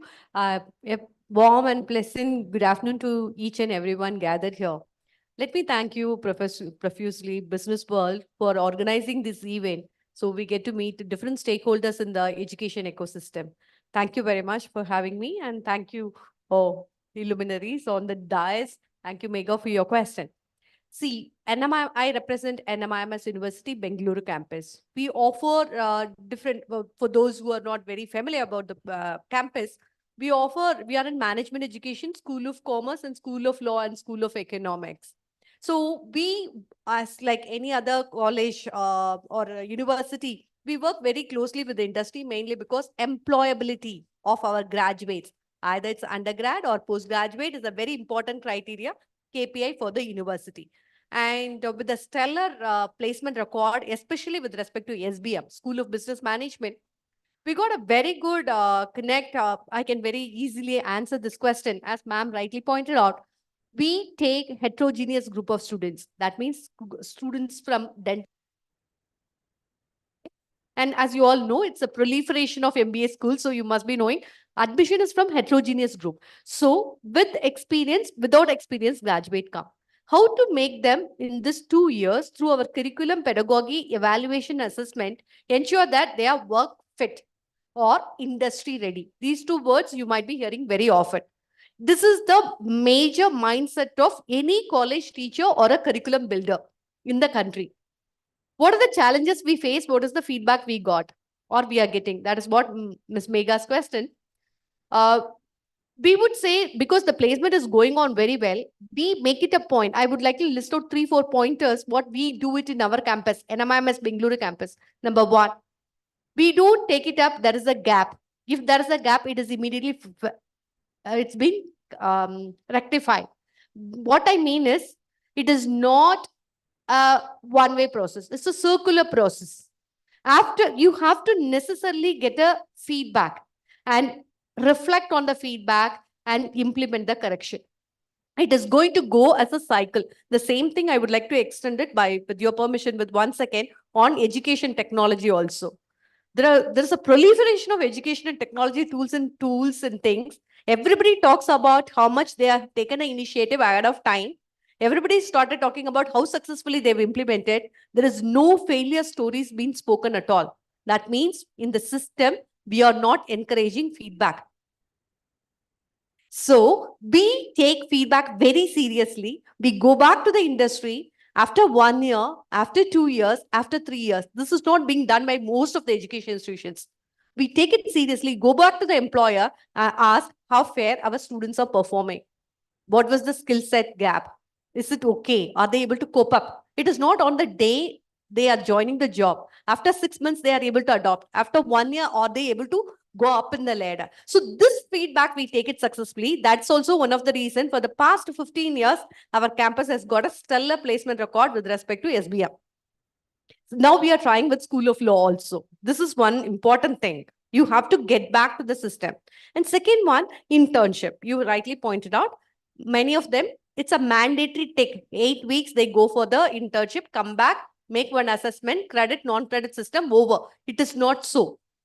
And what we try to do is not only this 8 weeks, most of you might have it also, that's called life projects, because students join there without any work experience. And in the previous speaker, Dr. Raj has said, what job you want, what is your course, where is the gap? Most of our students, even at postgraduate level, they may not know what area to pursue. Should I become an investment banker or equity research analyst, or should I get into a functional consultant in finance? They may not know. So what we do is, we'll give them a life projects, that we have a guidelines for life projects. So they go for life projects, which is not an internship. Along with their calendar, they do life projects. We have been very successful in sourcing life projects for most of the companies because students provide, faculty mentors them, and life projects open up multiple consulting opportunities for our faculty members. Because these life projects are done by students solving the small and minute, a portion of the business problems under the main mentorship of the faculty. So the connect becomes stronger. And third one, as they rightly said, professor of practice, I totally acknowledge with you, sir. It's not very easy to get a practitioner pliable to academic environment. There is a dearth of professor of practice. This is the third point. Fourth one, I would like to announce it to the entire people here. See, we are all talking about employability fitment. We are always thinking of promoting students getting a job. But how much of a push is happening for being entrepreneur? There is a mandatory entrepreneurship cell, entrepreneurship course, but how much we encourage them to fail? We don't. All of us wanted to hear only success stories. We don't talk about, okay, it's okay to fail. It's okay to take up a venture. It's okay to do it. I think it's not only the education institution, edtech companies and the industry. It's the society as a whole. The mindset as a whole has to talk about it, because every education institution is talking about what is the percentage of employment they got it. After that, forget it. There is no feedback coming back. So I think we have to make it as a cycle And it's a circle rather than making it as a straight line of one way, giving the students um, ready for employment. And the next round, let me touch about what industry can do it for us. Thank you. Thank you. So coming back to you, Mamta, I want to know, besides the functional skills at NID, what are the soft skills that are being encouraged?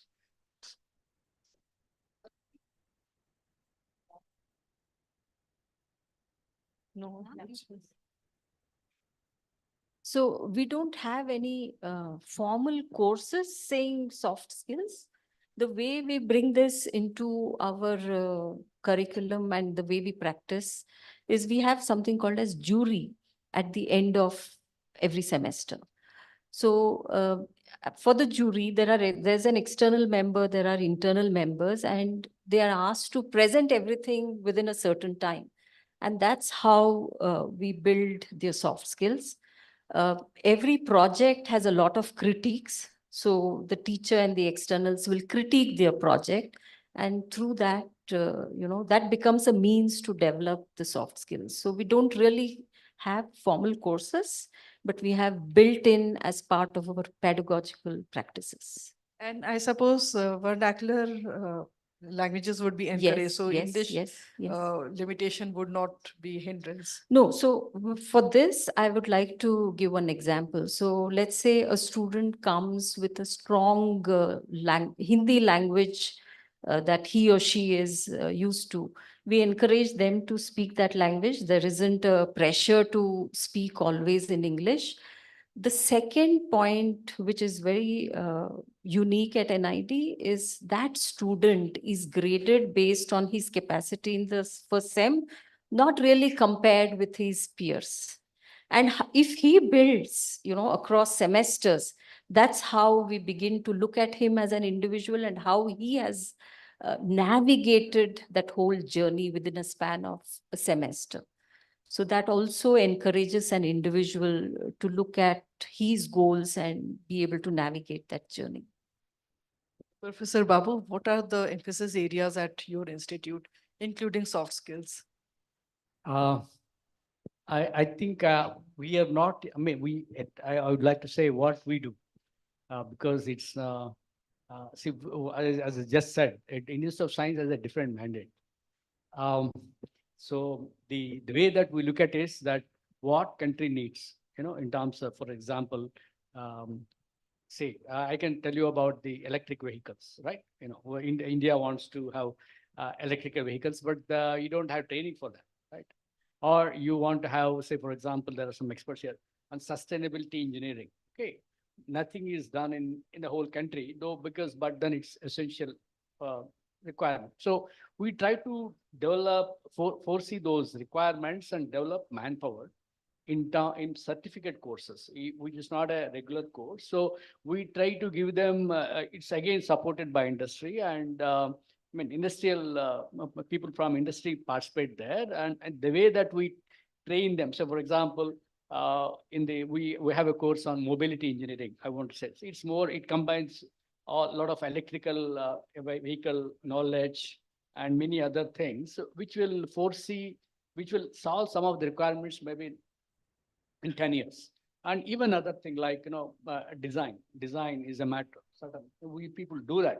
So there are many things that people see. Ours is not a regular skill improvement center. So that's one issue that I want to clarify. But we don't mind looking at what exactly can be done, what needs to be what are the areas to be built up in a technological way. That's the point. You had left off at a point where you said you would like to address, if you can take it up again. Sure. Thank you, Meha. So I'll just say 1 minute, grab 1 minute to talk about the soft skill development in the management institutions. See, we give tons of importance for soft skill of the students. Not only the usual communication, analytical and critical thinking, but also we also focus on design thinking skills. And nowadays we work a lot on people advocacy, how they get along with the people, not only this team building, but also leadership, but people advocacy, how they can be a team player as well as a leader. They should be able to do it. Tenacity, tolerance, intercultural work ability. They should be able to tolerate with the other culture, and willingness to wait and patiently endure. This kind of attitudes and skills, we are trying to find out what is the way to embark on the, what is the way to impart this kind of skills for the students and attitude development for the students. We are trying very seriously on this in our campus.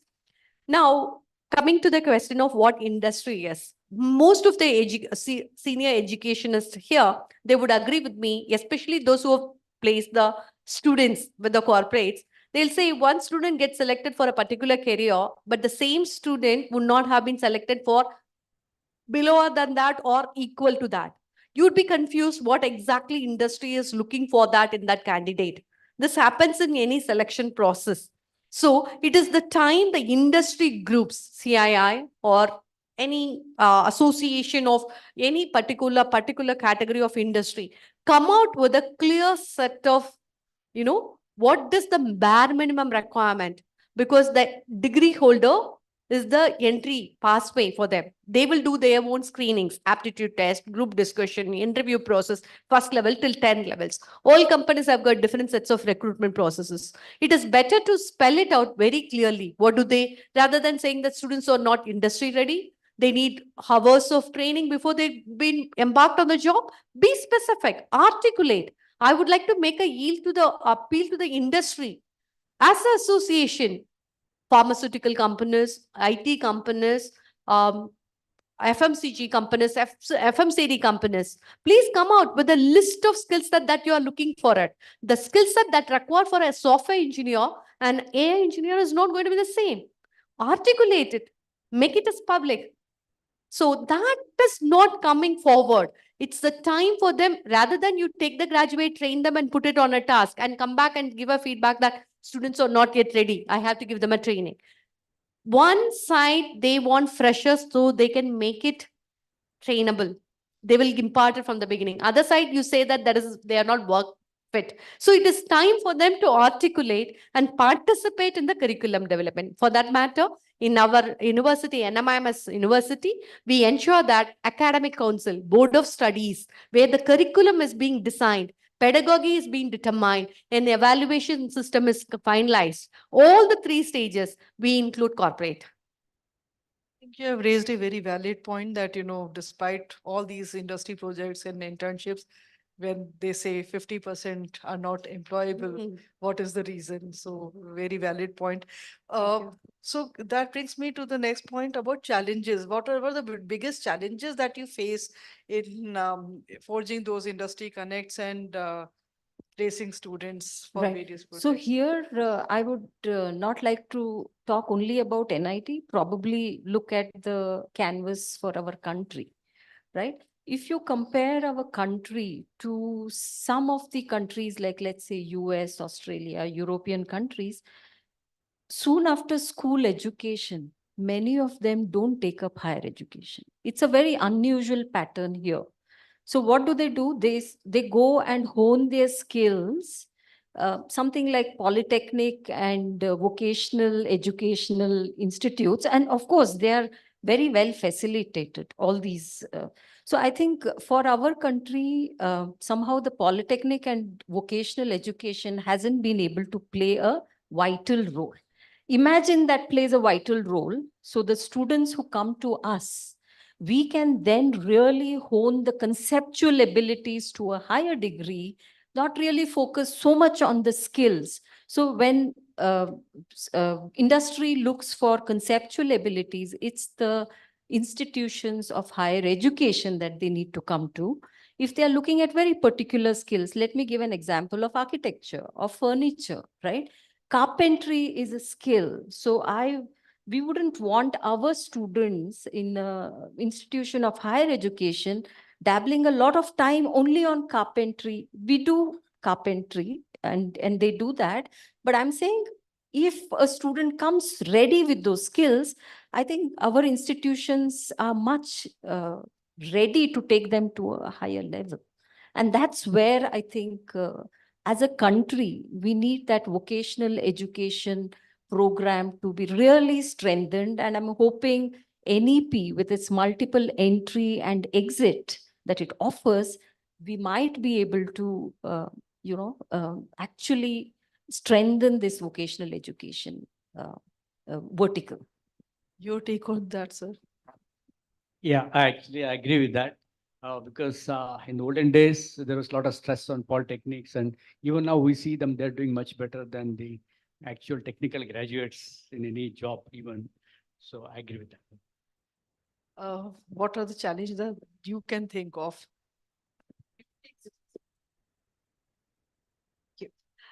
Challenges. Let me put the challenges from three perspectives. One, from the student's perspective. Second, from the education institutions, including the faculty perspective. And third one, from the industry perspective. Students' perspective, I really sympathize them because there's a huge amount of pressure. Family, peers, society, and willingness, ability to raise up the bar, and only peer pressure also. So it's huge pressure on the students, mainly because we talk too much about employability. I remember the days when I studied finance for the pleasure of studying it without knowing whether I'm going to be an equity researcher or an investment banker or a finance faculty member. Most of my elderly colleagues will agree with me. We study the subject for the pleasure of studying. But students now, if I do this certification course, if I pick up this course, will I get this placement recruitment done? It's a huge pressure on them. So it's a duty and responsibility of the education institutions and the industry as a whole to ensure students, their creativity will get killed. They will burn out very fast. That we see, right? So it's important. We have to, as a society, as a whole, we have to reduce the burden of the students on performance, especially in terms of marks, ranks. Now, let me move on to the how education institution can help them. Change the assessment method, change the evaluation systems, have half of your subjects evaluated not through exam, but by projects. Ensure that half the workforce is from the industry. So they will exactly tell them what do they expect to perform. So education institutions, that's a huge pressure from the industry, from the parents, from the students. They want to cope up with the technology and they want to stick to the roots. So we have to have this education policy, and EP may bring in a lot of changes. I hope and wish this will be towards positive. From the industry, it's time they have to come and merge, not only at the time of recruitment, not at the time of giving someone the internship. Their participation is mandated.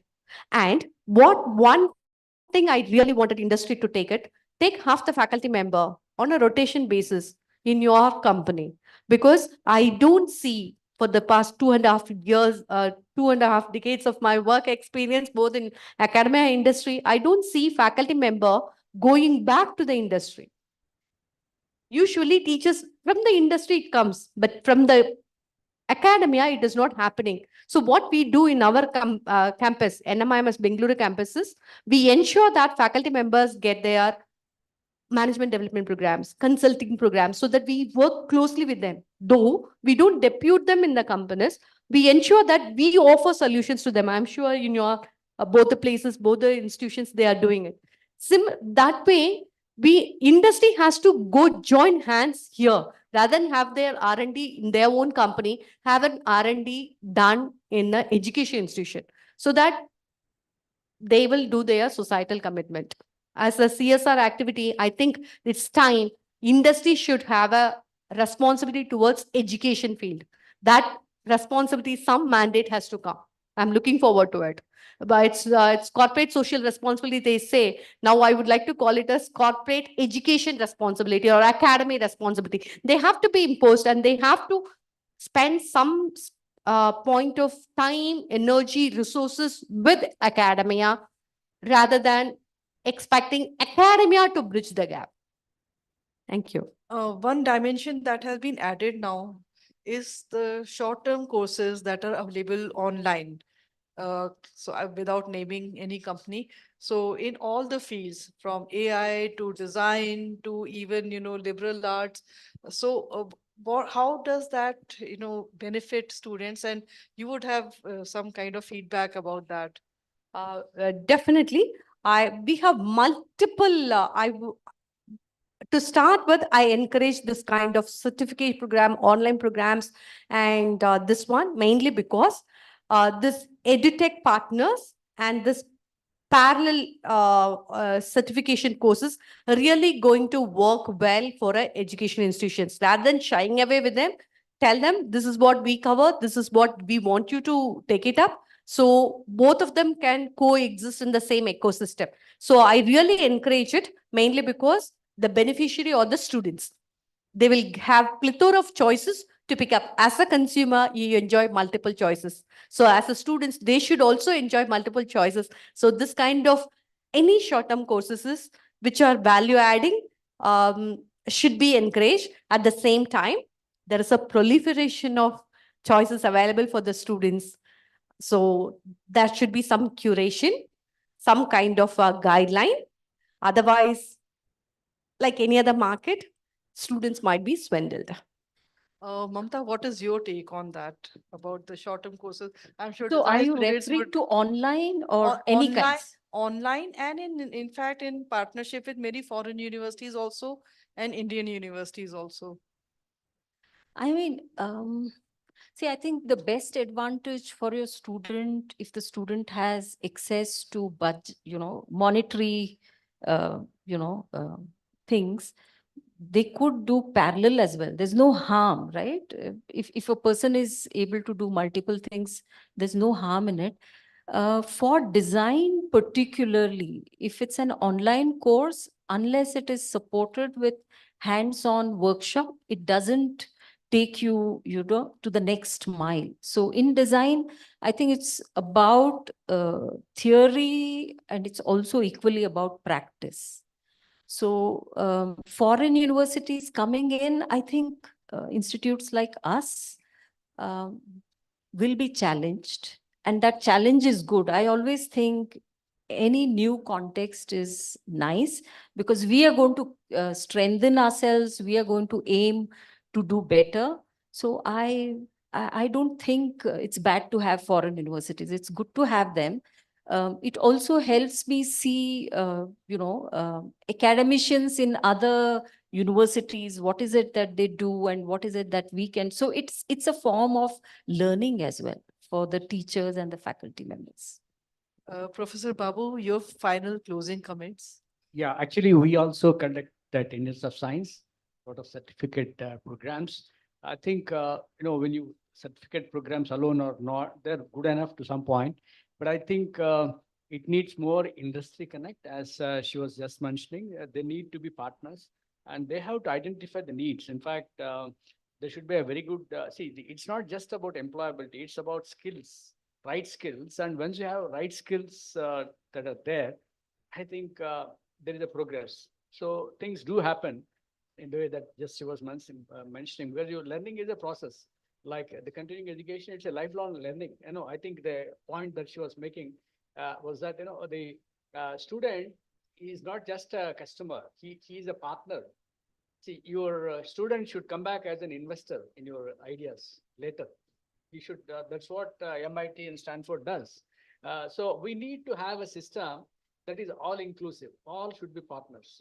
Whether it's educational, whether it is from industry, whether it is from your business group or whatever. We want all of them to be partners. And then, because I think the way that India is positioned now is very high.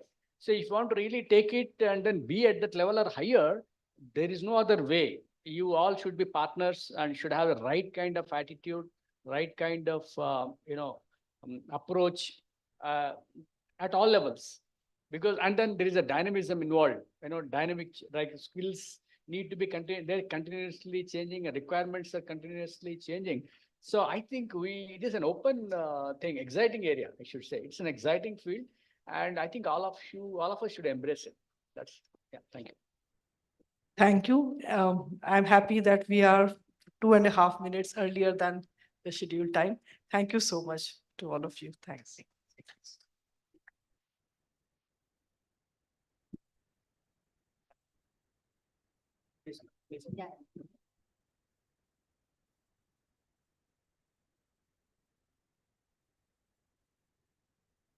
Check. Could we have an applause to the panel discussion? The panelists and the session chair. Thank you, ma'am. And now we move into the final bit and yet another panel discussion. And this one's the last one for the day. It's all about AI and education skills that educators and students will have to learn. And to take this forward, the moderator, I invite our editorial lead from BW Legal World, Mr. Krishnendra Joshi, to join us. He'll be the session chair, and the panelists join me in welcoming Principal BGS National Public School, Dr. Malini M. Datta. This is where we clap. Come on. The final discussion for the day right here. Also the president, the Impact Group of Institutions, Alice Abraham. Could we also have Vice President Academics, Orchids International School, Bangalore, Dr. Veda. Director, Oro Schools, Dr. Ajit Sabnis. Founder, Director, and Principal, GR International School, Dr. Geeta Ramanujam, to please join us right here as the panelist. A huge round of applause, ladies and gentlemen, as we segue into the final panel discussion right here at the NexGen Edu Summit 2024. And it's going to be about AI in education, skills that educators and students will have to learn. All yours.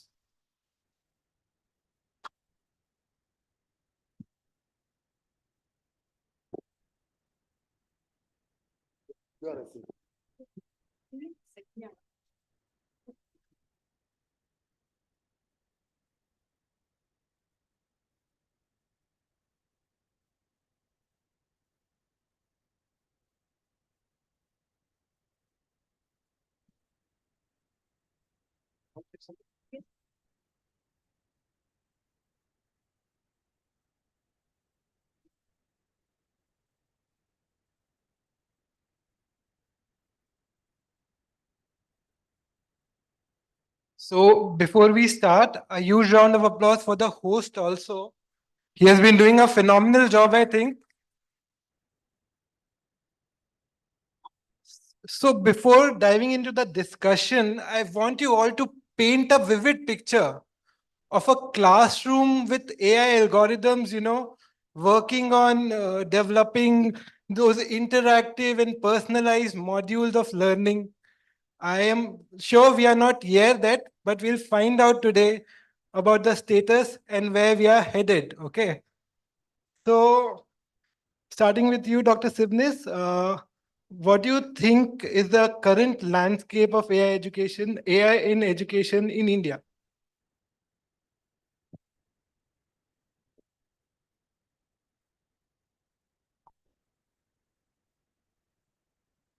Yeah, good evening, each one of you. And at the outset, before I start, thank you, Business World, for this wonderful opportunity. And it's a wonderful subject to think and to talk about. When we talk about AI in education, I would rather put it this way, that it is before GPT, Chat GPT, and post GPT. I think we have all been talking about AI, its involvement in the various fields, only past GPT. I mean, once we have come to know about GPT, I think, which was just about 2 years old. GPT, I think, was launched sometimes in 2022, and we are in 24. In 2 years, it has made tremendous impact on every field. He is now asking me that I've been asked what is the impact of, what is the kind of scenario in the about AI in education field. I would say that it's very extremely difficult and probably too an early stage to say upon anything.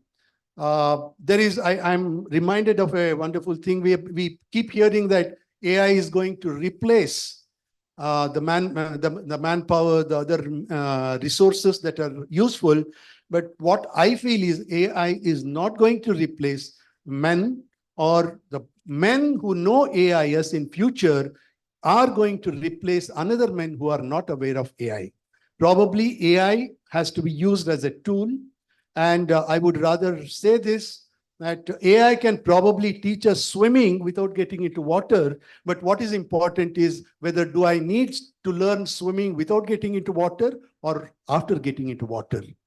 So as far as coming to the crux of the issue, AI as a tool, probably we have from two viewpoints. One is from the educator viewpoint, and one is from the student's viewpoint, which is absolutely important.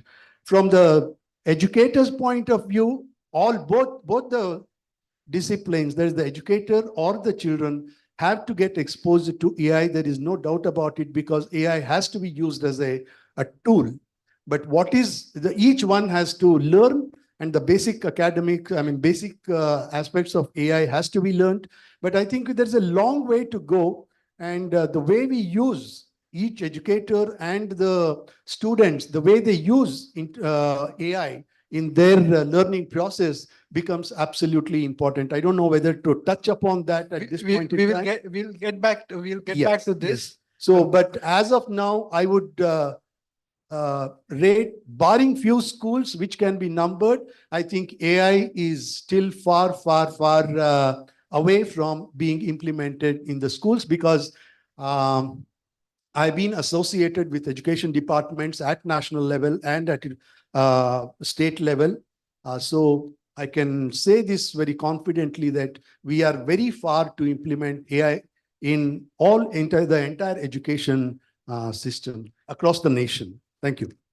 Vida, your thoughts?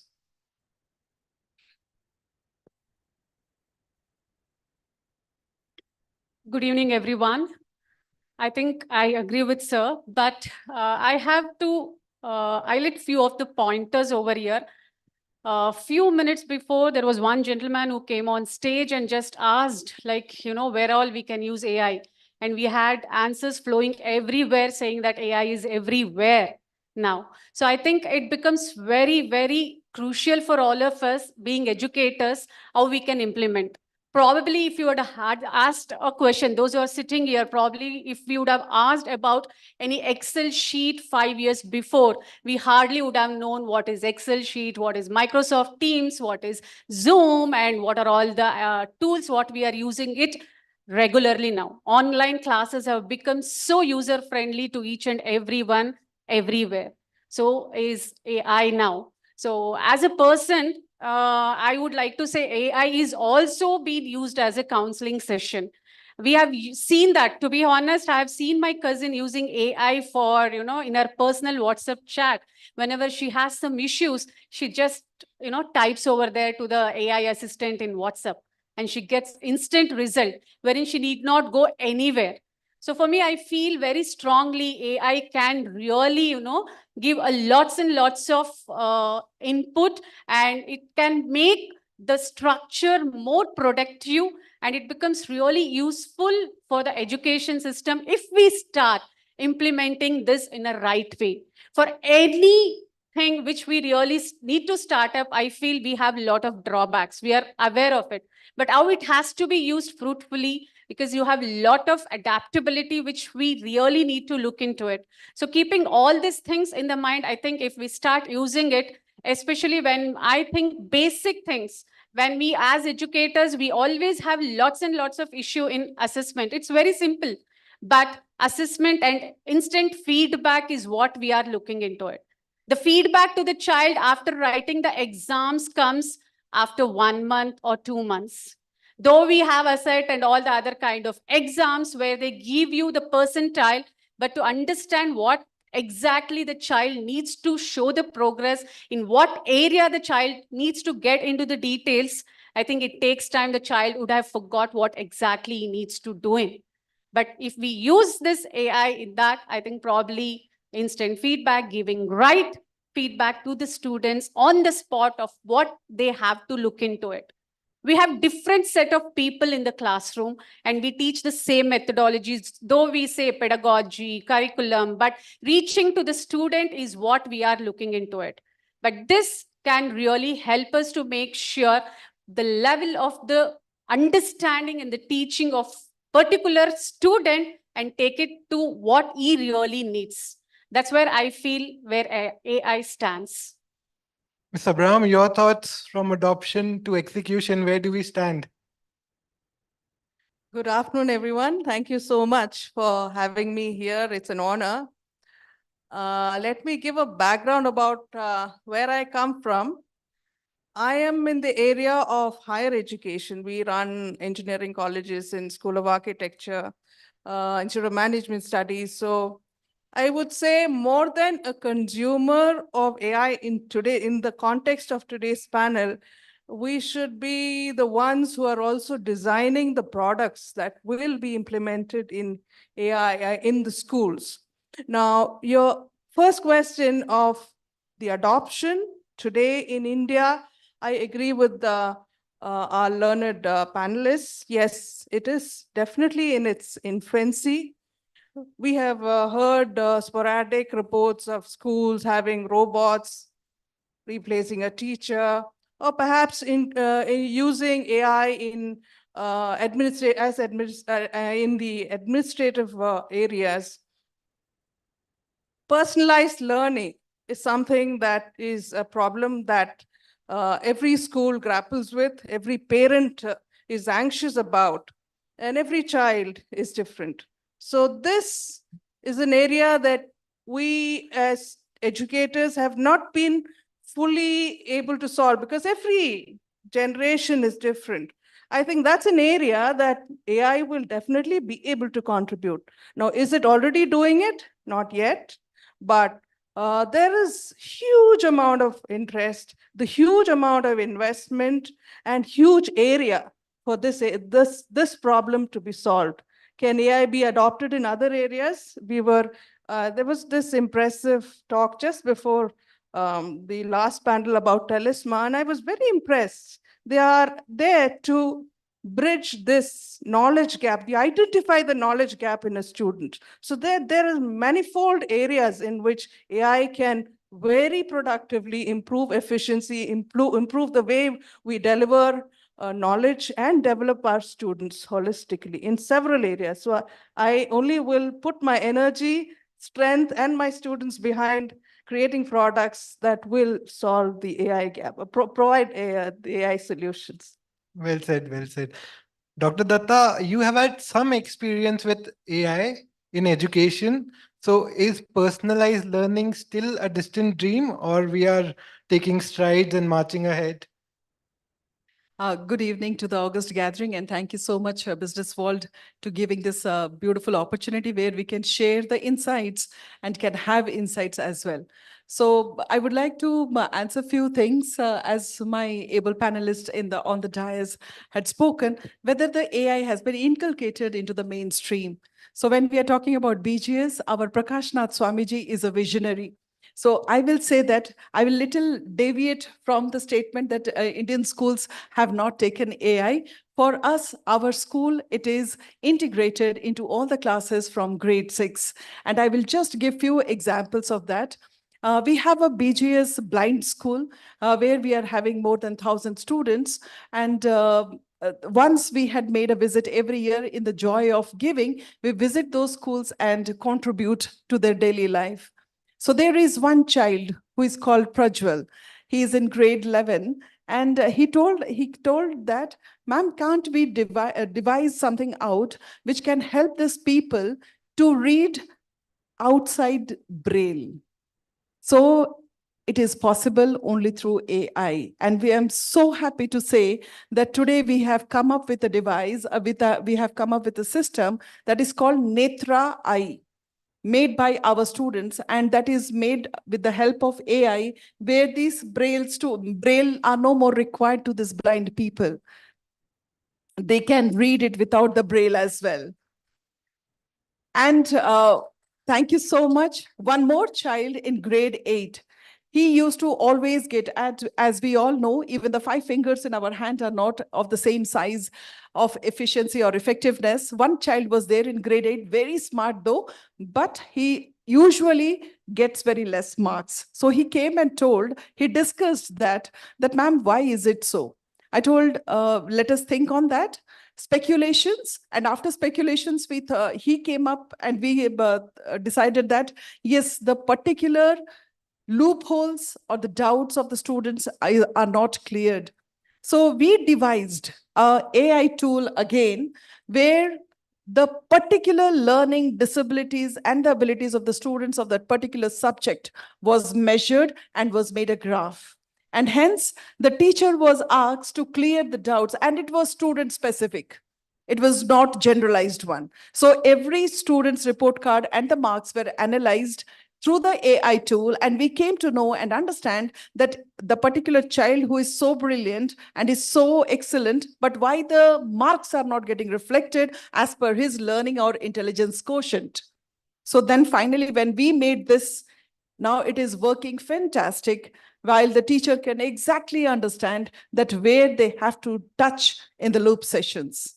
And the third innovation that our school has done, our school students have done through the Atal Tinkering Lab is the communication skill app. That is one. But what was much more interesting was the parking slot. If you all go to the malls and everywhere, now also the manual numbering system is there, or they will feed it. AI has not touched it. But the students of BGS and PS, they have prepared our beautiful skill app, which is called parking slot allocation, where automatically, if it we have every wheelers, two-wheelers, four-wheelers. So we need to say, and in four-wheelers, we have so many categories, sedan, SUVs.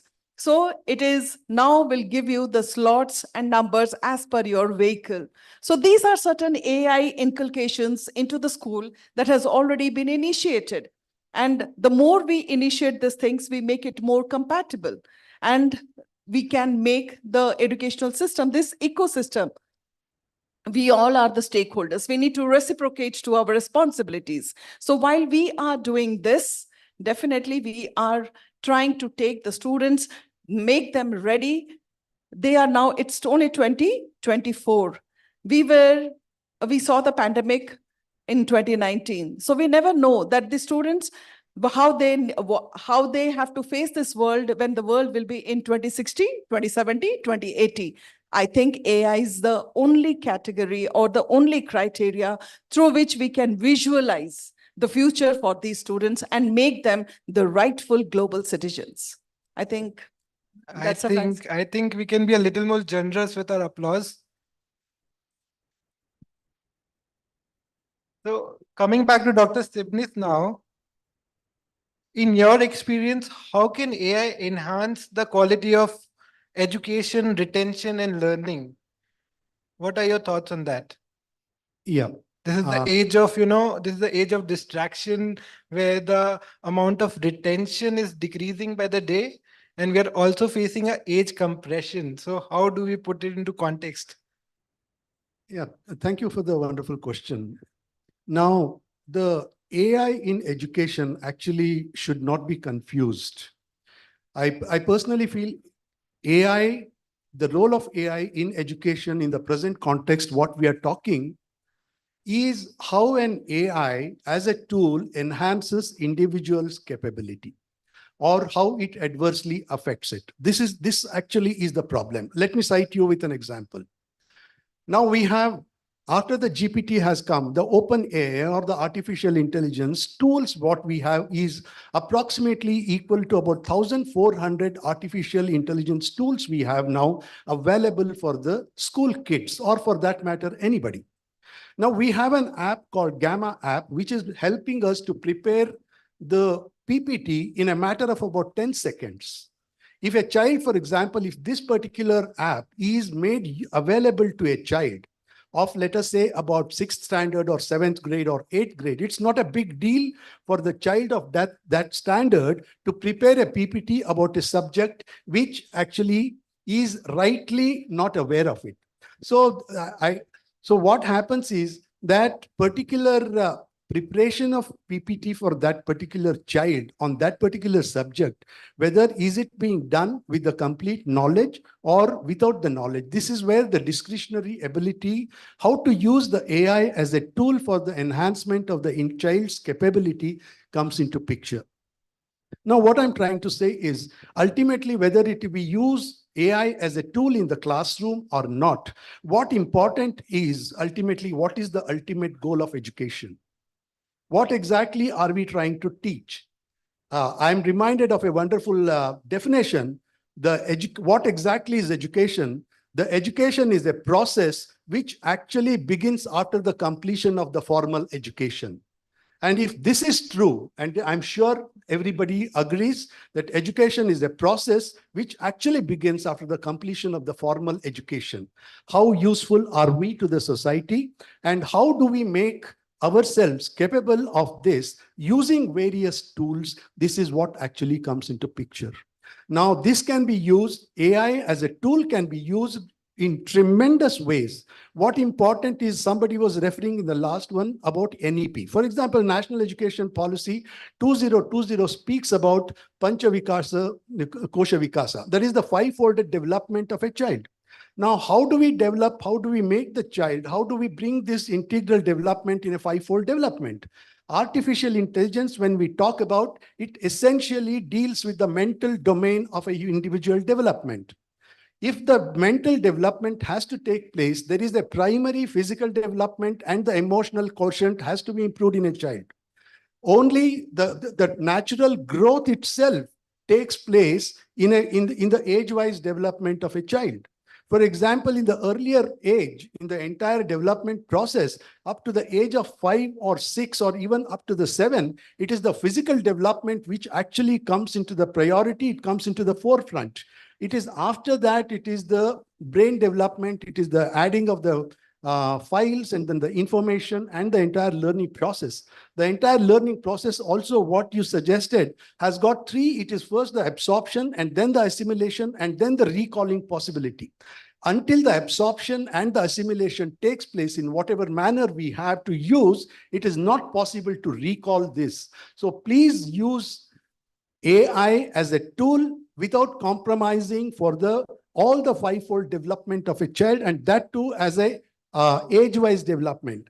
A child cannot be taught or put a lot of pressure overlapping at the age of 5, for example, instead of allowing the child to physically develop. If you start developing the fine motor skills, which is not the age to develop at all, or even if you put a pressure on the mental development at the age of 7, there is a possibility that we are adversely affecting the child and resulting in the dyslexia.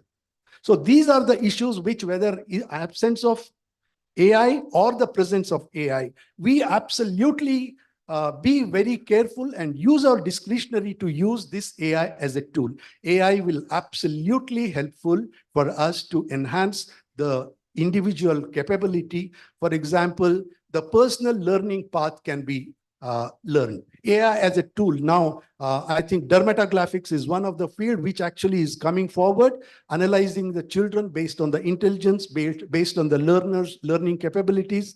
All these aspects have to be understood. AI can be taken to classify the students based on ultimately AI is on the probabilities, and the more the samples we have, higher the predictability, closer is the prediction. So we need to have a lot of samples. We need to go for AI to become more closer to more predictability. We need to give lot of weightage, lot of discretionary. The problem solving capability has to be enhanced. The AI doesn't give us critical thinking. AI doesn't give us problem solving ability. What AI doesn't also give us is prompt engineering. What we call it as prompt engineering is how do you exactly prompt the ChatGPT, for example, to get what exactly you want.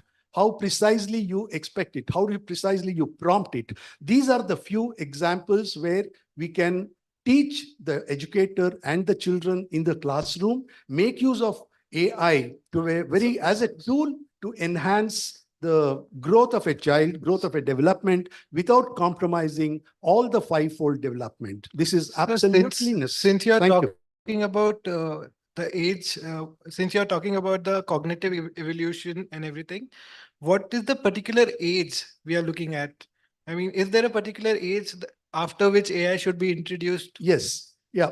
This absolutely. And during the entire process, what exactly are we trying to develop? If we do not provide if we do not help or use any tool to develop an individual faculty, for example, the faculty of observation, the faculty of hearing, the faculty of listening, the faculty of imagination, the faculty of reason, the faculty of logic, if all these things are not developed, and if you just use a tool and then which helps you to just give a complete the performance, it doesn't help.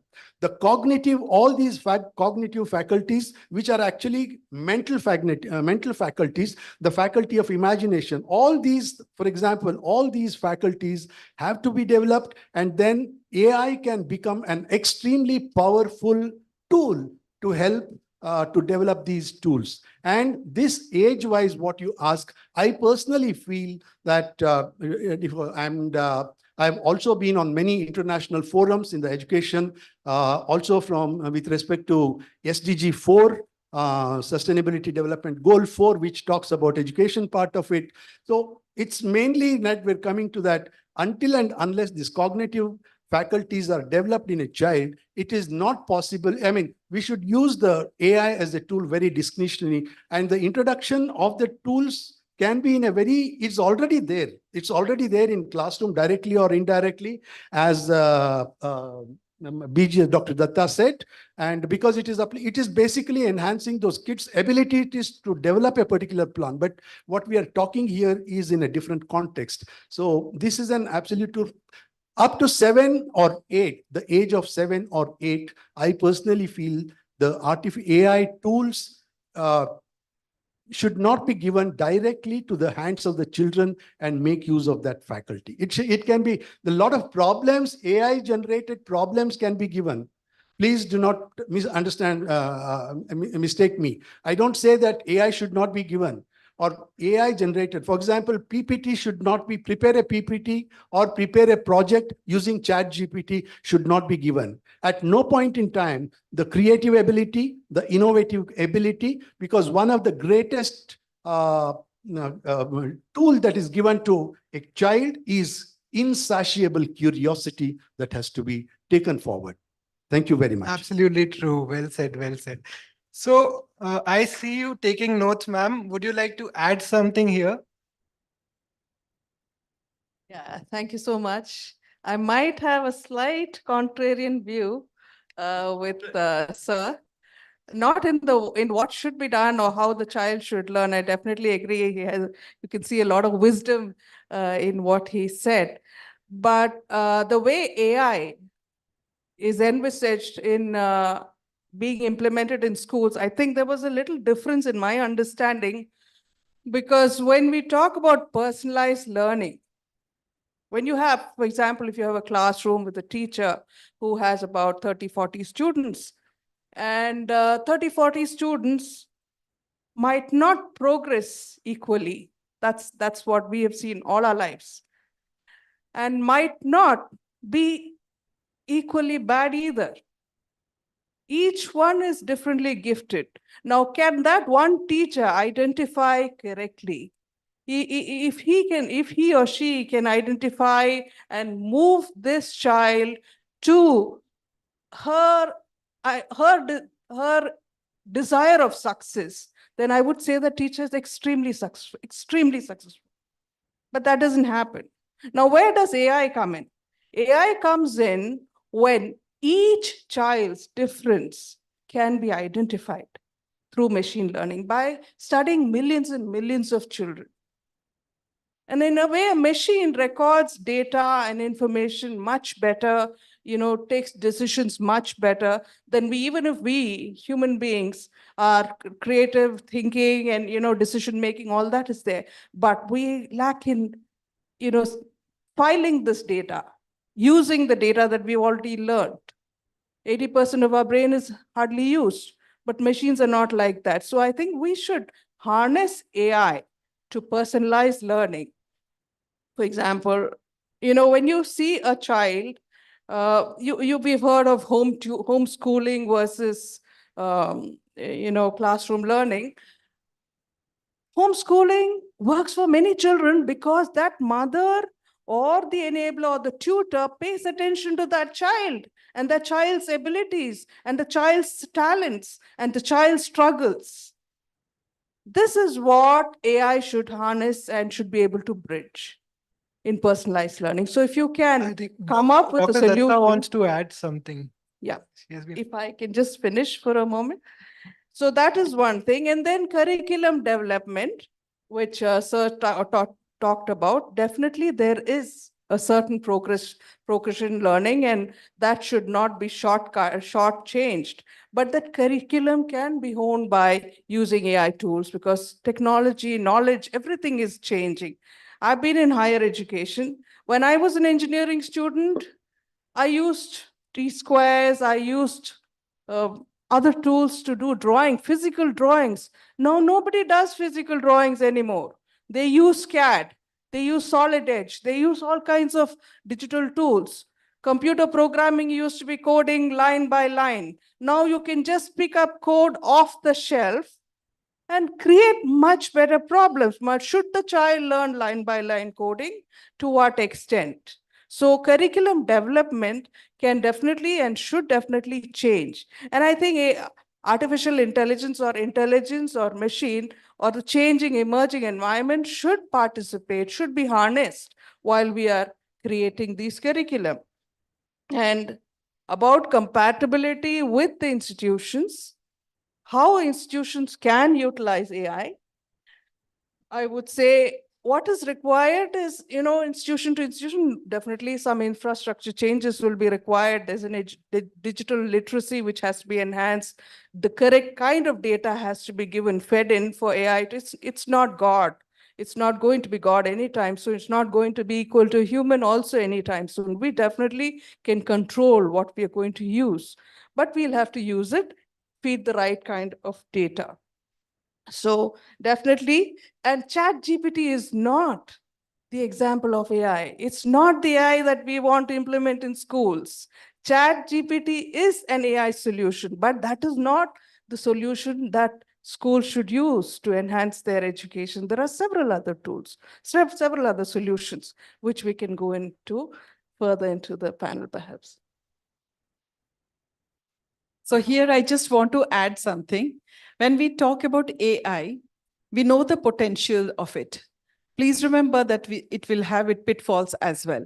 So everything that comes in has both the drawbacks as well as the don'ts and the do's of everything. So when we are talking AI inculcation into the school periphery and the classrooms, then we should know the apt. This word is very important. The apt amount of AI to be introduced into the classes. We are having AI starting from the grades 5 to 12. So the grade 5, what they will be learning in AI is completely different what the grade 12 will be learning into that. And this AI has given a big impetus in the learning system. They have not only categorically identified what are the things that the students need to carry it further, they have categorically identified the significance of the components of our learning schedule today. When we are talking about curriculum is something that the AI is not creating for us. We are creating the curriculum, inculcating the AI modules, which is aptly required for the students' cognitive development. And once this are put into the right portion, into the right classes, into the right students, definitely the right amount of result will definitely be procured from these classes. I think. Any worries on the count of ethical vulnerabilities? Yes, ethically, yes. Ethical vulnerability will be definitely there. So there are certain things that we can make it. Transparency. We can look into the vulnerability criterias.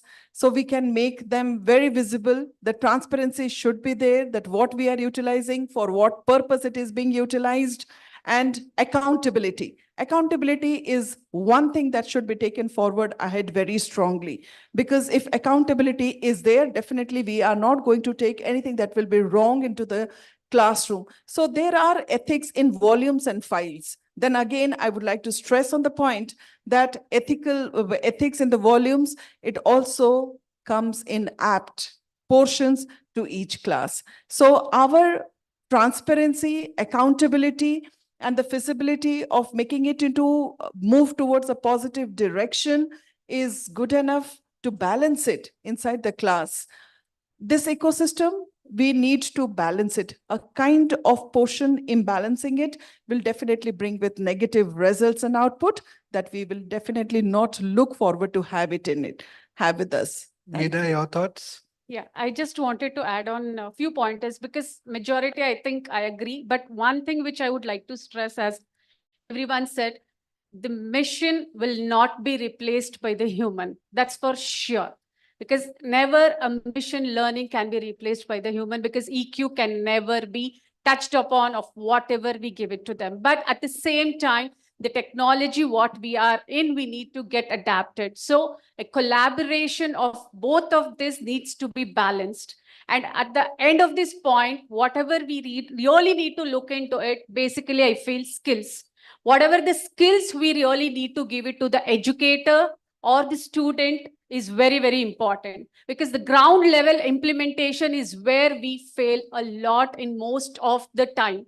Because we speak about so many things, but when it comes to the implementation, we forget the basic details. So digital literacy and the mission knowledge which needs to be used, how it has to be used, the educators needs to be taken care. At the same time, we also need to look into it for the students, especially when we speak about ethical vulnerability and the awareness. Awareness is very, very important.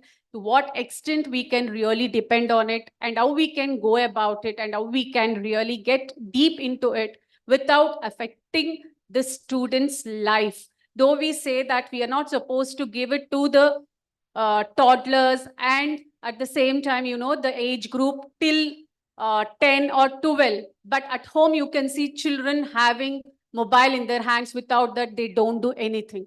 So though we say that very strongly, we are not supposed to give AI, but believe me, I feel in another 10 years or 15 years, even a small kid will be able to use AI. That's how the trend is moving ahead at this point of time. Yeah, it's too far, I understand. But over a period of time, the same thing we thought 5 to 6 years before, when we said that the technology will be used like this, we never accepted it. But now we are using it. So somewhere I feel this has to be inculcated in each and every one, like how we have to use this. That is what I feel very strongly, because the knowledge on where we can use AI is being spread everywhere. So we know how AI can be used, how the presentation using ChatGPT, AI, I think this has been used by most of us now.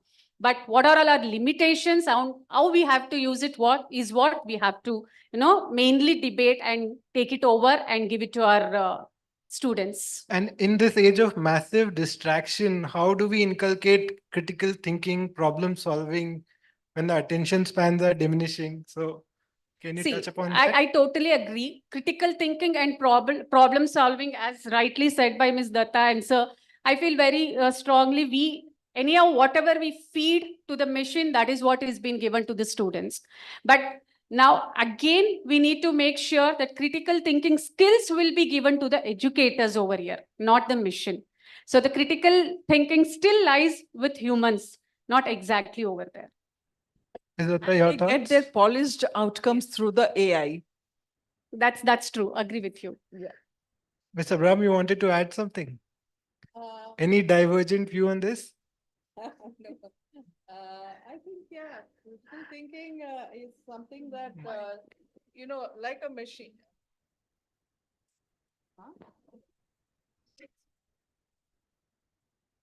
Just like a machine learns, or like a child learns, it's a progressive activity. So the more exposure a child has, more experiences somebody has, you learn more. So I don't know if AI can distract you from critical thinking, because AI is not competing with the teacher. AI is an enabler for the teacher to do a better job in his teaching. It's not changing the knowledge that's being given, but just making sure that the child can consume that knowledge and therefore become more knowledgeable, instead of being the same he was in spite of a teacher teaching, if I'm conveying what I want to. So critical thinking is not something So that. are we looking at more T-shaped learning now where we are multitaskers? What are the skills that students need to inculcate now in the age of AI and everything is changing so fast? I think So- instead of being a broad-based learning, it will be actually go deep dive into what he wants to do. You're actually able to enable a child to learn, if it's possible, to tap AI to that extent. Each person likes what he wants to do, therefore he's not going to get distracted, and therefore he's going to be successful, and therefore he's going to contribute to the world. Dr. Sibnis, your thoughts? Yeah, you asked two things, like one is about the critical thinking, and then the second one is the skill that is required in the 21st century. In my personal opinion, the only skill that is required in the 21st century, which is the most important thing, is everyone's ability for multitasking. What is expected is you are expected, for example, the availability of the AI intelligence. So you are able to do things much faster than what it is required. So your multitasking ability has to be so fast. And what is ultimately, if you come to the root cause of the multitasking, it is your ability to concentrate or focus. So how do you focus or how do you concentrate? That is switch off, switch on, switch off, switch on multi-phase. I mean, there are various activities where you should be able to concentrate, focus, deconcentrate, get on to the next one. So this ability to focus and defocus, concentrate, and this is the most important faculty that is required in the 21st century. But at school level, what do we develop to develop this skill, to give this skill? That is why precisely I'm saying that it is the faculty development which is absolutely important at the school level. The faculty of concentration.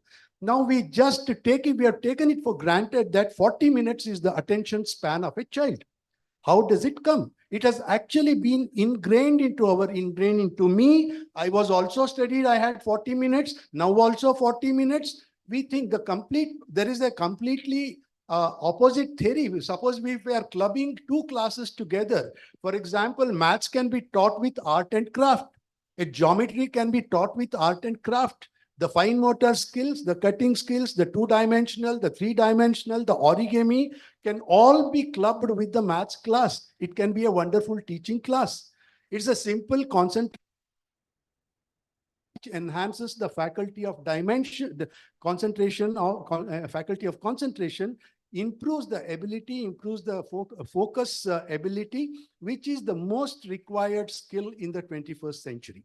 So these are some of the faculties which many of the schools in their own way keep doing it, but they should probably take use of the AI tools, probably which will help the educators to devise more innovative methodologies or things.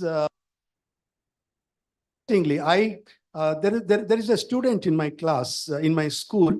It's about a fourth standard kid. I asked him to use AI and draw him a sketch, generate a sketch, a lion sitting on a rat. Within no time, the child was able to generate a lion sitting on a rat. Absolutely fine. I asked him, have you seen the lion or have you seen the rat? He has seen neither. Now, do we want this? That is precisely the question. Do we show him the rat? Do we show him the lion? And then ask him to imagine whether the lion sits on the rat or rat sits on the lion is different thing. But here where the discretion comes into the picture, and then this is where I draw a line. But critical thinking, just last few words for the critical thinking. Ultimately, what is critical thinking? Critical thinking is nothing but the logic and reason when they come together and you are able to analyze. For example, a chat GPT will generate you some information, but am I in a position to accept it? Am I able to analyze it properly, whether is it right, applicable to the right, in the right context? That the AI tool will not give. That discretionary ability lies with human being even today, because we are all talking about probabilities only. As the technology refines itself, as we go towards the smaller and smaller and finer details, we are definitely going towards quantum mechanics, and quantum mechanics is nothing but the study of probabilities. So we are all talking about probabilities. So the focus, the concentration, the faculty of concentration, the faculty of focus, the faculty of critical thinking, analysis, and logic have to be developed in a child for the better use of AI. Thank you. And interestingly, a few generations back, it was very common to see people. Thank you, everyone. Interestingly, few generations back, it was very common to see people pursuing 2 degrees. We had poets and scientists at the same time. So I think that age, when it can be without AI, AI can bring a lot of possibilities. Now, I want every one of you to design the curriculum for the future. Since we have this opportunity, what are your thoughts on how does future curriculum look like? Dr. Sidnesh, you can start.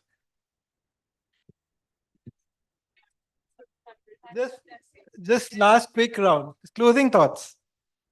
Okay, then I'll quickly quickly finish this and wrap not up. take time because I I'm think this is sorry, a I got lost in woman-powered, the AI conversation. session. So let me get. So to answer your question, I'm actually involved in writing what is called as a National Integral Education Curriculum, which actually includes the conventional curriculum and also includes the role of AI into education. So it's a long way to go, but still we have a lot of efforts, lot of other hands, which are a lot of different disciplines which get actually involved. So that is a process. But only unfortunately today we are talking about implementing AI in our classrooms. Sir, actually we are all absolutely nice. We are implementing. Some of the schools are already implementing. But if you remember, if you want to say that if today we decide that this has to be implemented in schools, and if this is the policy decision today, then we need to form the curriculum, we need to form the framework, national framework, textbooks have to come, and by the time it is implemented in the classroom, AI would have leaped, I think, many more folds by the time even if we want to include it in a regular manner. But so to answer your question, that process, that curriculum preparation is on way. Veda, your thoughts very quickly. Yes, as sir rightly said, the board has already started. We already have started working on that. So you can also see a right example of integrating it. Yes, as I said in my few minutes before the words, yes, we will be implementing it. Yes, there are limitations which we need to look into it and take it ahead. Ms. Abraham.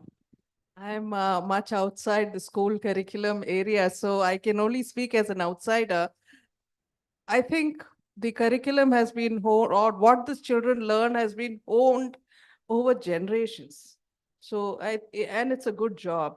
What I feel in India we could do a little differently is the way we evaluate the assessment. And the NEP and several other thought leaders are already working on these areas. But seeing the changes in today's world, and since we are in the context of AI, digital literacy and the ability to work with devices, this is something that should be incorporated in the curriculum. Otherwise, we're doing a marvelous job. Thank you. Yeah, it is a very nice question that what will be the curriculum of AI in the school premises? I represent India into the UN and the UNESCO forums. Sir, I do also represent the SDG goals number 4. Just now, last week, I came back from the Azerbaijan, Baku and Dubai conclave on skill education.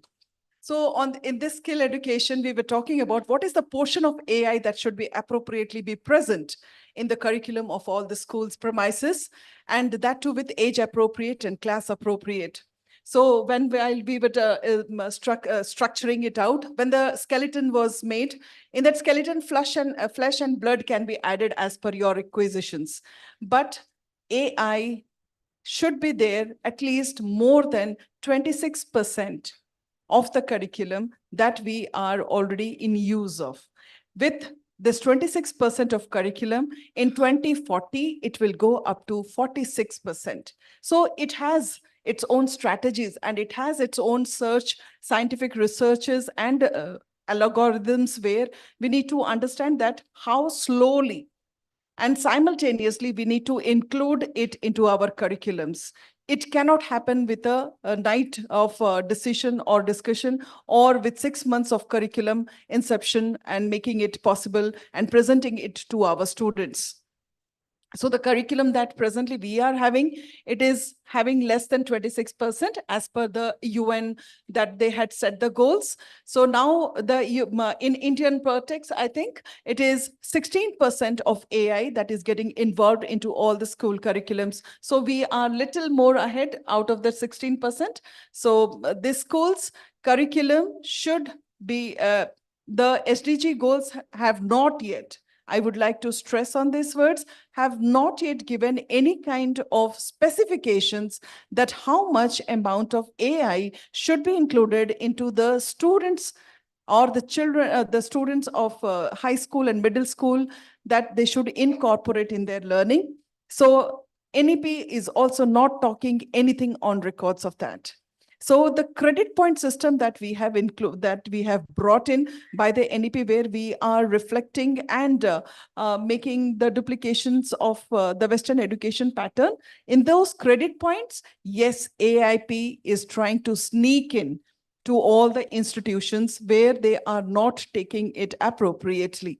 So curriculum formulation and curriculum building will take some time, and definitely the schools and the leaders, school leaders, basically, it depends on them that how they are going to make it happen. So if they are seriously looking into it and trying to make it as a part of the school curriculum, then definitely they can follow the regulations of that amount of appropriateness that needs to be included. And hence the curriculums are there with different publications and different warehouses. We are taking from De Facto Ed, that is a company that is a UK registered. There they have given us and helped to build our curriculum. That's 26% in with students from grade 7 to 12. So that is how, it is an independent strategy that every school can take it. But yes, the percentage should be taken in the appropriate way. It should not be dangerous for our students, as rightly everybody told here, that it should be the class appropriate and age appropriate to inculcate that into our sessions. Thank you so much. Thank you so much for this wonderful session. I think we can be a little generous with our applause. So much to soak in, but it was an honor to moderate the session. Thank you so much. Absolutely. Could we have a huge round of applause for that panel discussion? And I'm very, very sorry for overshooting the time, but I think it was worth it. No, absolutely. I think the right questions were triggered. So in fact, it was, for me personally, one of the most power-packed panel discussion. Loved it. And like Sir said, when it comes to critical thinking, AI can never match up the human, intervention. And ma'am, you rightly said it could be the right enabler and it'll never replace. I think the cliche question, whether AI will replace, that has been answered. And personally, I think it can never be replaced. If you have any doubt, just go to ChatGPT and ask to tell any joke. The joke it tells will give you an answer that will never match up to human creativity level.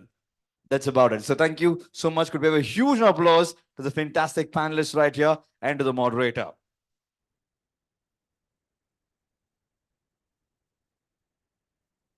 And with this, ladies and gentlemen, the next session, I just wanted to see that expression when I said the next session in your faces. With this, we conclude this fantastic day that's here. Thank you so much for everybody right here. Thank you so much for your time. Right here at the NexGen Edu Summit 2024. For all the panelists, all the speakers, and all the moderators that we had right here today, could we have a huge round of applause one more time? And for all those who stayed back till the end, thank you once again. See you on the other side. This is RJ Amar Prabhu signing off right here from the inaugural NexGen Edu Summit 2024 in the beautiful city of Bengaluru. Good day and see you all.